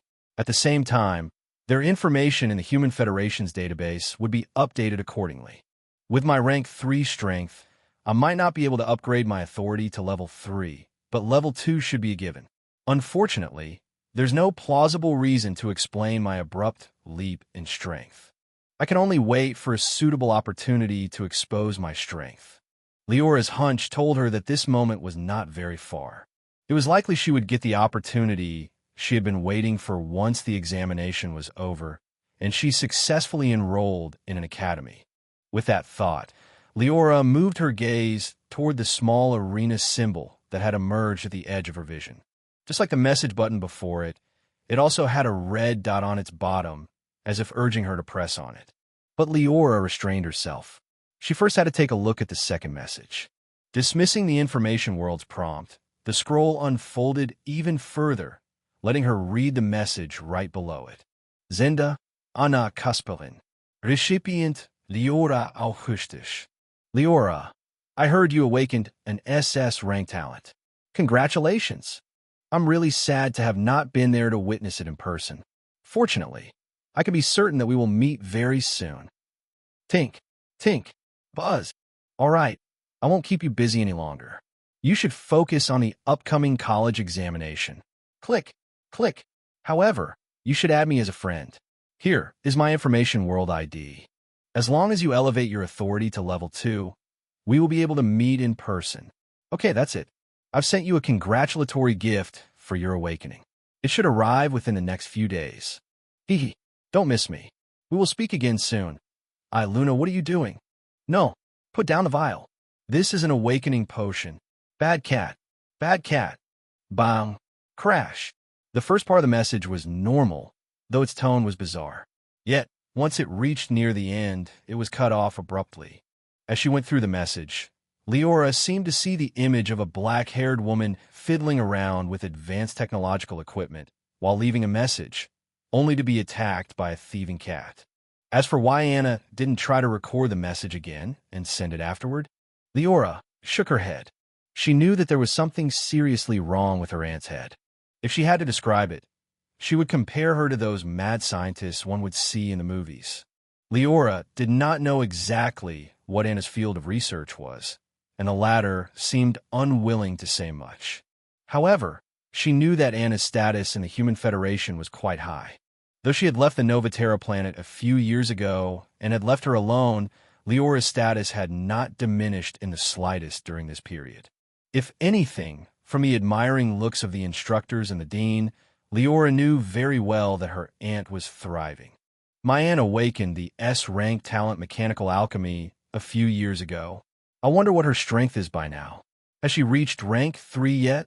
Liora wondered, soon shaking her head and dismissing that thought.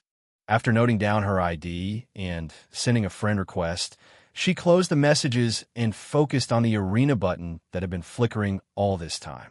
As she pressed on it with her mind, everything changed in an instant. The world darkened, and her body dissolved into particles before she was transferred. By the time her vision became clear again, she had appeared in a colossal arena. The floor beneath her feet was made using futuristic metal and shone like a neon sign, while audience stands could be seen along the arena's edges. Before Liora could observe any further, a mechanical female voice echoed directly in her mind. Welcome, Awakener Liora Augustus. Would you like to start a battle simulation or participate in Blood Arena? Information poured into her mind along with the question. Liora immediately learned what these two terms referred to, as well as the advantages and disadvantages of each option. Battle simulation was relatively straightforward. Once selected, the battle arena would create a virtual opponent according to the user's requirements. The two would then have a battle.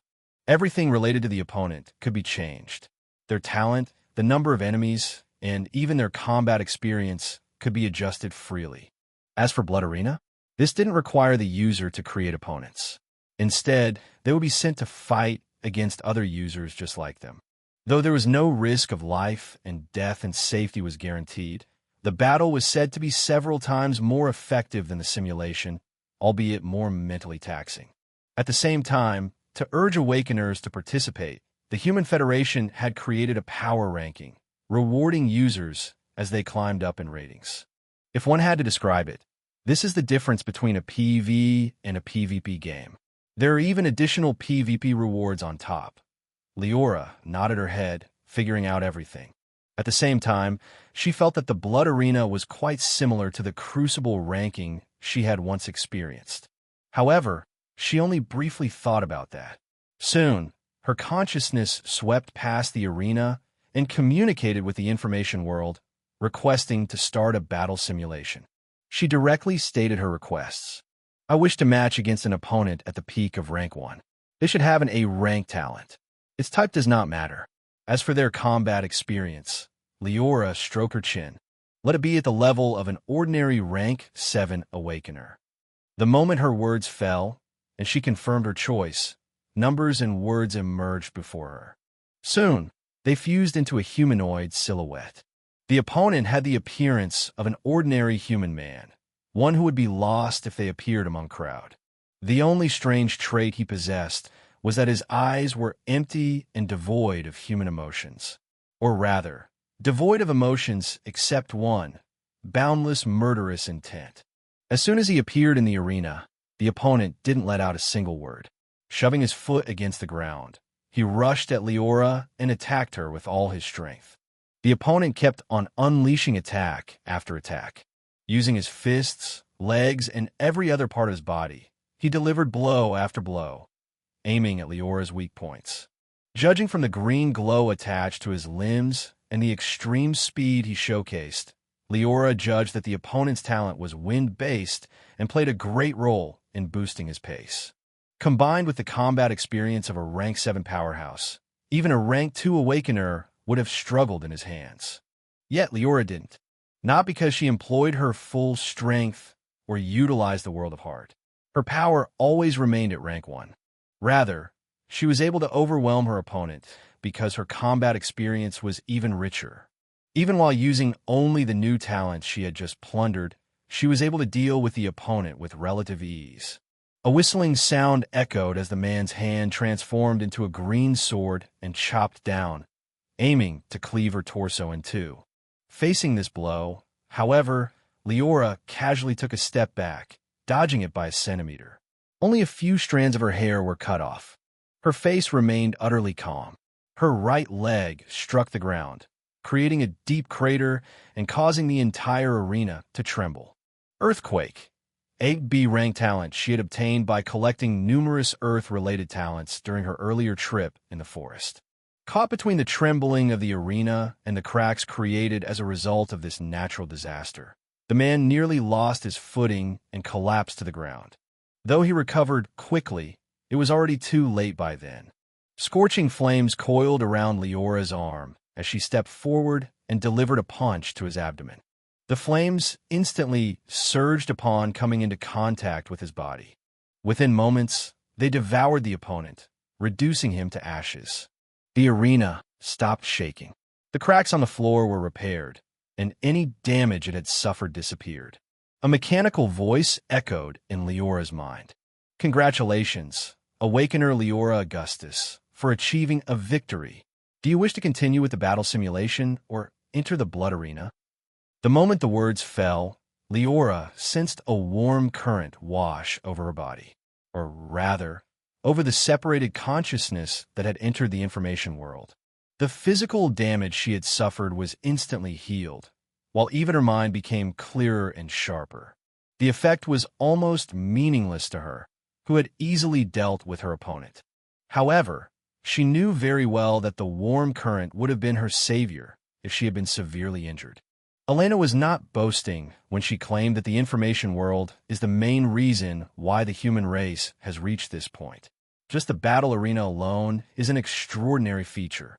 Not only can you fight, experiencing many different opponents and increasing your combat experience, but you can also do so continuously. The only thing limiting an awakener is the power of their will. The only drawback regarding this feature was that the opponents were not real, after all. However, the blood arena worked to solve this issue. Thinking of this, Liora was amazed. The more time she spent in the information world, the higher her opinion became of it. At the same time, her previous suspicion was further reinforced. There was no way this world was created by an ordinary ancient devil being. At least, beings like the Hollow Ancestor and the Four Elements devil couldn't. Only a being at the peak of this stage could, or perhaps a powerhouse surpassing it. Liora Augustus, do you wish to continue with the battle simulation or enter the blood arena? Hearing the mechanical voice repeat the earlier question as if urging her to make a choice, Liora snapped back to reality. She shook her head. Though interested, she wasn't planning to conduct another battle simulation, nor did she choose to enter the blood arena. She had several other things to deal with first. For example, applying for permanent residence in the information world. It was only a few hours later that Liora left that strange world and returned to reality. Looking at the empty house around her, she was prepared to go out for a walk and perhaps even pay a visit to the demons once again. But just then, her world of heart, which had been unfolded all this time and probing her surroundings, detected the arrival of a visitor. Liora raised her eyebrows. She made her way toward the entrance, opening the door and waiting for the person to arrive. Only a few minutes later, the visitor finally did. Yet, they were not a person. Rather, it was a small humanoid robot covered in shiny metals, less than 1 meter tall. A screen existed where its head should have been, having pixels instead of eyes and a mouth. Still, its appearance was quite anthropomorphic. Its mouth was smiling while its eyes were slightly curved. A rolling sound echoed as the two wheels supporting its body pushed it forward, while its arms flailed all over the place. Upon seeing Liora, its eyes lit up. "Hello. Hello, customer. Are you Miss Liora? I am Robot MCX-57 of the Galaxy Delivery Company. You have mail. You have mail," it said cheerfully. The robot's voice was childish. Coupled with the way it looked and behaved, it truly resembled a human child. Of course, Liora would not be fooled. Seeing it stop in front of her and shake its head continuously, as if urging her to do something, she lowered her hand and pressed her finger onto its face. A green light flashed across the screen, and a mechanical voice rang out. "Authorization approved. The identity of citizen Liora Augustus has been confirmed. Please accept your mail." The next moment, the torso of the robot opened wide, and a package flew out, landing neatly in Leora's hands. The robot did not speak any further. As if afraid it would miss today's goal for the number of delivered packages, it hurriedly turned around and departed. Only Liora was left standing at the entrance. Glancing at her package with the name Anna Kasparin written at its very bottom, she instantly realized it came from her aunt. Recalling the earlier reminder her aunt had given her, she guessed this must be her so-called gift for her awakening. Back inside, Liora tore apart the outer layer of the package and revealed its interior. The package was mostly empty. It only contained a single item inside, accompanied by a pink letter.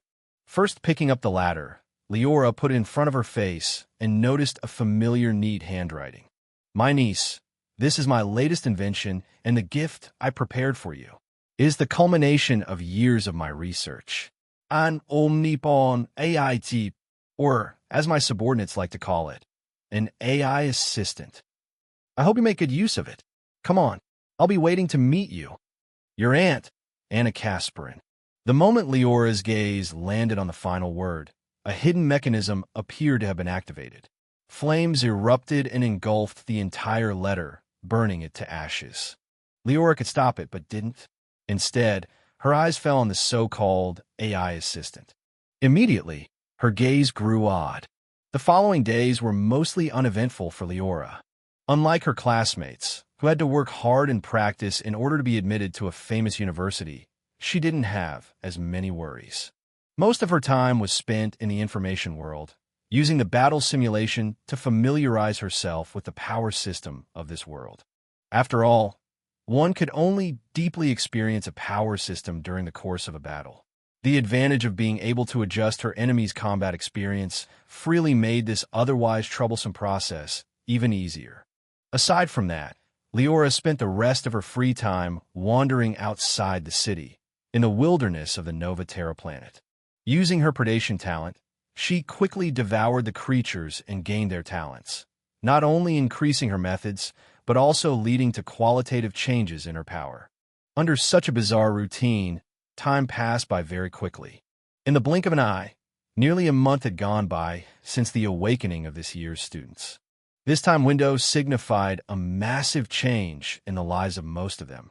But perhaps more importantly, the end of the 30-day period meant that the college examination was finally about to begin. When Liora arrived at Helios High School, she found that the school grounds were mostly empty. It was summer, and the lower grade classes had already been dismissed for holidays just a few days ago. The only students who could be seen within the grounds were graduates like her, who were getting ready to go through the assessment. Looking at her nervous classmates, whom she had spent several years with, Liora couldn't help but shake her head. This is the difference between living in a law-abiding society and one following the survival of the fittest, she thought, observing the fidgeting youths coldly. Which devil would become so anxious for a mere assessment? Even if it was supposed to determine their future, they would have the confidence to rise against all odds, even if they face failure. Unfortunately, these people— She didn't finish that sentence. Humans in this world lived under the protection of the Human Federation from birth until they became awakeners. Due to several stringent rules, they didn't have to worry about their safety and could live as ordinary citizens. It was only now, when they turned 18, that they had to care about the college examination and finally face reality. Though countless thoughts went through her mind, Liora didn't pause her steps. Soon, she made her way towards the familiar hall, where a large number of people had already gathered. She was among the last people to arrive. Only a few minutes later, the entrances of the hall shut on their own, and a female instructor appeared on the podium with a quick flash. Yet, unlike the previous times they had met her, Elena this time appeared particularly stern. A mighty pressure erupted from her body as she stared at the students below with an icy gaze, fully showcasing the power of a Rank 2 Awakener. I believe you guys have already prepared yourself mentally for today's college examination. Speaking to you at this time and encouraging you would be counterproductive. Since that's the case, I'll lead you to the assessment place right away, she stated. The moment her words fell, she slammed her right foot onto the metal floor. Instantly, the chairs that the students were sitting on were pulled apart from each other, while the floor in front of them rose. Turning over as if an earthquake was occurring, metal pieces began to fuse, soon transforming into a futuristic blue capsule. The college examination will take place within the information world. However, since an assessment of your physical state has to be conducted, we can't let you simply enter through your consciousness. This device, created by the Information World Company, can allow a part of your body to be physically transferred. Though it's only a part, you should be careful. If you die within the information world at this time, the separated part of your body will be gone forever. Seemingly sensing the student's curiosity, Elena broke her solemn facade for a brief moment. It's rumored that powerful awakeners do not need to use such a device. Their real bodies can enter the information world directly with just a thought. Unfortunately, I don't know exactly how powerful an awakener must be to achieve this. Perhaps it's rank 6, 7, or even 8. She shook her head. Everyone here had visited the information world and understood how shocking such information was. At least, those who had experienced the battle simulation could guess the benefits of entering directly with their physical body. Unfortunately, they didn't have the time to contemplate this for long. Sensing their impatience, Elena regained her cold facade, instructing them on how to turn on the device. Liora did as told. Compared to her classmates, she was not as anxious and even had the composure to observe the capsule itself. Seeing the flickering lights and various distinct powers, which even she found difficult to distinguish, she couldn't help but sigh, muttering that it deserved to be a world with suspected prints of the demon world-level beings. Under Elena's instructions, Liora lay inside and pressed the button on the left side, activating the capsule. Instantly, the flickering lights grew even more intense. Liora sensed an inexplicable power wash over her body, as if inspecting her state. Within moments, it focused on a single cell of hers, pulling it upwards together with her consciousness. The familiar sensation of her vision darkening appeared. By the time she opened her eyes again, both the capsule and the hall were nowhere to be found. Instead, she found herself in the information world. She had been here hundreds of times in the past, and should not have been surprised. Yet, Liora immediately sensed that something was amiss with her. Her eyes lit up as she investigated the source of this change. It seems that Elena's words were correct. I can feel that a tiny part of my real body has been forcibly separated, brought into the information world to create a real physical vessel to house my consciousness. Liora estimated that this part was less than 1,000th of her total volume. However, it made the experience much more vivid. With a certain guess in her mind, Liora raised her hand and punched in the air in front of her. As the wind whistled around her palm and struck the nearby wall, she realized that her strength had returned to rank 1. This was not the illusory, simulated strength given to her by the information world in the past, but her actual strength. The college examination only assesses recently awakened students. It makes sense that it would limit the Awakener's power to rank 1. However, a greater part has to be cut by the other students to obtain such strength. No wonder Elena specifically reminded us to be careful, she thought. Just as Liora was about to investigate her state further, the scroll at the edge of her field of vision flashed red. The next moment, it rumbled, unfolding on its own. A message shimmered into existence right before her, accompanied by a countdown. Awakener Liora Augustus, you are being forcibly transferred to Assessment Hub. Please brace yourself for teleportation in 3, 2, 1. The college examination did not take place at a random location within the information world. Instead, every city had its own assessment hub where the assessment would take place every year. When Liora opened her eyes again, she found herself in a vast, dark void. Only 3 points of light existed, each coming from a device similar to the awakening stone she had seen during the awakening ceremony. The only difference was their color. One was green, one was red, while the last one was golden. Just as Liora was inspecting them, the space above her cracked. Symbols and patterns materialized, fusing into the figure of a blue-haired woman. Her blue eyes were empty, devoid of human emotions and any emotional fluctuations. "Welcome, Awakener Liora Augustus," the woman stated, her voice cold and mechanical. "I'm the person responsible for today's assessment. Please follow me." She soon followed up, gesturing for her and walking towards the 3 glowing devices. Liora did not argue, but followed her guidance. Soon, the 2 stopped in front of the first device, the green stone with squirming patterns and symbols. Seeing Liora's gaze at it, a hidden mechanism within the woman appeared to have been activated. This year's college examination is divided into 3 parts. Or rather, 3 of your characteristics will be assessed. First, your talent and its potential, she said, pointing at the green stone before moving her finger towards the red one. Second, your compatibility with cosmic energy. As for the last, finally, she pointed at the golden stone. The information world will assess your spirituality. More precisely, it will assess the activity and potential of evolution of your genes. Together, these 3 assessments will directly determine your future, she said. Having said that, the woman did not speak any further. She calmly gestured for Liora to move forward, urging her to touch the first device. Liora did not try to ask any questions. Seeing her cold demeanor and the lack of emotions in her voice, she deduced this woman was not a real human, but an artificial intelligence, similar to the AI assistant sent by her aunt. Thus, she chose to follow her orders. Stepping forward, she placed her hand on the first device, causing it to activate nearly instantaneously. Its power surged, washing over her physical vessel. It dug into her essence and focused on her genes, intending to inspect her true talent. Clearly, the Human Federation would not simply believe the words of the students, but would instead take precautions in case of forgery.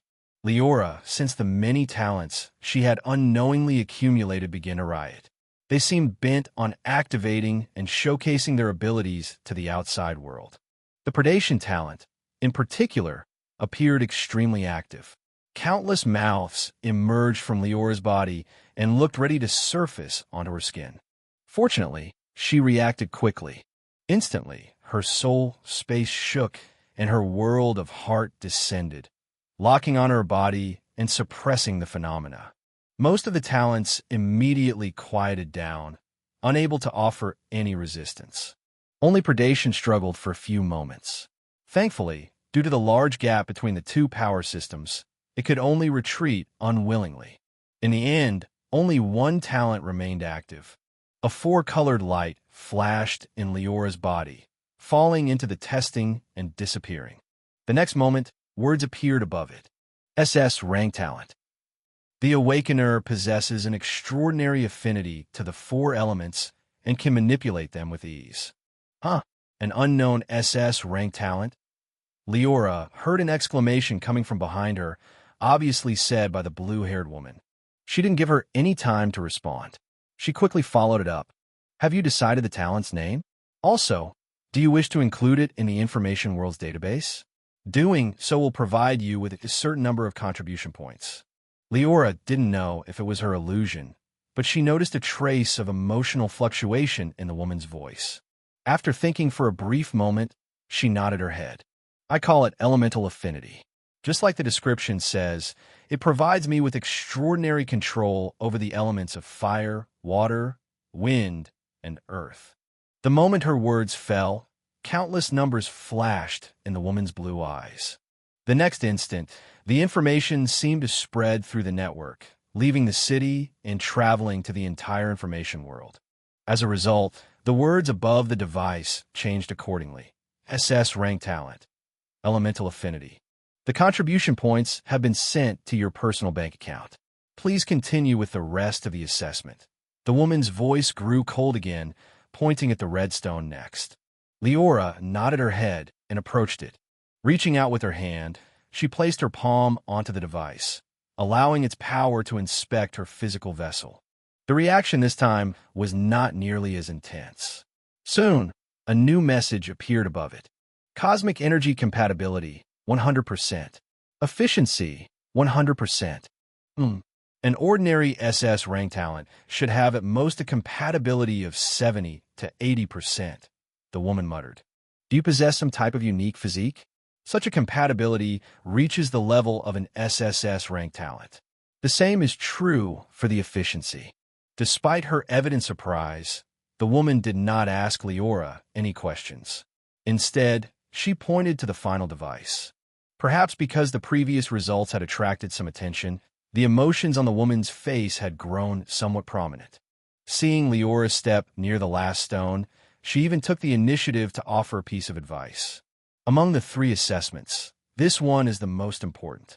Talents can be made up for. Cosmic energy compatibility can also be adjusted. It's only your spirituality that is extremely difficult to enhance. In a certain sense, the higher your spirituality is, the higher your future achievements will be. Of course, spirituality will increase as an awakener advances further. One's innate potential can only be judged at rank 1. A spirituality of 1 to 3 is inadequate, and an awakener will be stuck at the lower ranks forever. A spirituality of 4 to 7 is acceptable, and one can become eventually a leader in most planets. As for beyond that, before she could finish that thought, the woman's words were cut off abruptly. Not because she suddenly grew disdainful of Liora, but because the latter had already activated the device. Following the flickering of numerous lights, the results soon appeared. Spirituality, 189. The assessment has been completed. The results are: first trial, SS plus rating. Second trial, SSS rating. Third trial, SSS plus rating. Congratulations to Citizen Liora Augustus. You've obtained the qualification to enroll in a super great academy. It took the blue-haired woman a few moments to recover. When she did, a small pen, conjured from numbers and symbols, materialized in her hand as she began to note the results on the translucent screen before her. At the same time, she didn't forget to announce the final ratings. Seeing Liora appeared doubtful, especially when she got near the end of her announcement. The woman took the initiative to explain.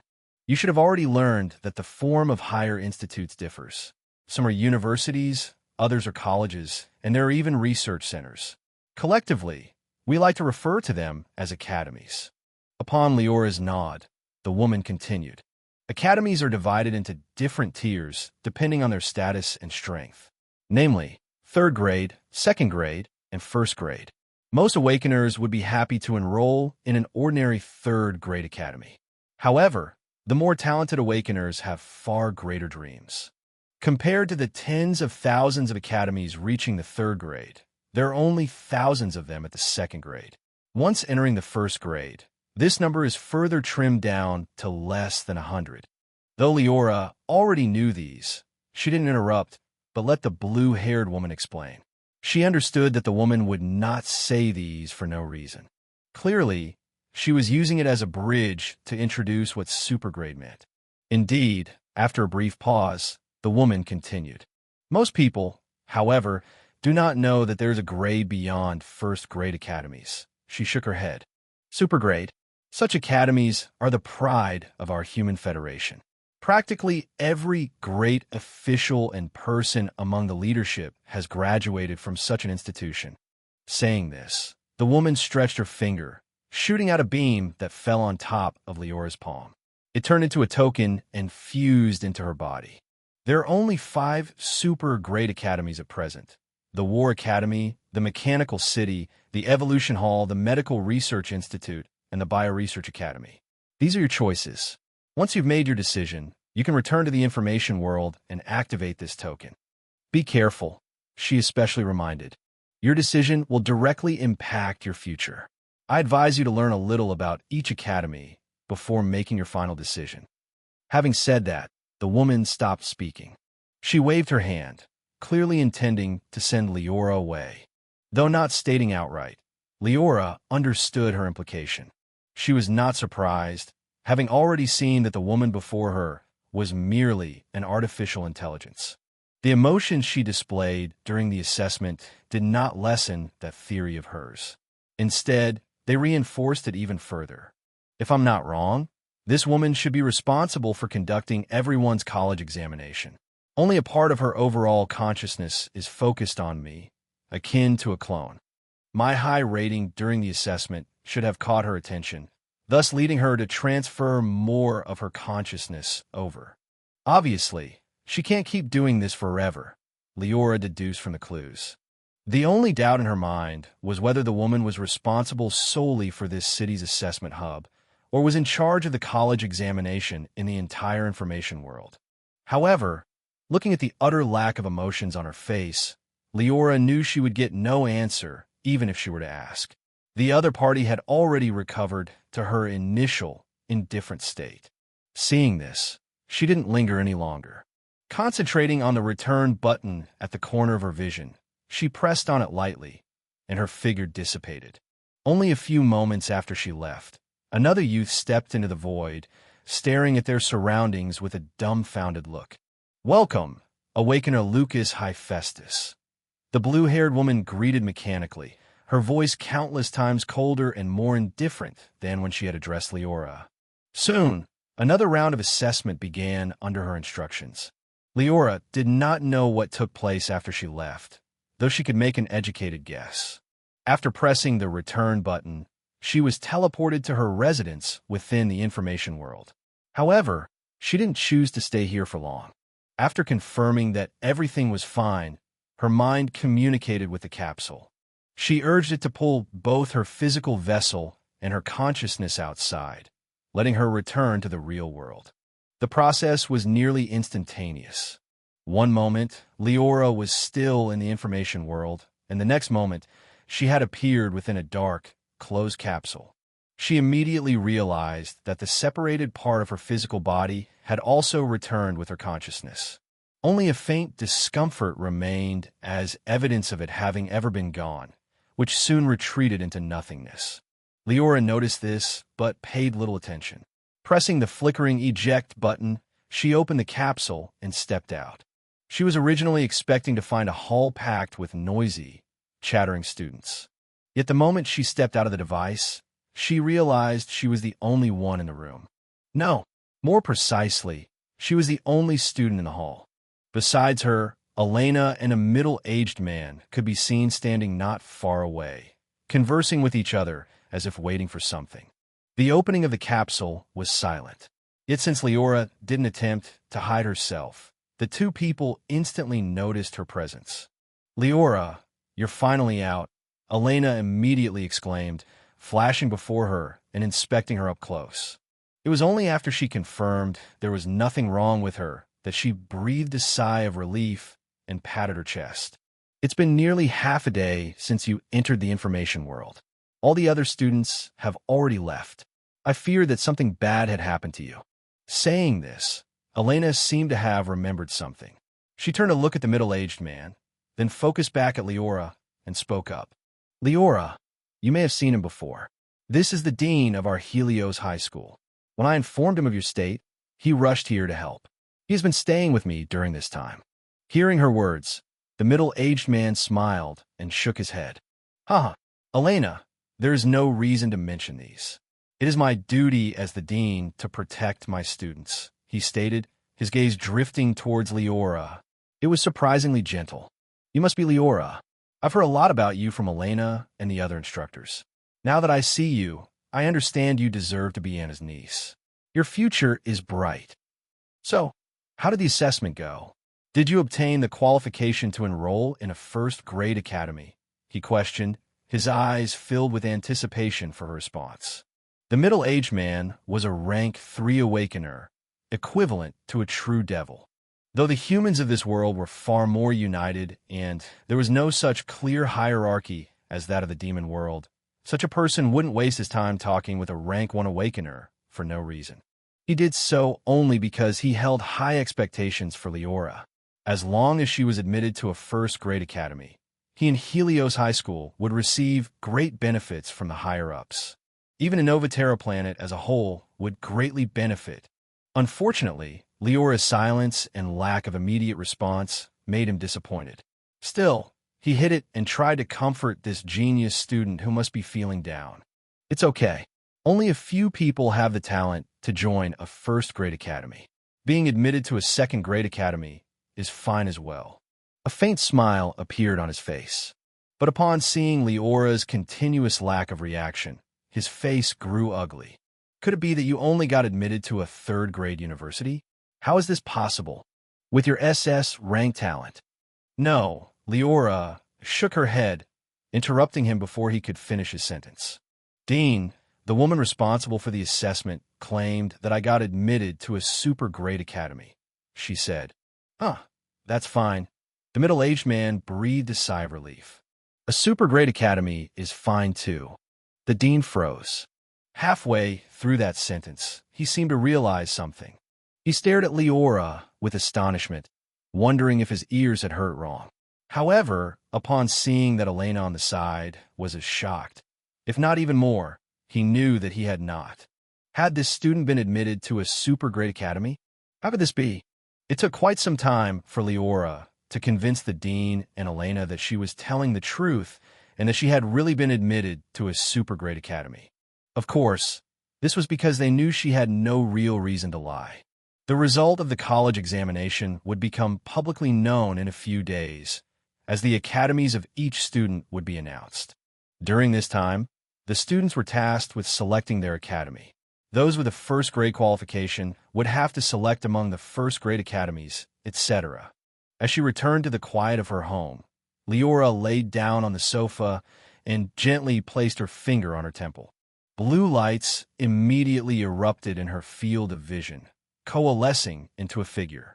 It was a woman with brown hair and amber eyes, wearing a black and white maid uniform. Indifference and coldness filled her gaze, devoid of emotions and any fluctuations that humans and conscious beings would have. It was Alpha, or rather, it was Alpha's imitation, AI assistant, the gift that her Aunt Anna had given to Liora, and the reason why she had been able to so quickly guess the identity of the blue-haired woman. My lord. The woman resembling Alpha bowed respectfully, going as far as to mimic the way Alpha would act. Her act would have fooled most people, believing that they were either clones or twin sisters. Unfortunately, though the appearance and the demeanor are similar, it's not the same after all. Liora shook her head. Even though I've uploaded the related information, it's impossible for the AI assistant to fully imitate Alpha's actions. At most, it can serve as a cheap imitation. She quickly judged that her experiment had failed. No matter how hard she tried, she was unable to replicate Alpha. However, she didn't care too much. This was merely a way for her to pass the time. It was only a time before the true alpha awakened. Until then, she could use the AI assistant in her stead. Looking at the artificial intelligence before her, Liora's faint emotional fluctuations upon seeing a familiar person ceased. Recalling the reminder of the blue-haired woman and her conversation with the dean, her eyes narrowed, and she was about to open her mouth. But just then, she swallowed her words. She sensed something. Without any hesitation, she pulled the virtual helmet out and placed it on her lap. Then, remembering the earlier sensation within the capsule, she split her consciousness into two, moving one towards the helmet. Something strange occurred almost instantly. Liora found her vision being separated into two. One part remained in the real world and controlled her body, while the other followed her consciousness into the information world. At once, she appeared to have been split into two bodies. Though this decreased her control over her physical body, she wasn't in the mood to care at the moment. Her eyes landed on the message button that was constantly flickering with a red light at the edge of her vision. As she focused her mind on it, the scroll quickly unfolded, revealing the incoming message. Zenda, Anna Kaspelin. Recipient, Liora Augustisch. Liora, congrats on obtaining a super grade qualification. Your parents would have been really proud to see you reach this point. Unfortunately, I can't be there to congratulate you in person, nor have I prepared any gifts suitable for the occasion. Thankfully, there is no need for such a thing at the moment. I already possess what you currently need. Information regarding the super grade academies mostly remains a secret. I know how hard it will be to make a decision. Fortunately, your aunt is here to save the day. Attached to this message is information regarding the super grade academies. I hope you will take a good look at it before making your decision. Your Aunt Anna. Do you wish to open the attached file? Yes/no. Reminder. It has been detected that the attached file is extremely large. Please be careful. Liora was caught off guard. She was surprised by both the contents of the message itself and Anna's swift response. She had not taken the initiative to tell her the results of the assessment yet. Moreover, judging from the short amount of time since they had separated, it was nearly impossible for the dean or Elena to convey what had happened. Yet, her aunt had already learned about her assessment's completion. More accurately, she even knew what her final rating was. I'm afraid that my aunt's status is not as simple as it seems on the surface. The dean claimed that information regarding the super grade academies is a high-level secret. Even he does not know much about them. To be able to gather so much information in such a short amount of time, Anna's status is bound to be extraordinary. Liora deduced, looking at the attached file measuring in several terabytes with a weird expression. She didn't try to digest this on her own. Instead, using her consciousness as a bridge, she passed the information to her AI assistant. Then, the split consciousness returned to her real body. As she looked at Alpha, who was looking at her back, Liora spoke up, giving a set of instructions. Integrate all the information in the attached files. Keep the most crucial tidbits regarding each academy and prepare a report. Give me an overall evaluation of them. Her continuous requests would have caused an ordinary person to be displeased, but the AI assistant showed no change. She calmly bowed and replied, "Yes, my lord." The moment her words fell, countless numbers and symbols flashed within her amber pupils. They constantly sifted and rearranged, as if they were peeking at the very essence of the world. It was only half a minute after Liora gave the order that the AI assistant's eyes turned back to normal.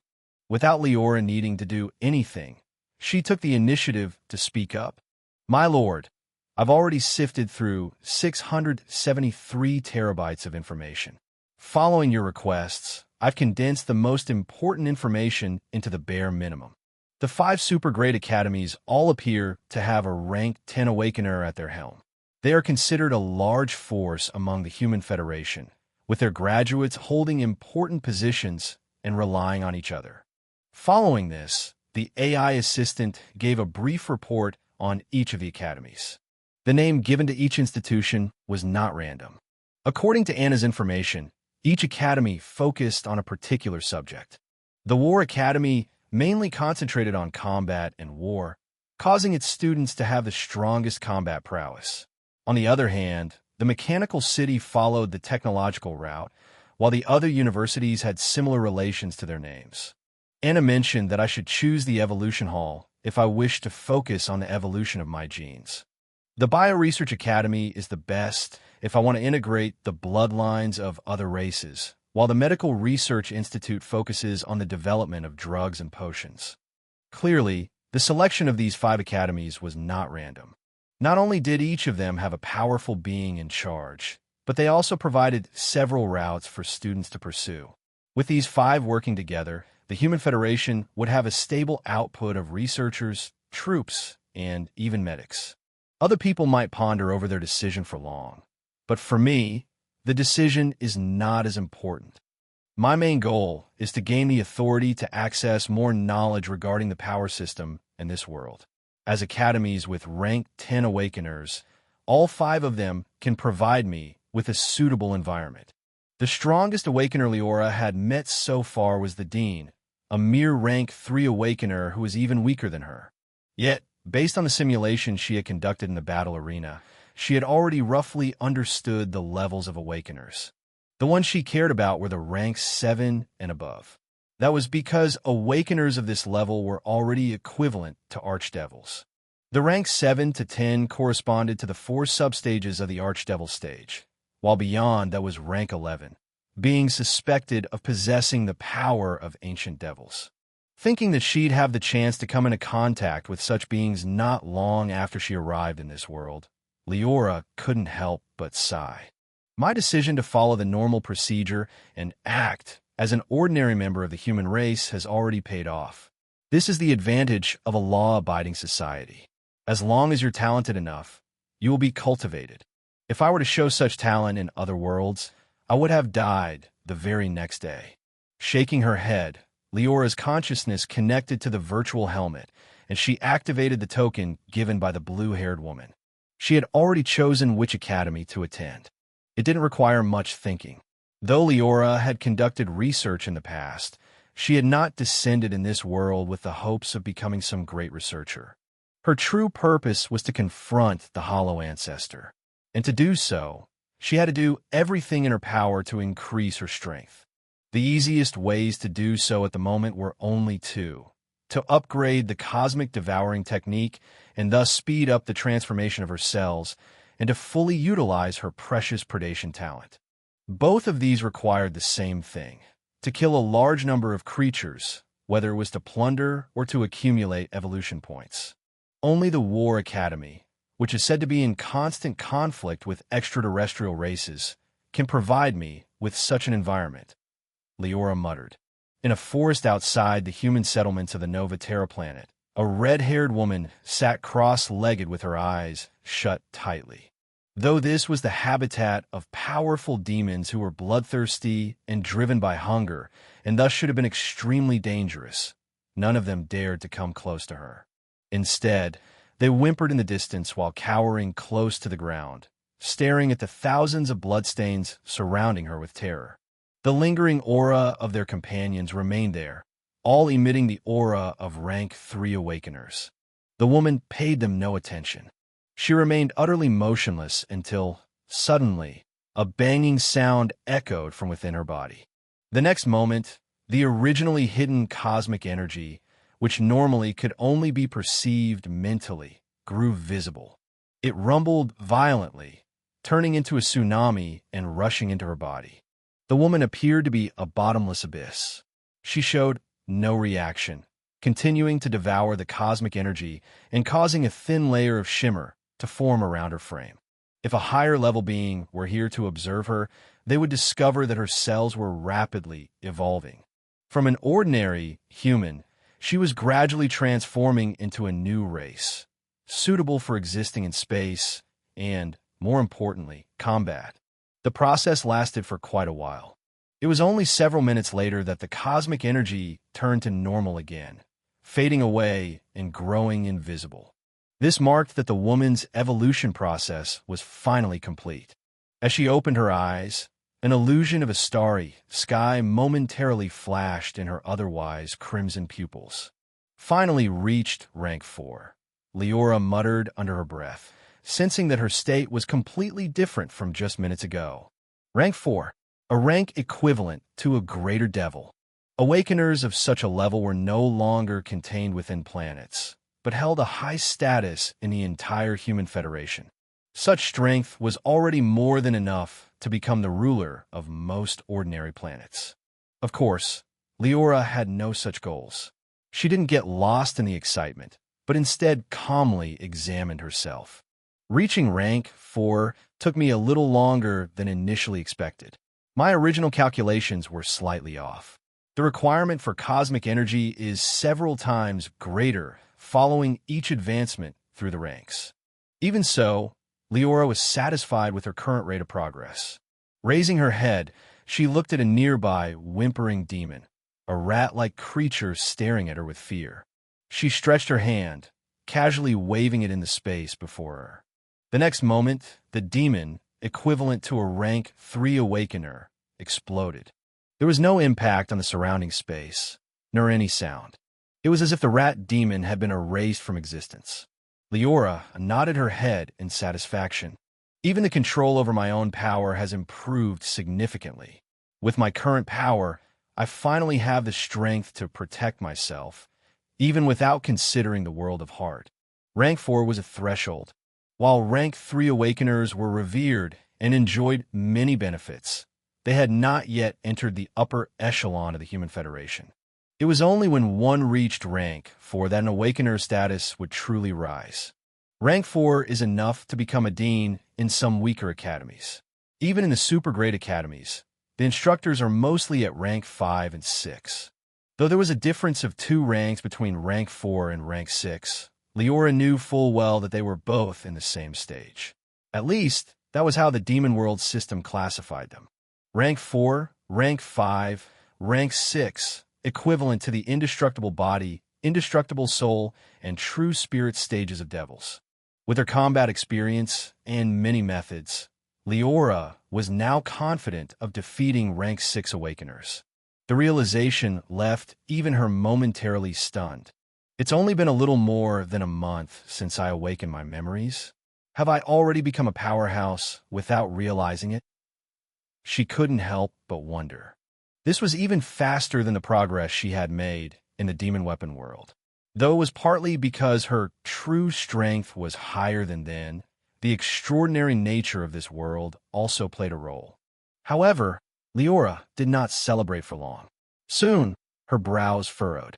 The upgraded cosmic devouring technique was still operating at all times, absorbing the surrounding cosmic energy to help her evolve.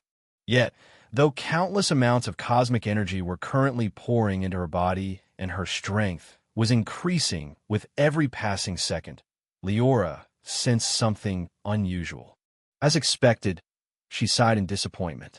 Is this the limit of what I can achieve without any further guidance? She shook her head. She had long known that such a thing would happen sooner or later. Though she had made rapid progress, her comprehension of this world power system was still lacking. So far, she had basically been devouring cosmic energy to brute force herself through the ranks. Unfortunately, it seemed it was impossible to continue down this path. Thankfully, I've already expected such a situation to occur. The easiest way to bypass the restrictions is to obtain a more advanced technique from this world and thus understand what is limiting my evolution. For other awakeners, this may be hard, but for me, Liora rose to her feet. Looking at the demons that had unknowingly become spectators to her earlier advancement, her eyes narrowed. The next moment, the world of heart descended, crashing down on them and turning them into dust. Only tiny portions of their bodies remained, becoming nourishment for her predation. After she sensed their talents fuse with her, Liora no longer stayed in the forest. Unfolding the world of heart once again, she covered the entire Nova Terra planet and teleported away. Liora's destination was clear. Today was the last day she stayed on this planet. She had already received a message through the information world only a few days ago. According to the news, The representative of the War Academy would soon arrive and escort her to this super-grade force. All Liora had to do was wait for their arrival. Yet, just as she thought that this wait would be uneventful, Liora's eyes flickered. The moment she returned to her residence, she noticed the arrival of a visitor. It was neither the delivery robot nor the representative of the War Academy.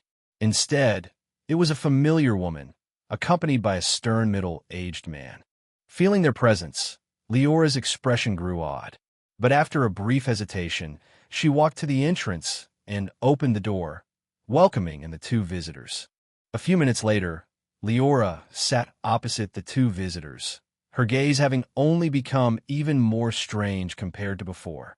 The middle-aged man, the dean of Helios High School, appeared to sense her confusion. He smiled faintly and followed up on his earlier thoughts.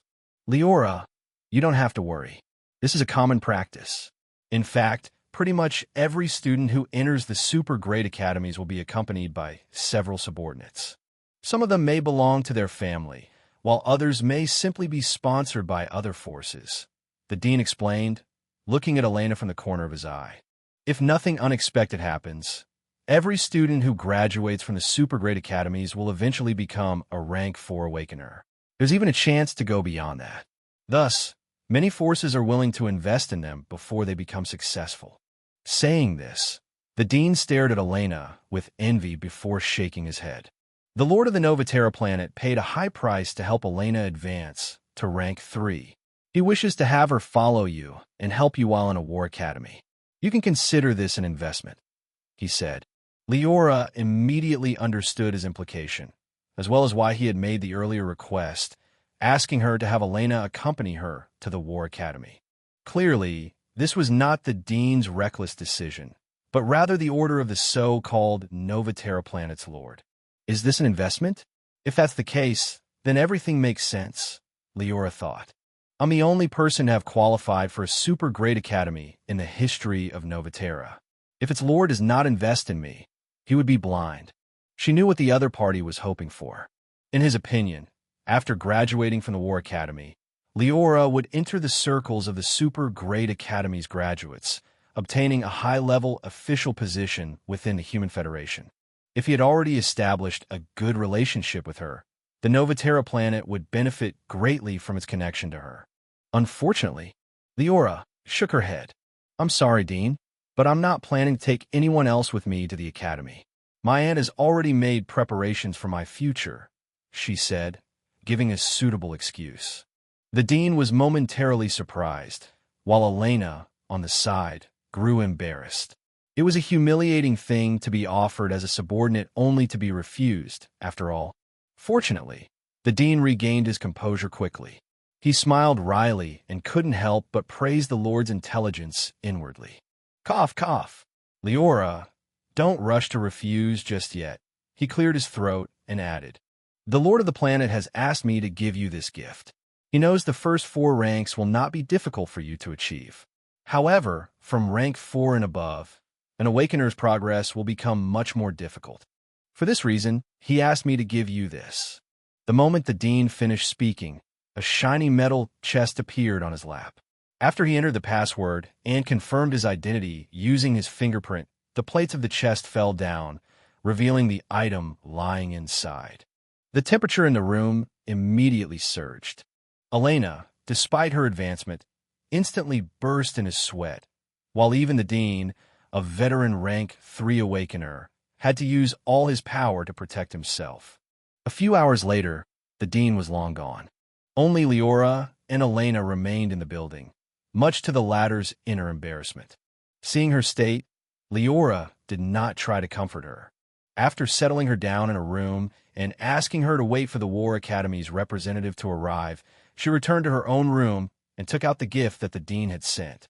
Following his instructions, he mimicked his earlier actions, and the metal chest broke apart once more, revealing a small, flickering flame inside.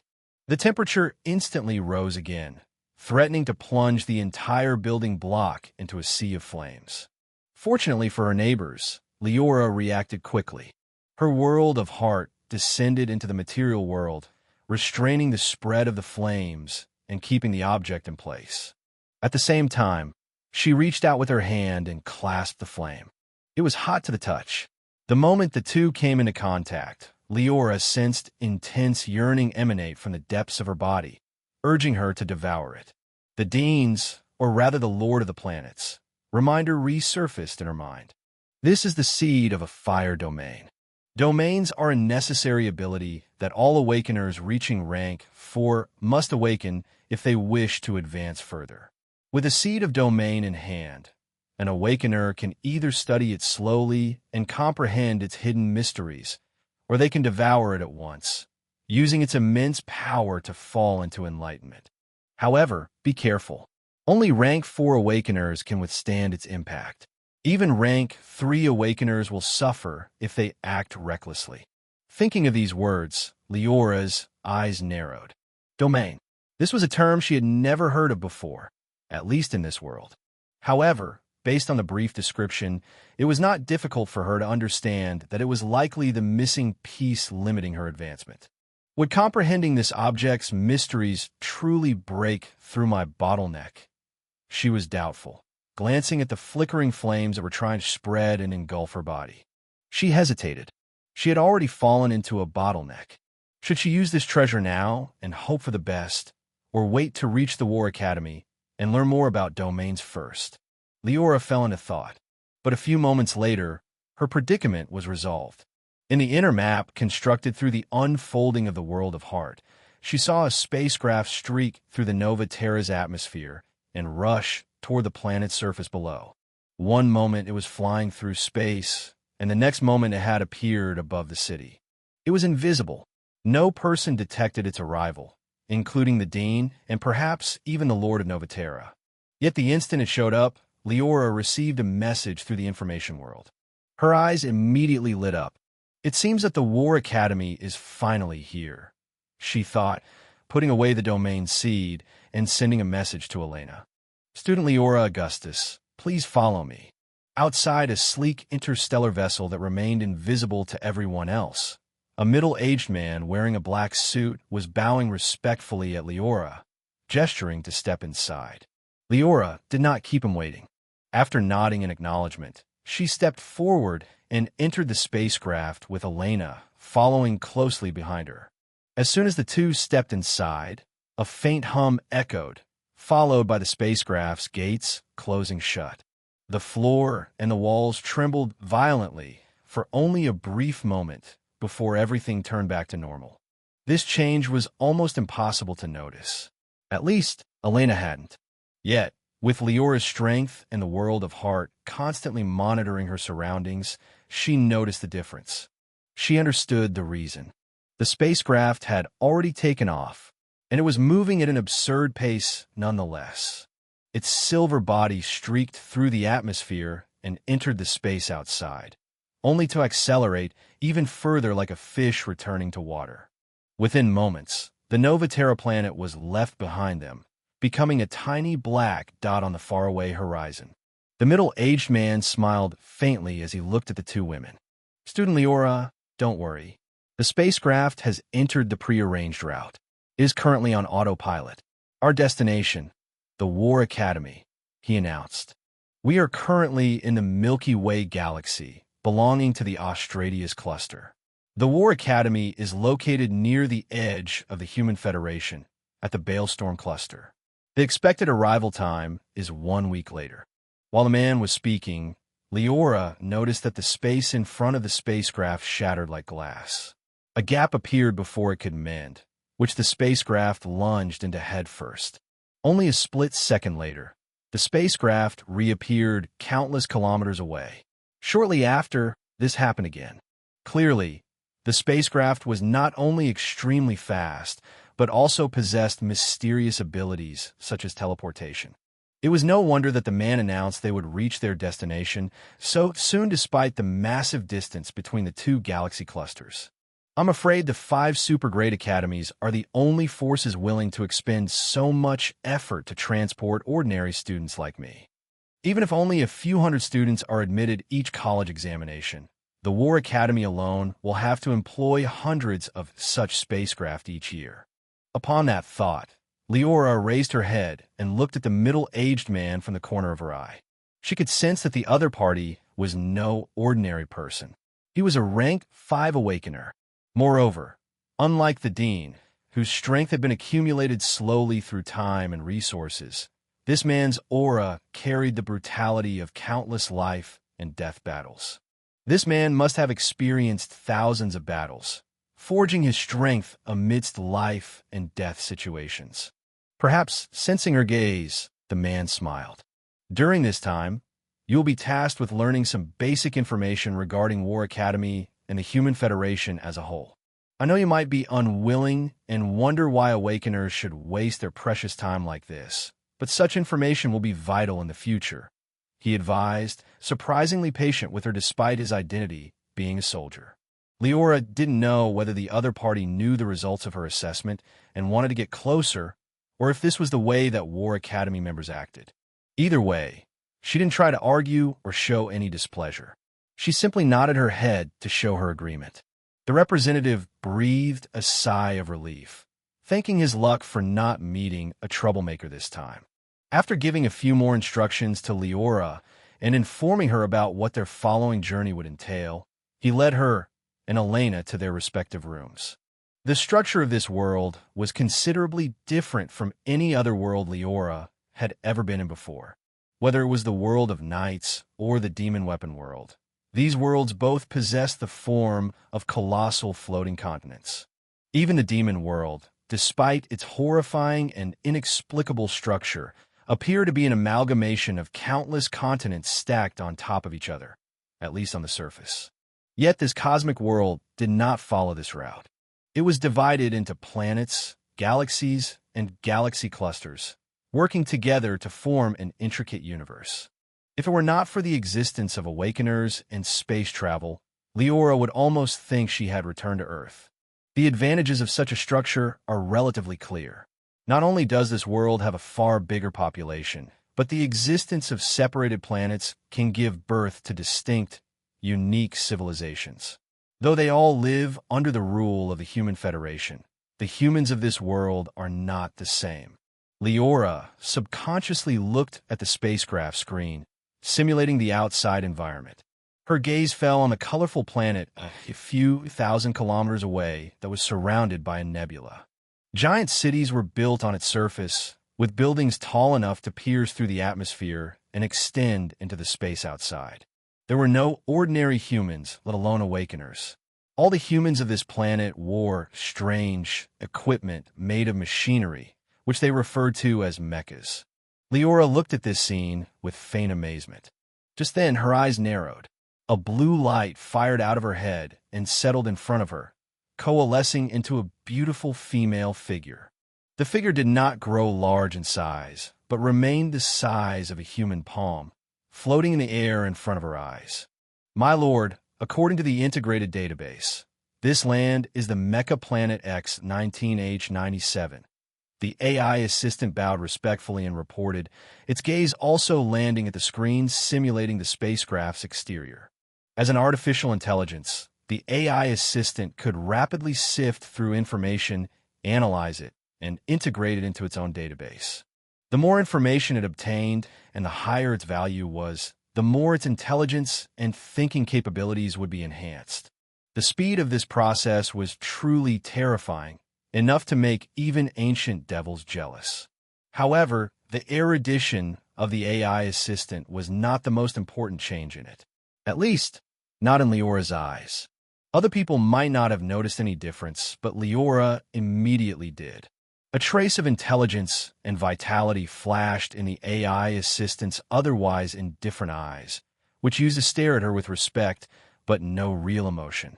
That was because this was no longer a mere replica of Alpha created through her memories. Following Liora's advancement to rank 4, the condition agreed upon with the demon world had finally been satisfied. The real Alpha had finally descended into this world. How is your current body? Do you feel any discomfort? Liora glanced at Alpha and questioned, only to receive a shake of her head in response. No, my lord. In fact, this body is extremely suitable for me. Although I haven't fully fused with the AI chip, and can't unleash its full potential just yet. I can feel it's only a matter of time. Once the process is completed, I will completely integrate its traits. Liora smiled upon hearing her words. The arrival of Alpha in this world was great news. Similarly, her being able to replace the AI assistant was nearly as good. In such a state, the two would not have to separate anytime soon, including during battles and adventures. Not only that, but Alpha could utilize her identity as an AI assistant to help her analyze some complicated information. Thinking of this, Liora's expression grew solemn. How is it? Have you finished analyzing the information of this world? Alpha nodded in response. Thanks to my Lord's permission to enter the information world, I have integrated countless pieces of information. By now, I have gained a rough understanding regarding its structure, Alpha said. The moment she finished speaking, blue lights flashed and merged into a beautiful starry sky. Countless galaxies and stars could be seen spread along its surface, shining brightly and making the image look magnificent. But the next moment, some black lines formed under Alpha's thoughts and divided the image into 4 equally sized portions. Just as you previously said, my lord, this world possesses the form of a universe. Over the past few days, I've learned that there are currently 4 major forces controlling it, which the natives call apex civilizations. Saying this, Alpha pointed her finger, and a part of the starry sky immediately lit up. A human figure with long red hair appeared right above it, which somewhat resembled Liora. This is the Human Federation, the place we are currently at. Most of its inhabitants are humans, though there are other races living among them. The organization in power is the Human Federation, represented by the strongest awakeners of each galaxy cluster. Finished, she pointed to another part of the map. This time, the figure that emerged looked very much like Alpha, though she possessed the body of a robot. This is the territory of the mechanical race. It said that whether it is robots, AIs, or other technological products that possess their own consciousness and will, they could be considered part of this race. Their biggest weakness is that their numbers are the lowest among the 4 apex civilizations. However, their intelligence appears to be the highest. As such, they've never been at a disadvantage. Liora quickly grasped why Alpha had created a figure similar to her own above this civilization. In this world, the other party could be considered a member of the mechanical race. Of course, Alpha felt nothing about this. She had no emotion for her compatriots, just like Liora did not currently consider herself a human. Next, Alpha pointed again. An ugly, ferocious rat-like figure erupted from another part of the starry sky. This is the demon race. Animals and strange organisms that come into contact with cosmic energy are considered demons. Their number is the highest among the apex civilizations, surpassing the human and mechanical races combined. Liora listened attentively. However, as she turned to look at the figure above their territory, she became momentarily speechless. This ferocious demon looked exactly the same as Scurry, if he had gone insane. She didn't believe that this was a mere accident, especially when she saw that her own figure and Alpha's were standing quite close and coexisted peacefully, while Scurry was far away and howling at them with murderous intent and threatening to break their peace. She couldn't help but take a peek at Alpha. Alpha faced her gaze calmly, showing no embarrassment. A moment later, she made another move, and the last part of the starry sky finally lit up. She hesitated briefly, perhaps not knowing what figure she should create. In the end, a crawling monster with a black hole representing its mouth showed up. Finally, it is the Zerg race, she introduced. My lord should already be familiar with this race. Just as the members of this race we have encountered in the past, the Zerg in this world are equally as terrifying. Each Zerg queen possesses rank 7 strength upon reaching adulthood. Moreover, their combat prowess is equally astonishing as their potential. Even an ordinary rank 5 Zerg queen can fight against rank 7 awakeners if given time to breed enough Zerg servants. Liora had remained mostly calm when listening to the descriptions of the first 3 apex civilizations. But upon hearing Alpha mention the Zerg, Her eyes narrowed involuntarily.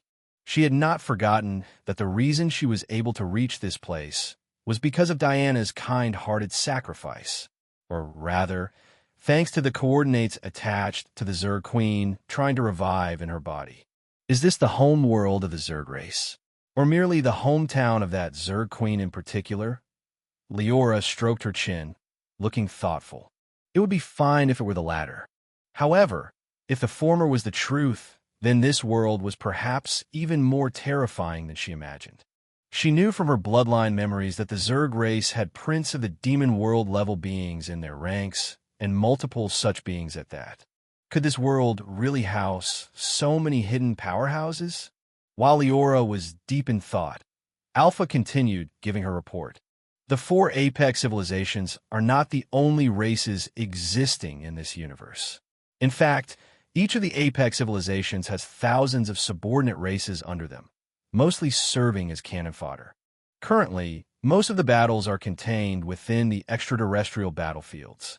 There, members of the apex civilizations are engaged in a constant, never-ending battle. As she was speaking, the floating image zoomed in on a certain part of the starry sky, where the territory of the 4 forces met. A lifelike picture appeared. Humans, mechanical beings, demons, and Zerg fought fiercely. Planets shattered, continents were demolished, while terrifying beings larger than entire suns collided in space and razed everything around them. Though it was just an image, Liora could sense those beings' immense power. The weakest among them had reached rank 4, while the strongest were at rank 10. This was stronger than her during her peak.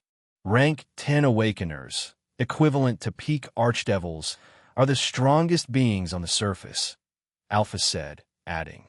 However, it appears that there may be stronger individuals. I've seen mentions of ranks 11 and 12 in the information world. Unfortunately, such information is a high-level secret. Soon after I found something, the information would be deleted. Liora did not require an explanation. Rank 11 Awakeners were bound to possess the strength of ancient devils. Nodding her head, she memorized all the information before asking a final question. Did you find any traces of the Hollow Ancestor? No, Alpha shook the head. Either the other party is hiding their abilities like my lord, or they may not be in the Human Federation at all. I tend to lean towards the latter. Nothing ensured that the Hollow Ancestor would be reborn as a human. In fact, considering the number of creatures belonging to other races, the chances of that happening were relatively low. It was no wonder that Alpha suspected that the Hollow Ancestor was not in the Human Federation at all. Liora frowned. She didn't know if this was a good or a bad thing. She stroked her chin for a few seconds and was about to say something when her movements abruptly halted. Alpha noticed her sudden actions. Without the need for her to speak, her body in the starry sky shattered into streams of blue light that flowed back into the AI chip.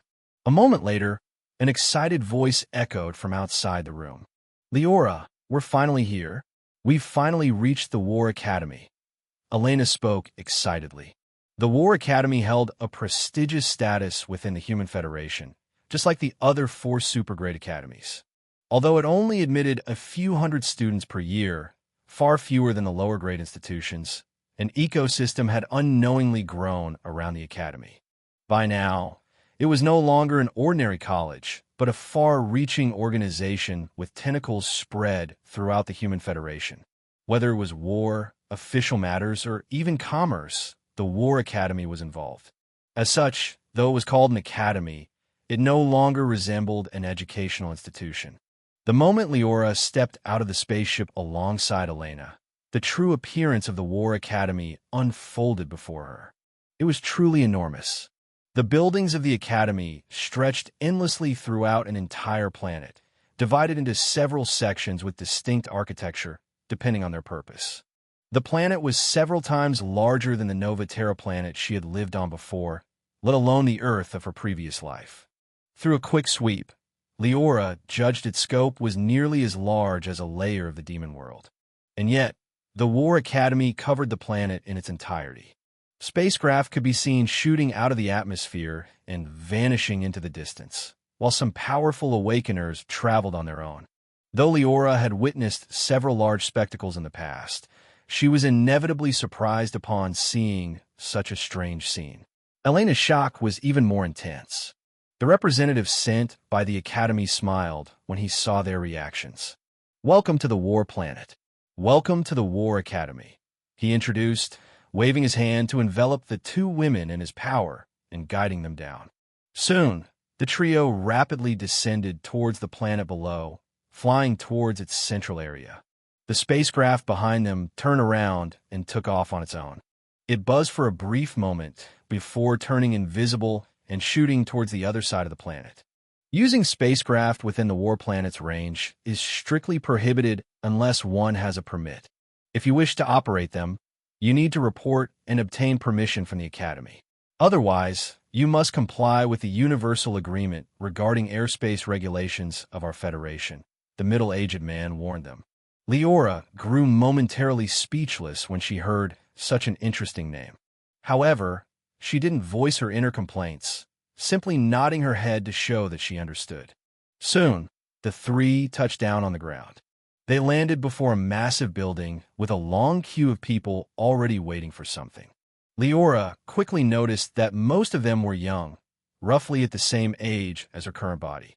Though the lifespan of Awakeners was longer, and they could retain their appearance until they reached their old age, a person's vitality could not be hidden from her.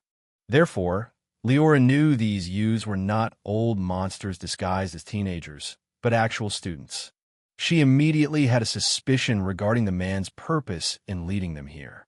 Moments later, the representative's next words confirmed her guess. Every new student who arrives at the Academy will have to register. This process is mainly to confirm your identity and prevent intruders from entering, while acting as a chance to give you the materials you'll need for your time at the Academy, the man said. He then shook his head. "Unfortunately, my task ends here," he said, a faint smile emerging on his face. "Student Liora, I wish you good luck. I've already sent a friend request in the information world. If you happen to face any issues while in the Academy's grounds, you can always message me. Though I'm not omnipotent, I believe someone of my status can resolve most issues." Saying this, the representative laughed heartily before turning around and leaving. He hadn't tried to hide his words, showing no intention of lowering his voice. Thus, though he was not shouting, the people waiting in the queue happened to overhear him. Liora instantly sensed several students shift their attention towards her. Their eyes filled with surprise, as well as undisguised envy. Who was this person? How could she have been accompanied by a rank 5 Awakener to the Academy? Idiot! Didn't you hear what the instructor said? He even sent this woman a friend request. If I'm not wrong, she must be the top performer in this year's college examination. Liora had already regained a large portion of her strength. Combined with a world of heart constantly monitoring her surroundings, she easily heard their lowered whispers. It seems that my previous guess was correct. She understood. The attitude of the man was related to my performance during the assessment. Other representatives did not enjoy such treatment. From their words, Liora learned that most people were led here by rank 4 Awakeners, while the most unlucky among them were only assisted by rank 3 Awakeners. Obviously, the War Academy did not provide all students with the same treatment. Though they had all passed the same college examination, the treatment they got was completely different. Liora did not try to strike up a conversation with her future classmates. She continued collecting valuable information using her world of heart while waiting for the queue to shorten. A few minutes later, the students in front of her were finished with the process. The time for her to go in had come. A few hours later, Liora sat alone in a room and gently tapped on her temple. A blue light immediately shot out, taking a human appearance and transforming into Alpha. Liora nodded. "How is it? Have you integrated the information of the War Academy yet?" she asked, and Alpha nodded. "I've integrated everything that has happened so far into my database," she reported. "At the same time, my lord, I've found that several people have sent you messages and friend requests in the information world," she stated before adding. "Most of the friend requests come from your classmates. However, there are also several instructors who've reached out. They mainly ask if you're willing to become their student and inherit their mantle. Liora's brows furrowed briefly, but her expression relaxed the next moment. The middle-aged man had already warned her that such a situation would happen. The War Academy held regular classes each day, with most of them being up to the students to decide whether they would attend. Despite this, most students would choose to do so. The reason? To catch the eyes of the instructors. From what Liora had learned so far, students could accept instructors as their teachers. These teachers were not the same as ordinary instructors. They and their students had a far closer relationship, akin to a master and a disciple. The benefits of a student having a teacher were enormous. Not only would a teacher give personalized advice to their students, and thus help them improve their strength faster, but they would also grant them several rewards and benefits. Hearing that several instructors had already reached out, Liora's eyes narrowed. "Is there any powerful being among these instructors?" she asked with piqued curiosity.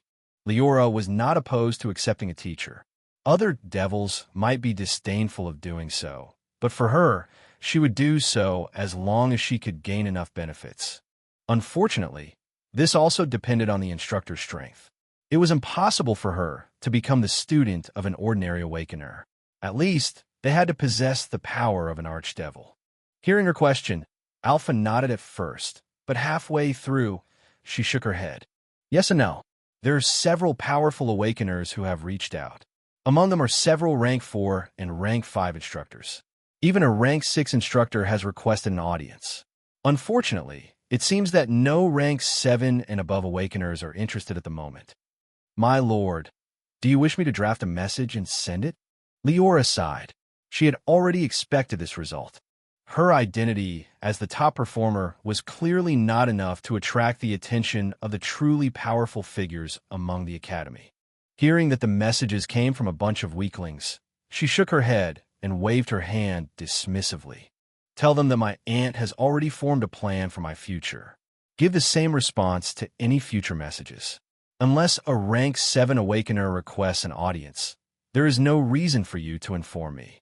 Understood. The next morning, hundreds of newly enrolled students had gathered in a vast classroom. The strange part was, however, that the classroom did not exist in reality. Instead, it was located in an illusory world composed of information. That's right. The War Academy's lessons did not take place in the real world, but in the information world. Perhaps because of its status as a super great academy, the War Academy inside the information world was subtly different. This became clear to Liora as soon as she stepped into the classroom. She wished to dig deeper and investigate the reason behind this sensation, but before she could do so, a woman appeared on the podium.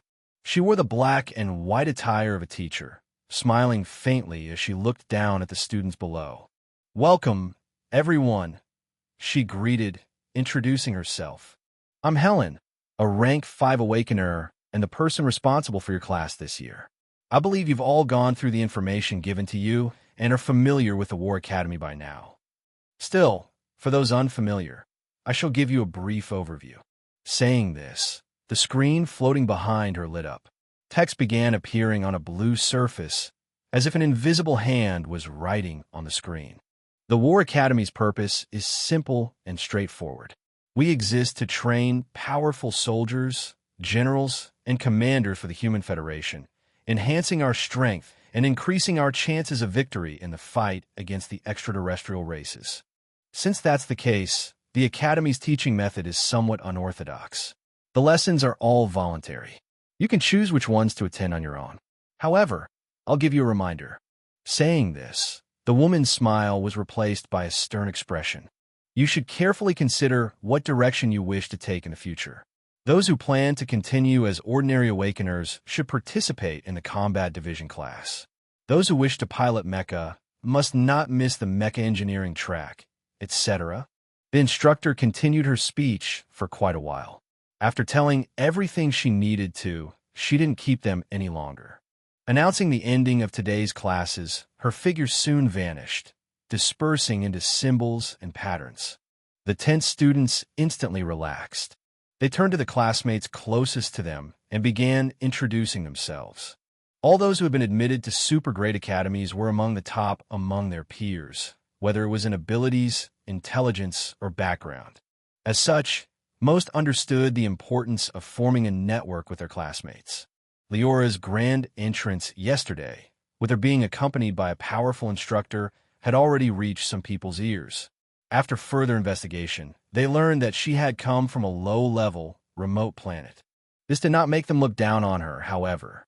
Instead, it made them even more determined to establish a good relationship with this future powerhouse. Unfortunately, before anyone could strike up a conversation with her, Liora pressed the return button, teleporting back to her residence within the information world. Surprisingly, she didn't appear in the territory of the Novaterra planet. Her residence had unknowingly been transferred to the War Academy, as had the residences of all students. Seeing this, Liora shook her head and sighed. She pressed her temple, allowing Alpha to materialize beside her. At the same time, her consciousness swept out, and a blue screen flashed in her field of vision. It was neither her own system panel nor the AI chip. Rather, it was the power of the information world and, more importantly, of the War Academy. Name: Liora Augustisch. Occupation: student of the War Academy. Alma Planet: Novaterra. Talent: elemental affinity, SS rank. Rank 1. Authority: level 1. Contribution points: 10500. The screen only displayed the information recorded in the Information World's database. Most of it was correct, aside from her rank, a result of her having not had the chance to display her real strength. However, Liora had already expected this. Her gaze didn't linger for long on the first few columns, soon concentrating on the one at the very bottom. Contribution points. She might not have understood what this meant in the past, but having enrolled in the War Academy, she now knew all too well. Contribution points are essentially the currency of the human federation within the information world. With enough contribution points, nearly everything is possible. Alpha commented from the side. Liora's contribution points had reached 10,500 thanks to her SS rank elemental affinity talent, combined with the starting gift of the War Academy.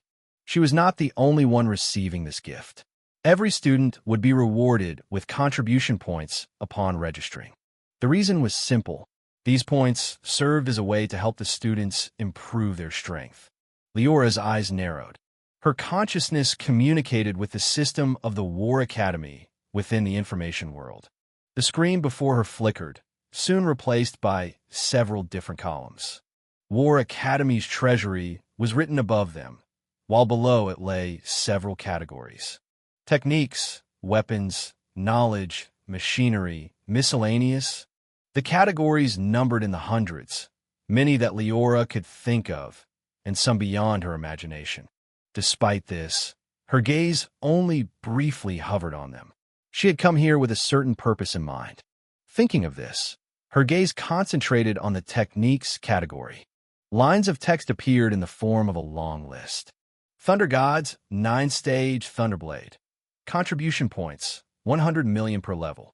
Destruction Gods, Catastrophe Spear. Contribution points, 100 million per level.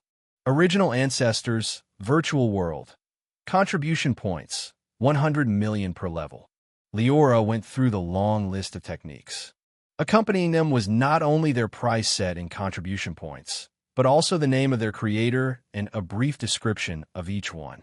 These techniques were not standalone. They didn't just teach awakeners how to absorb cosmic energy. Instead, they combined hundreds of different techniques, spells, abilities, and even concepts. Choosing a suitable starting technique is the most crucial thing for new students. This is why the War Academy provides newly enrolled students with starting contribution points. It's so they can purchase a technique and thus sort out their future path. This was information Liora had learned, not only during her trip to the War Academy so far, but also from her Aunt Anna. Thus, she wasn't surprised to see such a large number of techniques. Her eyes narrowed briefly.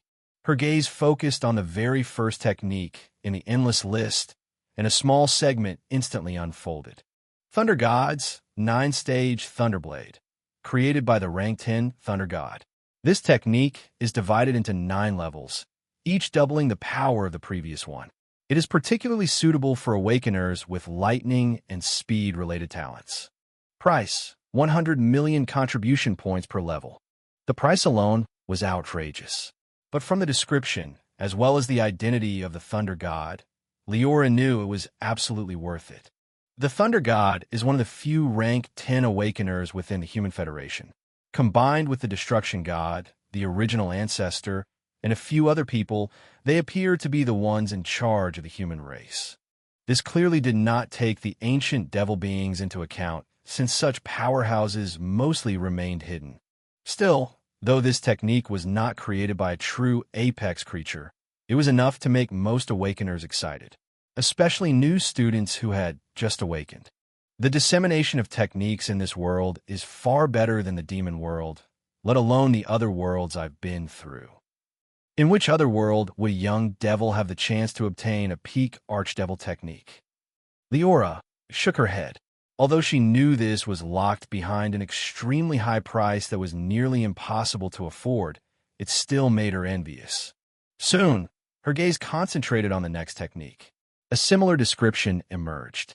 Destruction God's Catastrophe Spear, created by the rank 10 Destruction God. This technique is divided into 12 levels.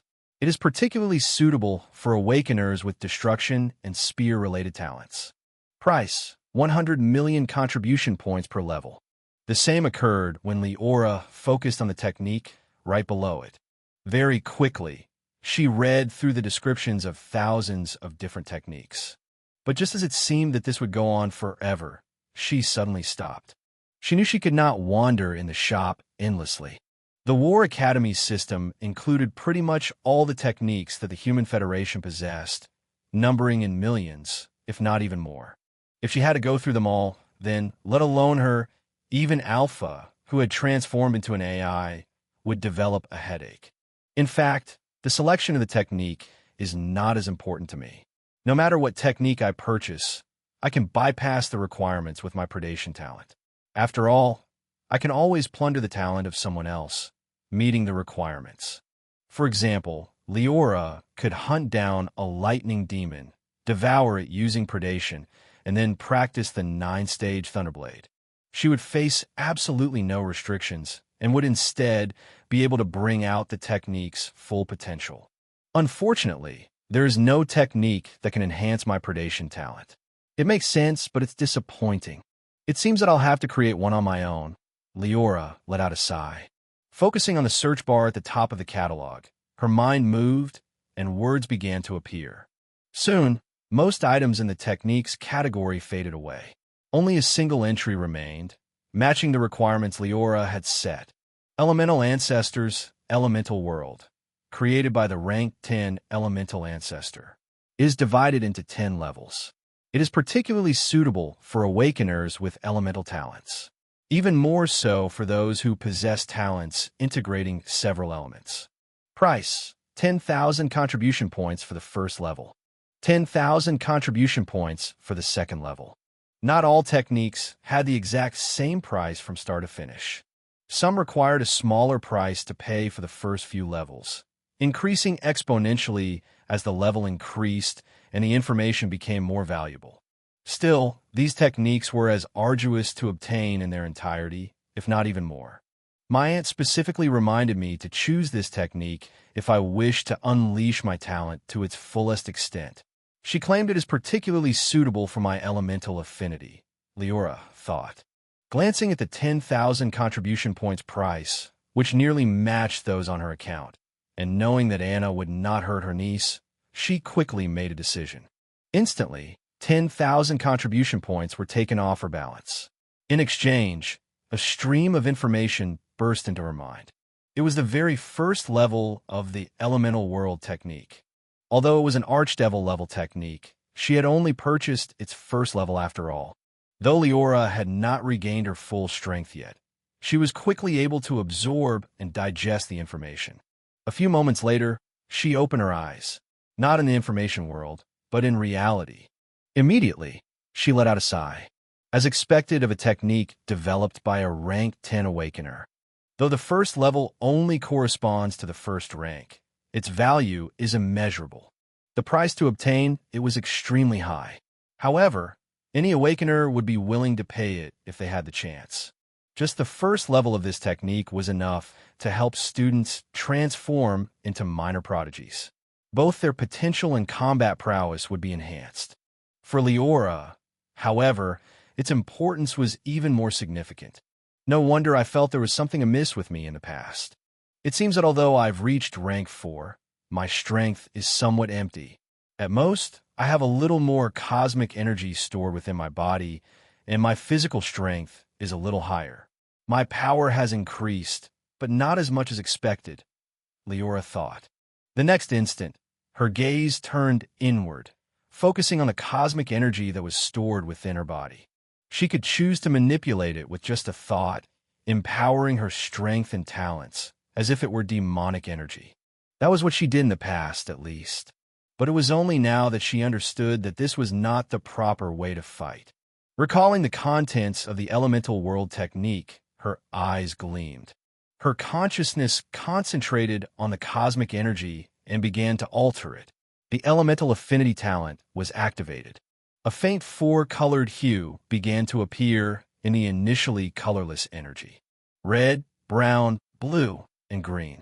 Fire, earth, water, wind. Within a few moments, the cosmic energy had turned into an amalgamation of 4 distinct yet harmoniously blended colors and types of energy. A faint cracking sound echoed from within Liora. The next moment, her strength soared once again. She felt herself resonate with the elemental affinity talent, as if its power had increased out of thin air. Moments later, when everything was over, she couldn't help but check her current state. The results caught her off guard. My strength has improved by about 10%. She judged, knowing this was the result of mastering the first level of the elemental world. Even so, she had never expected such a result. This was only the first level of the elemental world. How much would her power increase if she mastered the other 10 levels? Subconsciously, she entered the information world again and opened the War Academy system. She focused on the store and on the elemental world technique. I've already learned that what is currently restricting me is my lack of a domain. If I want to awaken it and resume my progress, I need a suitable technique, or at least something to guide the way forward, Liora deduced. She could always choose to study the seed of the fire domain given by the Lord of the Novaterra planet. However, she knew very well this process would be time-consuming. Compared to doing this, it would be far easier to obtain the rest of the elemental world technique. With her experiences, comprehension, and elemental affinity talent, she would be able to master it in seconds. The first 3 levels require 10,000 contribution points each. As for the 4th level, the price jumps to 100,000. This means I need 120,000 contribution points in total. Looking at her balance, which was nearly empty, Liora felt as though she had become a pauper once again. The feeling of poverty was both novel and strangely familiar. Thankfully, she already knew the way to obtain more contribution points. Besides the competitions conducted by the War Academy, taking up tasks, and contributing to humanity as a whole, the easiest way is to participate and win in the blood arena, she thought. The moment that thought surfaced, she focused on the arena's symbol. The next moment, she was teleported to the middle of a familiar architecture. Welcome, Awakener Liora Augustus. Would you like to start a battle simulation or participate in Blood Arena? A mechanical voice echoed in her ears. In the past, Liora would have chosen to conduct a battle simulation. But this was not her purpose for coming here today. After a brief pause, her consciousness swept outward and communicated with the arena. I wish to enter the Blood Arena. She conveyed her wishes. The moment she finished speaking, the entire arena seemed to pause as if time had stopped. But the next second, the same emotionless voice rang out. Determining Awakener's strength. Rank 1. Searching for a suitable opponent. It has been found. Awakener Liora, please brace yourself for teleportation. 3, 2, 1. As the countdown finally came to an end, Liora sensed a teleportation force descend upon her and transfer her away. Yet, as she scanned her surroundings, she found that she was still in the same futuristic arena. The floor remained a mixture of metals and precious materials, and the audience seats were empty. The only difference was that she was no longer alone within the battle stage. In front of her stood another person, a man wearing a thin black battlesuit that covered his entire body and holding a magnificent green saber in his hand stood not far away. The moment he appeared, a line of text emerged above him, dyed red and dripping with blood. Erwin Onens. Wins, 6. Defeats, 2. Rating, 1 star. Just as she was staring at this text, Liora sensed her opponent doing the same. He looked at the space above her as if reading something. A flicker of surprise flashed across his face the very next moment. Huh! An exclamation escaped his mouth. A newbie? It seems that my luck is good this time, he muttered under his breath. It didn't require someone to be a genius to understand what was happening. Obviously, just as Liora could see the score of her opponent, the other party could as well.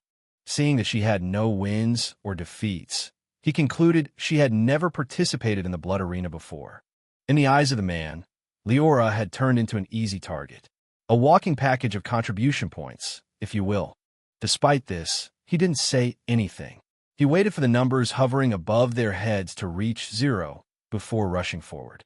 He brandished his saber and activated his talent, causing a silver sheen to envelop its sharp edge.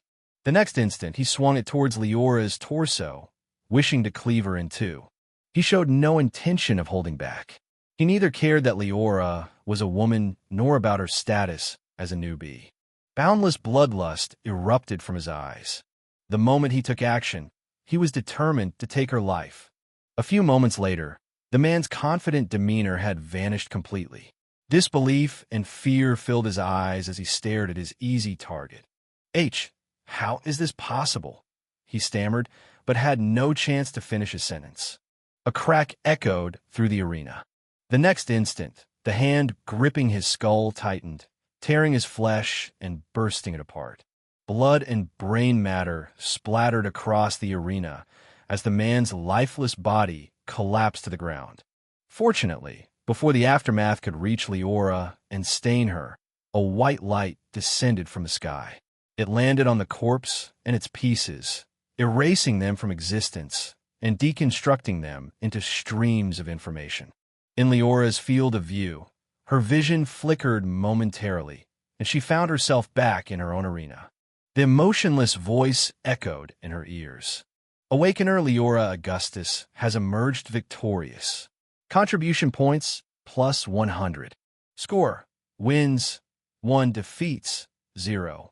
Overall rating, 1 star. Please continue your victory streak to upgrade to 2 stars. Wins required, 9. Hearing these words and seeing her balance rise to 600, Liora nodded her head in satisfaction. This was how the blood arena worked for Rank 1 Awakeners. With every victory, the challenger would be rewarded with 100 contribution points. Similarly, the loser would incur a penalty of 50 contribution points. This meant that the strong ones would get stronger, while the weak would gradually be left behind. With such a low reward, I would have to fight for months to obtain the required contribution points, Liora muttered. Thankfully, this is not the only way to obtain points in the blood arena. Her gaze shifted to her overall rating. This was not related to her rank in reality, but was her ranking within the blood arena. The participants could only match against opponents of the same rank. Each rank was divided into 10 stars, with everyone starting at 1 star and having to win 10 consecutive victories in order to upgrade their rating. Then, they would be matched against 2-star opponents and have to win the same number of battles to rank up further. Each upgrade brought not only fame, but also a possible upgrade in authority. However, Liora was mostly focused on something else: the rewards the blood arena would give upon each rank up. With each upgrade, the Awakener would receive a certain amount of contribution points. The higher the rating achieved, the more these contribution points would be. Compared to the sum earned by winning the battles, these rewards were far more lucrative. Of course, this is only the case for me. For most Awakeners, they would struggle to reach 2 stars, much less go any further. Even most of the students in super great academies will be stuck at 6 or 7 stars. Only those with extraordinary combat prowess, powerful awakened talents, and various means can reach the top of the ranking. Countless thoughts raced through Liora's mind, though not much time passed in reality. When a mechanical voice of the battle arena echoed again, asking her whether she wished to conduct a battle simulation or participate in the blood arena, Liora responded with no hesitation. The next instant, the familiar sensation of teleportation occurred, and she faced another opponent. Huh, only one victory? Newbie, give up. You're quite lucky to have reached this point undefeated. But that's only because you haven't met me yet. Bang. What? 30 consecutive victories? Wait. Battle after battle took place. They all only lasted for a few seconds, leaving only the lingering voices of her opponents behind and their lifeless bodies. Challenge after challenge, Liora climbed through the rankings, increasing her rating at an astonishing speed. More importantly, this led to her contribution points soaring at a similar rate. While Liora was participating in the blood arena and trying to gather the required contribution points, countless undercurrents were surging through the War Academy. The new students had just arrived, meaning that another teaching year had started. The academy had grown restless. Chaos had spread, not only among the students, new and old, but also among the instructors. In particular, the matter of instructors taking in students had made the situation even more complicated. Instructors not only sent out messages of invitation to the students, but also fought among themselves to recruit the most talented students. Liora, who had performed extremely well during the college examination, was the target of many instructors. However, her refusal to accept their invitation, though polite, also set some people off. What? Has she refused my invitation? In a high-level, high-precision lab, a young man wearing a research coat was tinkering with several metal parts, assembling a strange-looking weapon. If anyone were here to take a look at it, they would discover the weapon closely resembled the guns that ordinary mortals would use before their awakening. Yet the weapon in the young man's hands was obviously not ordinary at all. Cosmic energy could be seen flowing in and out of its glowing body, while its muzzle exuded a terrifying pressure. LED lights lit along its surface, making it seem as if it were ready to explode. The man, however, did not pay much attention to the weapon. He instead glanced at the young student behind him from the corner of his eye, his expression turning ugly. Hearing his question and seeing his anger, the student's face grew pale. Regardless, he nodded his head repeatedly. Yes, Teacher Amon, not only you. There are rumors that she refused the invitation of all the instructors. She didn't even take the initiative to meet them in person. She only sent a polite message over the information world. Hearing this, the instructor's expression darkened even further. But the next moment, he snorted coldly. It seems that this girl is too naive. Does she think that it's impressive to be a top performer? There's a new one each year. How many SS rank talents are there in the War Academy? If people had not suspected she possessed a mutated physique that increased her spirituality, why would they have spent so much effort to accept her as their student? The student nodded, agreeing with such an assessment. Seeing his instructor calm down, he relaxed. He looked thoughtful, a glint flashing across his eyes. Teacher, do you wish to send someone to teach her a lesson? He questioned, making a motion against his neck. She is only at rank 1 after all, and has no background. If we apply some pressure, we should be able to get her to Aki. Before the student could finish, the instructor, Amon, lashed out. Idiot, do you think this is your family, and you do whatever you want? This is the War Academy. How can I, an instructor, target a student just because they refuse my invitation? What Amon didn't say was that Liora was not necessarily without a background. Still, he found no reason to say this to his student. He merely smiled faintly before sneering. Just wait. The academy is not as simple as it seems. Without a background and external assistance, even the most talented genius will end up as nothing. When she sees the other students grow stronger while she has to complete tasks to collect contribution points, she will come begging to become my student. Aren't the trials for the new students coming soon? Let's see how she will perform. The moment he finished speaking, a faint clicking sound echoed from the table before him. Amon's face broke into a smile. He raised the gun and aimed at the wall behind him before pulling the trigger. The cosmic energy instantly rioted. It gathered together into a giant blue beam, firing out and annihilating everything along its path. Even the wall, which could easily withstand rank 5 attacks, was torn apart, leaving a giant hole behind. Though the metal quickly granulated and bound together, it was enough to display the power of the weapon. Go inform the Dean that the 116,209th part of Project Azathoth has been completed. Liora was oblivious to the undercurrents happening inside the War Academy, much less that a mad scientist had grown angry with her refusal. Granted, even if she were to know, she would most likely not pay any heed. At the moment, she was engaged in battle. With a move of her mind, the elements around her surged. They transformed into weapons, firing toward her opponent at the speed of sound. After several seconds, the enemy's defense was torn apart. Their body transformed into patterns and symbols, while Liora was transferred back to her own arena. In the past, she would have immediately chosen to enter the blood arena again and continue her battles. But this time, she didn't. She calmly waited for the mechanical voice to ring out. Awakener Liora Augustus has emerged victorious. Contribution points, plus 100. Score, wins, 90, defeats, 0. Overall rating, 9 stars. Please continue your victory streak to upgrade to 10 stars. Wins required, 10. Rank up. Contribution points, plus 100,000. It had only been a few hours since Liora entered the blood arena and faced her first opponent. Yet, during this short amount of time, she had fought nearly 100 battles. All of those had resulted in her victory, swiftly elevating her rating to 9 stars. When the battle arena asked what she wished to do next, Liora did not immediately make a decision. Her mind connected with the War Academy system. Soon, a screen shimmered into existence before her. Name, Liora Augustus. Occupation, student of the War Academy. Alma Planet, Nova Terra. Talent, elemental affinity, SS rank. Rank 1. Rating, 9 stars. Authority, level 1. Contribution points, 124600.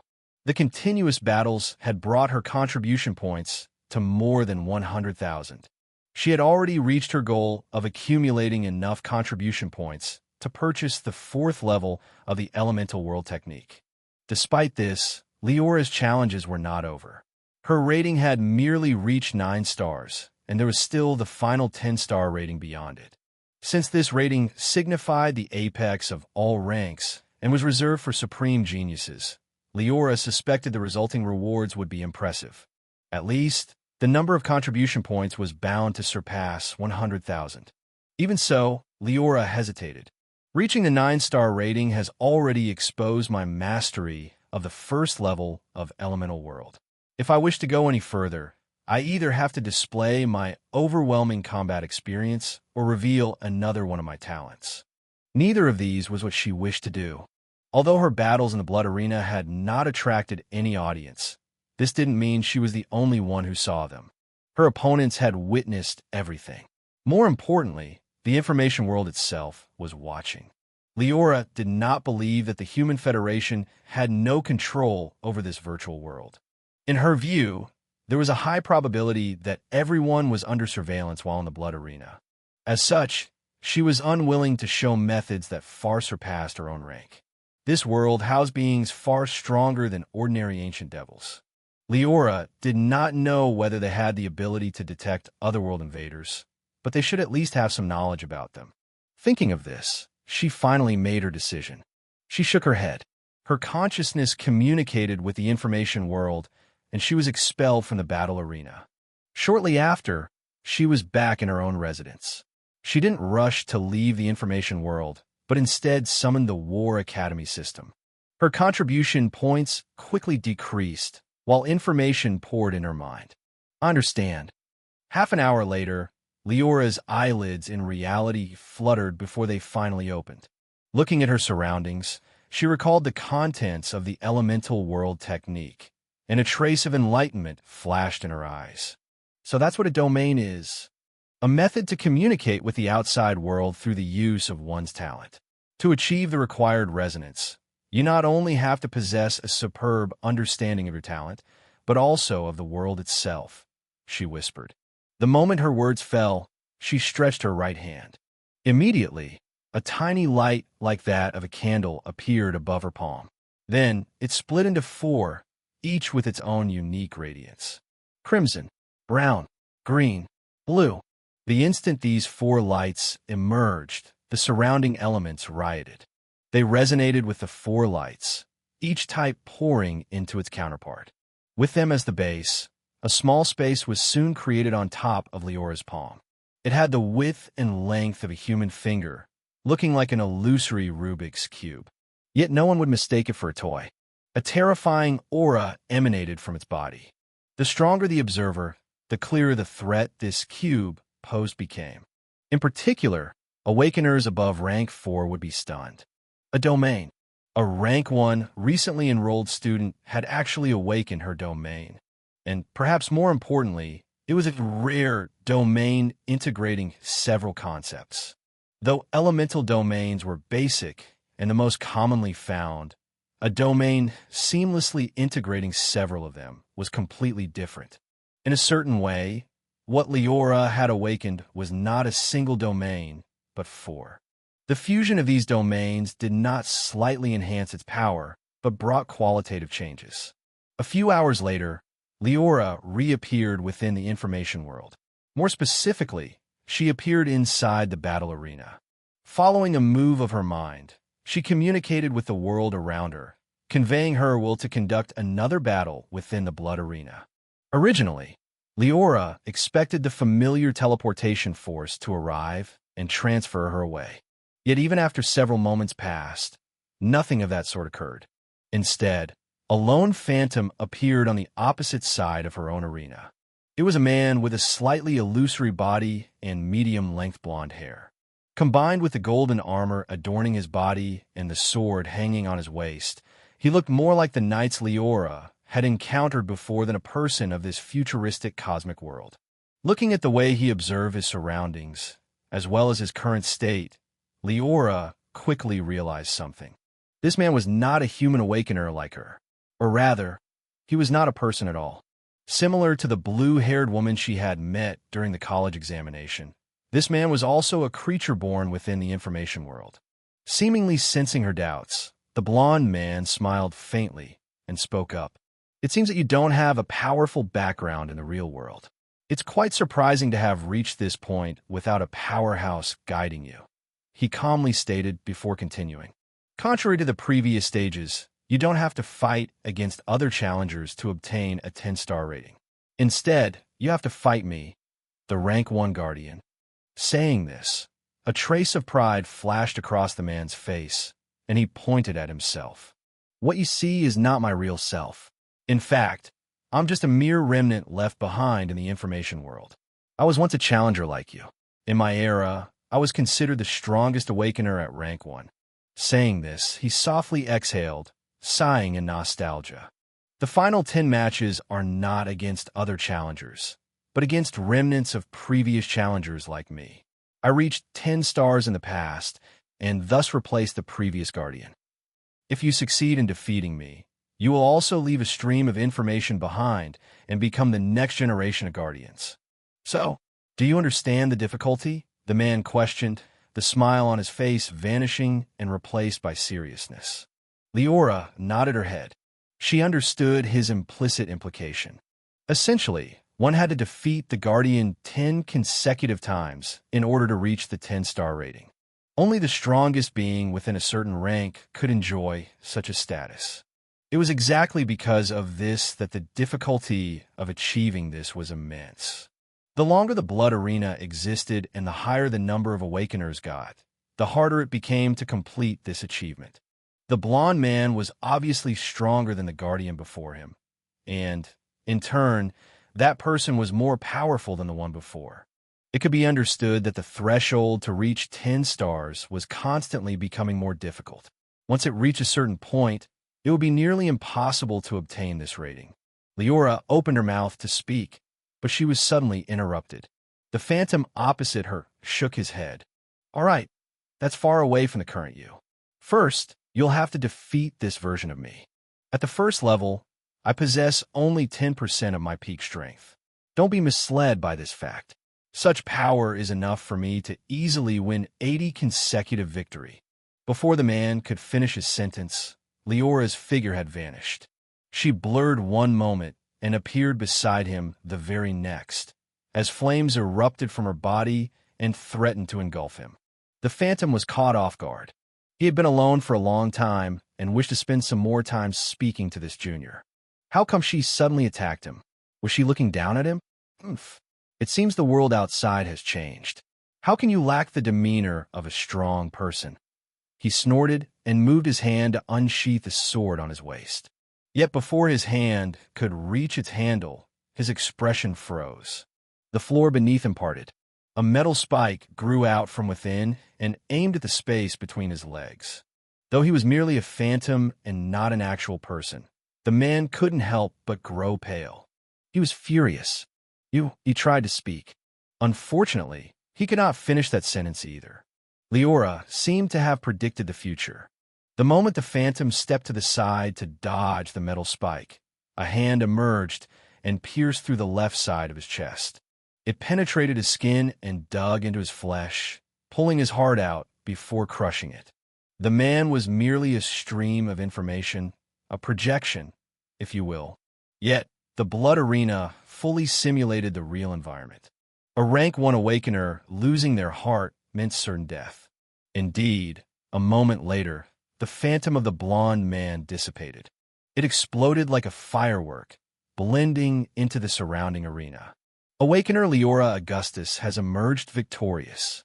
Contribution points plus 10,000. Score: wins 91, defeats 0. Overall rating 9 stars.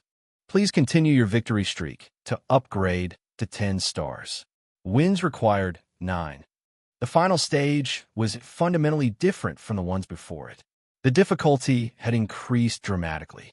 Similarly, the contribution points the challenger gained had also been adjusted accordingly.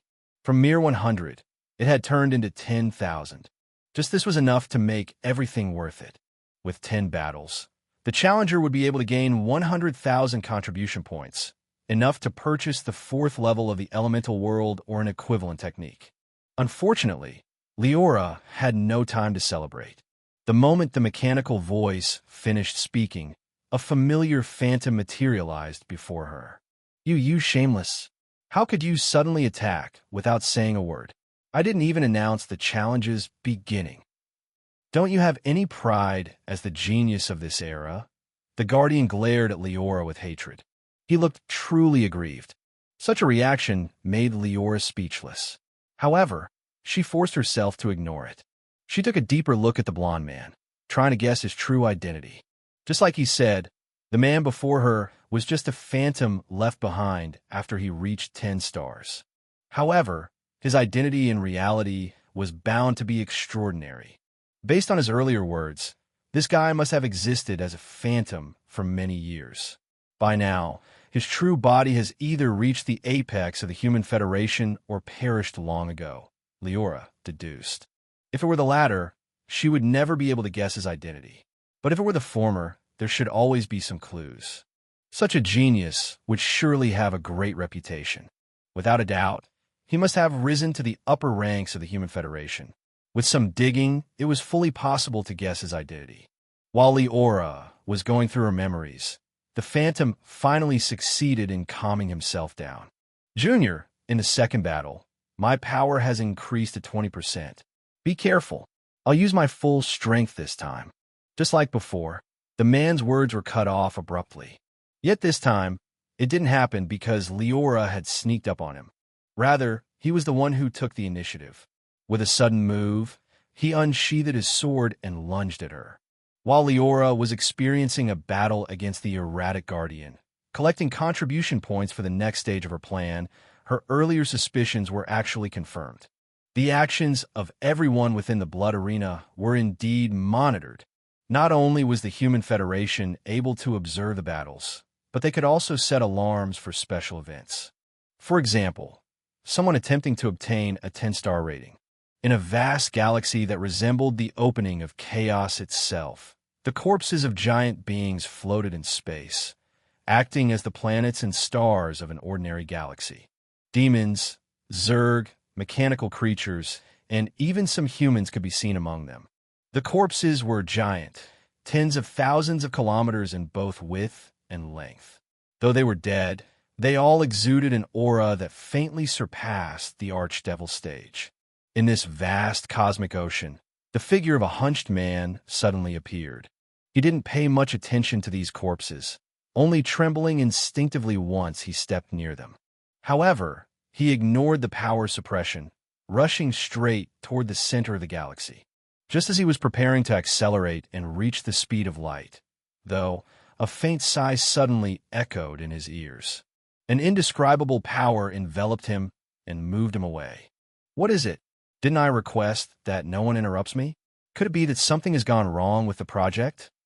A deep male voice rang out, and the appearance of its owner was soon revealed. A man, with black hair and eyes. He looked ordinary, if one ignored the pair of massive wings growing out of his back and the horns emerging from either side of his temples. If anyone did not know any better, they would very well mistake him for a demon. But in reality, he was a human, the Dean of the War Academy and a well-known Rank 10 Awakener, nicknamed War God. Teacher, the visitor bowed respectfully upon seeing the man. Hearing his question, he shook his head. There's been some news regarding the project, but this is not the reason behind my visit. Someone is attempting to become the guardian of the Rank 1 Blood Arena. Moreover, they have already cleared several levels. Hearing this report, the War God frowned. He had indeed asked his students and subordinates to monitor the Blood Arena and look out for any potential geniuses. However, reaching the 9-star rating in the Rank 1 Blood Arena did not reach the threshold of a genius. Given enough time and resources, even some minor geniuses on remote planets could reach this point. In fact, the chances of that happening were higher. Most super great Academy geniuses would seldom stay at Rank 1 for long, and would thus not have the chance to accumulate experience and combat skills. It was only the less talented who were stuck at Rank 1 for many years who usually challenged the Rank 1 Blood Arena. Generally, only when a challenger reached the Rank 4 Blood Arena would powerful beings begin to pay attention. Thinking of this, the War God frowned, intending to scold his student. But gradually, his expression relaxed. Ursa has been with me for thousands of years. Since he feels the need to inform me, that person must be special, he judged, deciding to investigate before saying anything. Instantly, his consciousness swept out and leapt in dimension, jumping into the information world. Elena had once claimed that powerful beings could enter the information world without the assistance of a virtual helmet or capsule. Now, the Dean of the War Academy had proved this fact to be true. Huh, is it a student of the War Academy? The War God exclaimed, suspecting he had found the reason behind his student's sudden report. But the next moment his eyes suddenly widened. A first-year student? Has she just enrolled in the War Academy? The Dean was unable to hold still. With a wave of his hands, a screen appeared in front of him and lit up. It began displaying what was taking place inside one of the billions of blood arenas. A blond man stood arrogantly on one side, making the War God subconsciously grit his teeth with hatred upon seeing him. But soon, he relaxed, moving his gaze toward the party he was currently interested in. It was a red-haired woman. Though she fought valiantly and looked heroic, the War God could tell she was barely 18. For him, she was just a child. Yet the next moment, bang! The phantom of the Guardian was blasted away, forced to dissipate. Aha! The War God instantly burst into laughter. Old bastard. So even you have a day like this. You used to be arrogant to have left behind a phantom and become a guardian. I want to see how proud you will be when you witness yourself getting beaten up." Though he was happy to witness his rival suffering misfortune, a trace of solemnity couldn't help but cross his eyes. Liora had already passed the 8th level. Only 2 more battles separated her from the legendary 10-star rating and her becoming the new guardian. Unfortunately, this challenge is almost impossible. Though the strength of each phantom only becomes 10% stronger with each level, the change is qualitative. Even if I don't want to admit it, that guy was monstrous when young. The war god sighed. Even so, he didn't rush to leave. He continued observing the battle, wanting to witness the full extent of Liora's potential. A few minutes later, the 9th phantom also collapsed. Despite this, Liora also suffered several injuries as a result. Alas, it appears this is her limit. Mastering the 3rd level of the elemental world technique is already impressive. Unfortunately, one needs something special to go further. Still, it doesn't matter. The War Academy is lucky to have taken in such a genius. The war god was satisfied. He was planning to exit the information world and send several messages to inform the relevant personnel. Yet just as his consciousness was about to withdraw, his pupils shrank. On the screen, the 2 familiar figures were fighting once again. Yet unlike the previous battle, which had been fierce and ferocious, this one was completely one-sided. The woman burst out with overwhelming power. An illusory world of flames erupted from her body, wiping out the blonde man's phantom in almost an instant. "Fire domain," a surprised voice echoed.